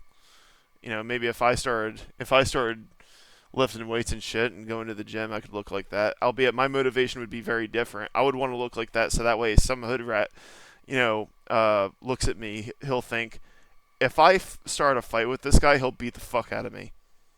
hmm So I would argue that's a better reason to try to look like that rather than just to look pretty. I mean, that's the reason why people in prison work out is they're not doing it to look attractive. They're doing it so they could be physically imposing. So that way, if some hood rat tries to like start shit with them, like they'll in the back of their minds they'll be like, this guy will break my skull open. Yeah. So, yeah, I just wanted to cover that. And as far as like the feminists and shit, I do think that to a degree, men's rights activists are just really shitty at. We're just bad at like advocating for ourselves. Because I remember there was this one. I think she was like she wasn't a TERF. She was explicitly a conservative. There was a British teacher by the name of Mary Whitehouse back in the 20th century. She died in I think 2001. But I watched a few interviews that she was in, and she was like an anti-porn, anti-violence, almost like a Jack Thompson type, one of those. But in the interviews that she was in, she didn't seem like deranged or anything. And like the interviewer that was interviewing her said like, "Well, how is it like you're able to like make calls to stations and shit and get them to try to shut things down?" I think Child's Play was one of them. And she said that she doesn't have any power that anybody else has, and nor does she want to have power or influence that any other citizen has. She's just exercising the ability to contact officials and stuff that anybody else can do. Like you can do it if you set your mind to it. And I think that there is something to be said about that. That a lot of people don't advocate for themselves as much as they should. And if your voice is heard, you might not make any progress. I mean, she didn't really make a whole lot of progress in the grand scheme of things, but she definitely made a stir. So I wanted to just put that out there. I don't know if you have a take on that. Yeah, it's the same thing with how Collective Shout was able to influence the payment processors for like Steam and all these adult video game platforms. And they were just able to pretty much call their like Australian representatives over and over and over in order to pressure them into enforcing laws against the payment processors. Mm-hmm. And I don't even know what really even happened with that. It was really popular for like a month and a half, 2 months ago. Well, I think And if I remember correctly, like yeah, when gamers and Coomers found out about that, they came out in force, and like there's way more of them than there are of Collective Shout. But see, this is in short, the squeaky wheel gets the grease, and mhm. Collective Shout was the squeaky wheel until a massive steamroller wheel made noises way louder than their squeaks. And that's the thing Yeah, with public officials, politicians, businesses. If you don't talk to them and complain, they'll think that there's no problem. And this is a yeah, and see, when I got involved in local politics, this is what I was telling my dad. Like if you do not like talk to the politicians, they don't even know you exist to even know that you have a problem with what's going on. for sure. And let me see. There's one very last thing that I wanted to talk about, and that is blandification. So, All right. what's your take on? I mean, this is probably not all that important, but I am kind of curious of your take on the Cracker Barrel controversy.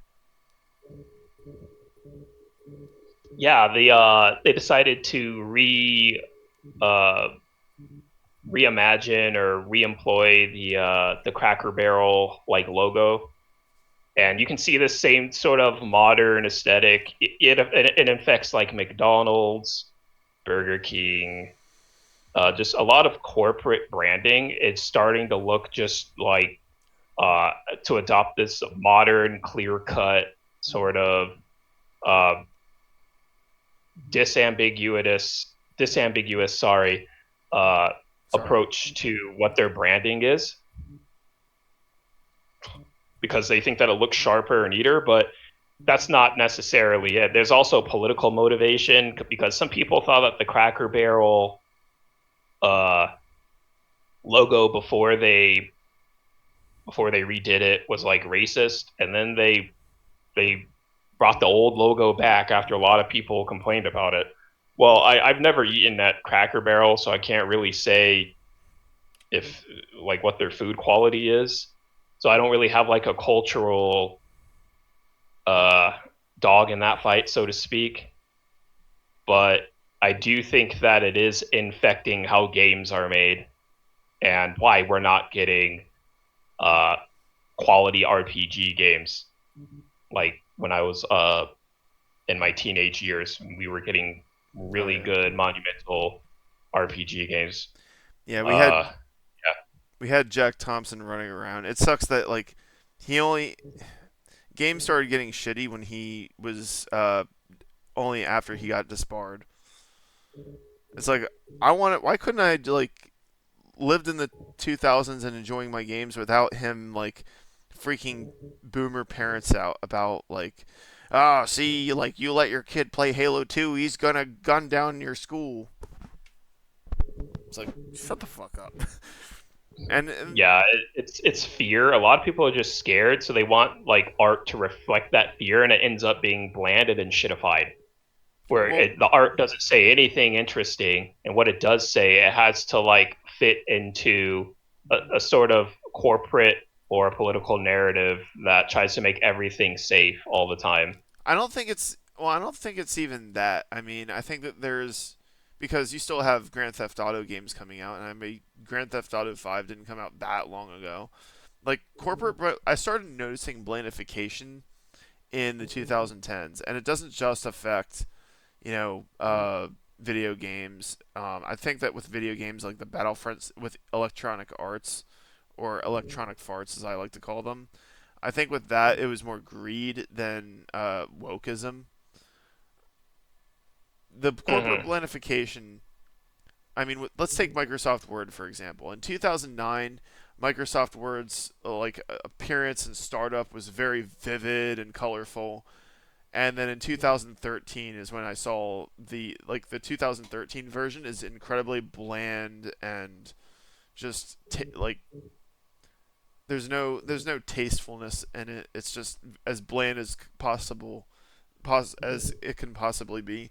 I'm not denying that with Cracker Barrel that there was that woke agenda, but I do think that a big part of it is like this soulless corporate blandification is like the primary driver because otherwise they would not have backed off with so much backlash. Because when wokes are in companies, like Gillette in particular, like when Gillette got pushed back, like I think with Gillette that was motivated by wokeism, because when they got pushed back for that stupid ad that they made years ago, their response was to double down. Yeah. So I think that if this was motivated mainly by wokeism, the blandification of Cracker Barrel and these other companies, that they would not have backed down; they would have doubled down.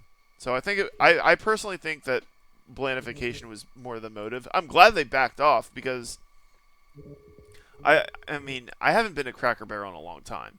I went there as a kid, and this may sound strange, and this is most likely cognitive classical conditioning, but I associate going to Cracker Barrel with playing Warcraft 3. So every time I play Warcraft 3 or every time go to Cracker Barrel, I think of the other, which might sound strange, but it's like that's how I've been conditioned. Some maybe after a few more paychecks, I'll go to Cracker Barrel and then play Warcraft 3 just for old time's sake. Hell yeah. But yeah, the blandification thing. I mean, I think Pepsi pushed back against the blandification a little bit. They went back to one of their logos from either the 70s or 80s, or it's similar to one of their older logos. I didn't like the new logo that they had in like the late 2000s or early 2010s, or throughout the 2010s. I'm glad that they changed it back to an older logo. My favorite logo they had, I think, was like the 2006 one, where it's like an explosion of ice and is all vibrant and colorful. I really miss all the how colorful the 2000s were, and I really despise the blandification that started in the 2010s. Hmm. And that was the thing about Doom 3 is Doom 3 was a product of the 2000s cuz like they were like a big part of Doom 3 is they were like trying to like predict the future. And now we look back and laugh at the 2000s for trying to do that because it's like, yeah, no, we have smartphones. We're not using personal data assistants. All these interfaces being like real like elaborate. Like there's none of that in the years of blandification. But they're projecting like 2,400 something. So who knows? Maybe in the far future it's a throwback. Yeah, and I noticed that blandification. I think you're kind of right. You're onto something where it's like before like the woke craze, kind of, because I noticed with Fallout, like Fallout 4 has like the worst character building system for what type of perks you want out of pretty much all the canonical Fallout games. All the other ones are a lot more complex and a lot more interesting. Whereas with Fallout 4, uh, you don't get to put skill points into skills like how they were before. You're putting points into perks, and it just dumbs it down. So you don't have to be as careful about what you put a point into, because in the previous Fallout games, like there's only like 30 levels, so you had to be very careful about what you were going to put points into. And with Yeah. Fallout 4, there's practically infinite levels, or as many levels as you can get to max out a particular special trait. And because they made it more casual, it's less cerebral. It's just not as intelligent. So you end up with like a shooter game. It's a really fun shooter game. I even like the story to an extent, but like when it comes to putting your character stats and stuff together, which has always been an integral part of Fallout, it's always been very intelligent. Mm-hmm. It just doesn't do it. Yeah, and that's a big problem with a lot of newer video games is they're taking the a thing about video games that I've always appreciated back in the 2000s and the 90s is that they would make you use your brain. And this was the big controversy about Battle for Azeroth in World of Warcraft. And that was around the time that this was around the time I was playing World of Warcraft. Is that the difference between World of Warcraft Classic and Battle for Azeroth is that World of Warcraft Classic was actually challenging. Like you actually had to use your brain. It wasn't like hard, but if you were fighting like mobs like NPC humans who were like hostile mobs, like you were evenly matched with one. So if you could kill more than one, which I did actually do occasionally, like I having fighting more than one at the same time, like you can do it, but you got to be smart about it. You have to, use your brain. The only time I've ever gotten killed by like normal non-elite mobs was when I got ambushed. Like I was trying to walk to somewhere and I accidentally aggroed them. But the problem with Battle for Azeroth is like it was so brain dead. There was you could like have a bunch of like bandits like attacking you that are supposed to be like normal mobs, and they're no threat to you. Like you could literally just backhand them with no effort, and you wouldn't use that much mana or whatever resource your ammunition is. And it's like there's the challenge got taken out of it, and it basically that as well as Star Wars: The Old Republic, and I think to an extent Star Trek Online. The challenge is just not there. With Star Trek Online, I think that a big part of it though is like they would get backlash from like the whales who are like living on disability who do nothing in their lives but play that particular game. So like they can't have the different like beam weapons be be like a rock paper scissors kind of deal, where they're each different and they have different perks to them. They're all basically the same except they have a 5% chance to do like special types of damage. But I would argue that it should be 100% instead of a percentage because otherwise they're all basically the same. And it's that like corporate like we gotta appeal to the people that are paying us the most money, and they want us to have like a non-challenging ego booster instead of a video game that's actually challenging. And I think that in as far as video games is concerned, that's the big problem, is that it's no longer about creating entertainment and art that makes you think. It's now just about slop for the people that are willing to throw you the most money, or either that or trying to get as much money out of people as possible. In the case of EA Front 2 and the loot boxes. Yeah, the uh, the loot boxes and the like DRM always on games as a service model is definitely shitting up. Like, because that's probably a large part of why Dragon Age: The Veilguard was an abysmal failure of a fucking game. Like, they didn't even know what they wanted to make in the development of that game, and it took fucking BioWare 10-ish years to come up with that game.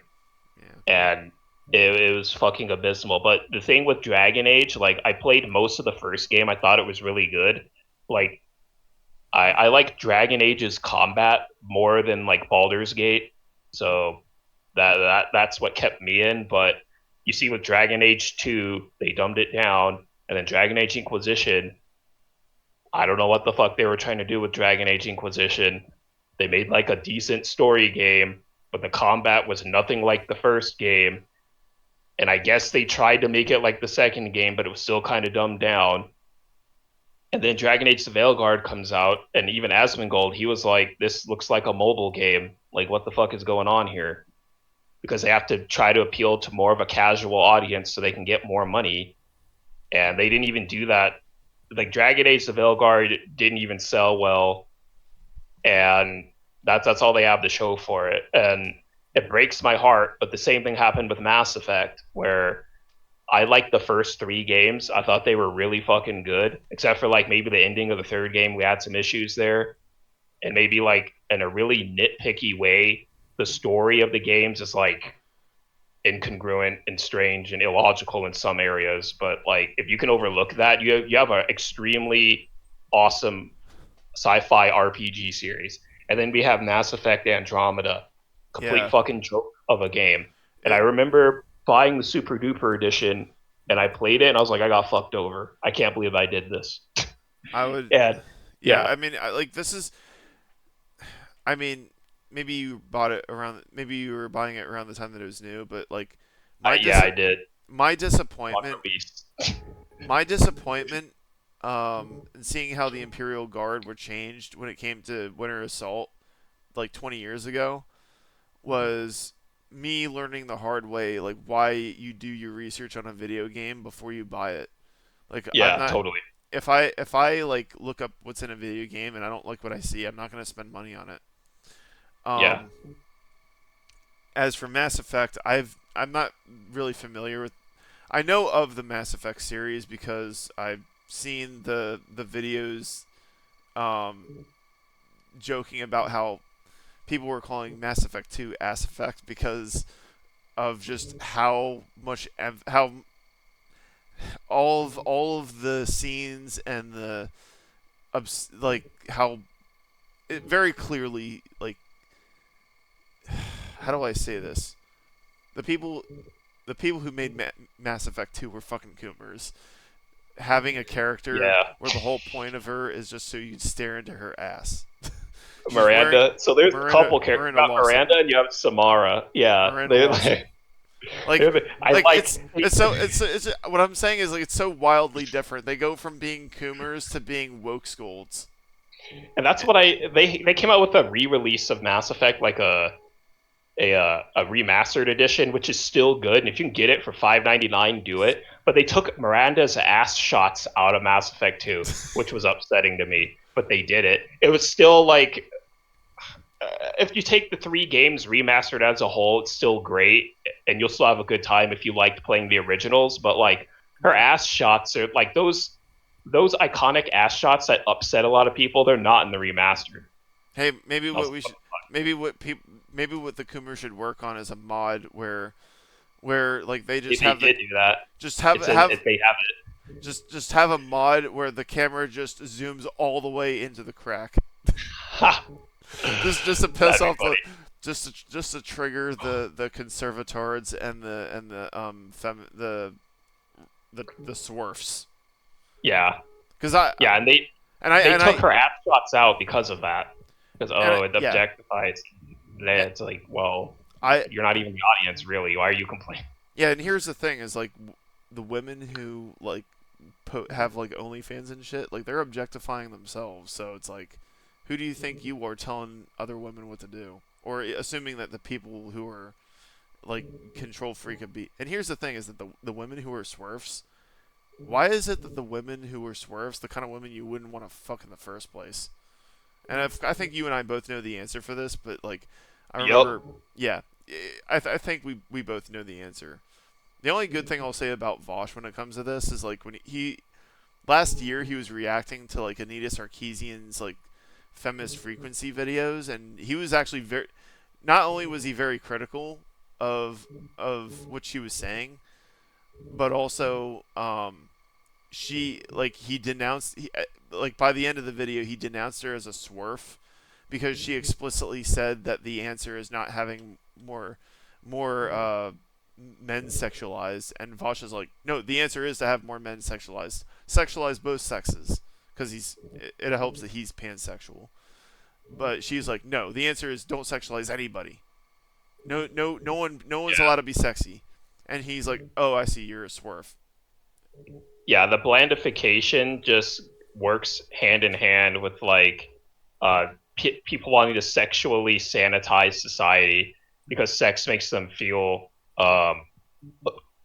uncomfortable, and you can tell with the type of Hegelian language that these people have to use.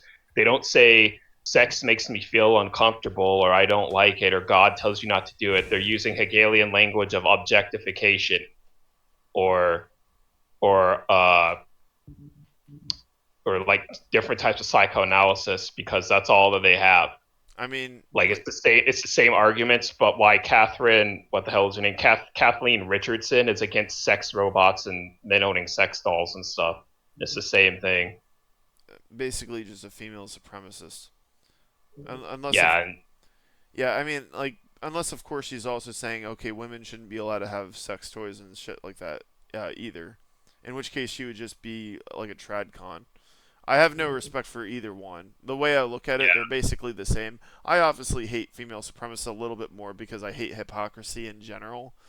But like, whether they're conservatives, swerfs, tankies, because tankies are typically sex negative, to me they're all the same, and I don't like any of them.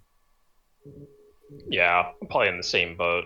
But see Uh, here's but the yeah, interesting thing is like you do have sex positive feminists out there, and they don't like them either. So that's one of the reasons I don't like paint all feminists with a broad brush. You might disagree with me on that, but I do think that there is utility in being using your rhetoric like a scalpel. yeah. I can totally see that. Um, for me, like I noticed that they're trying to do this with the anime with like fan service and everything, which like those ass shots, you could debate that they were fan service. So what if they were? I still think they should have been included in the Mass Effect trilogy remaster.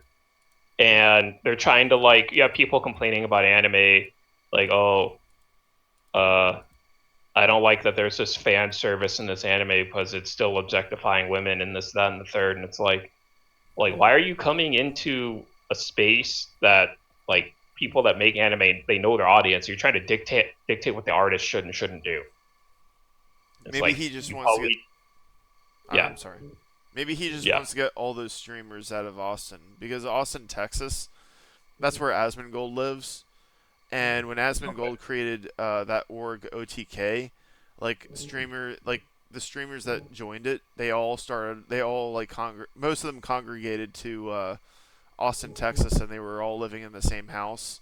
So it was well, Asmongold stayed in his own house, but like you had Mizkif, who was from New Jersey, same state as me, but he was from up north. You had Emeru from Wichita, Kansas. You had a bunch of other ones from other parts of the country, and they all moved to Austin, Texas. And Austin, Texas is like the liberal part of Texas, and they're into anime. That Emeru's a cosplayer and shit.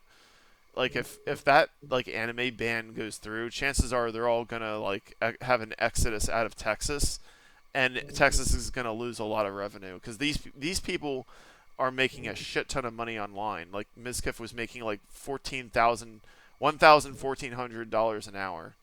So like, and they spend a lot of money there, so they're just gonna lose out by doing that. But Republicans are death cultists, so they don't think these consequences beforehand. Hello. Yeah, Oh yeah, yeah. I'm still here. I'm just like, I'm just thinking they just they just want to bland it, like they just want to make anime more bland, have it say nothing interesting or titillating at all about like having a chick's rack out or something. Like it's just No, I think it, Republicans oh, just it don't. makes me feel uncomfortable. I think I'm just talking in general, not necessarily just the right or just the left, but like yeah. just the criticisms of it. And it's like, well, this medium, this genre wasn't even for you, so I don't know why the fuck you're like complaining about it. Go do whatever it is you're going to do anyway, and let nerds have whatever they want. So that's what I think about it. Like just because you're uncomfortable shouldn't dictate what type of art gets to be made. Yeah. I think that we pretty much covered everything that I wanted to talk about. Is there anything you wanted to cover, or do you think that we pretty much covered it? No, I think that's all. That's everything I had. So this video went on for, well, according to according to OBS, this has been going on for 20 minutes short of 5 hours. So uh, this is probably going to take quite a while to save and shit. But I think that Okay. this discussion was a very good one, even though it came only like 8 months after the previous. But a lot has happened over the course of 8 months. So, Hmm. and I think that this discussion was highly productive, and I think yeah, this is gonna be like a regular thing. Cool. Sounds good. Just let me know Awesome. when you'll have the future talk. Awesome. All right. Have a good night. You as well. Take it easy. All right. Have a good one. Yep.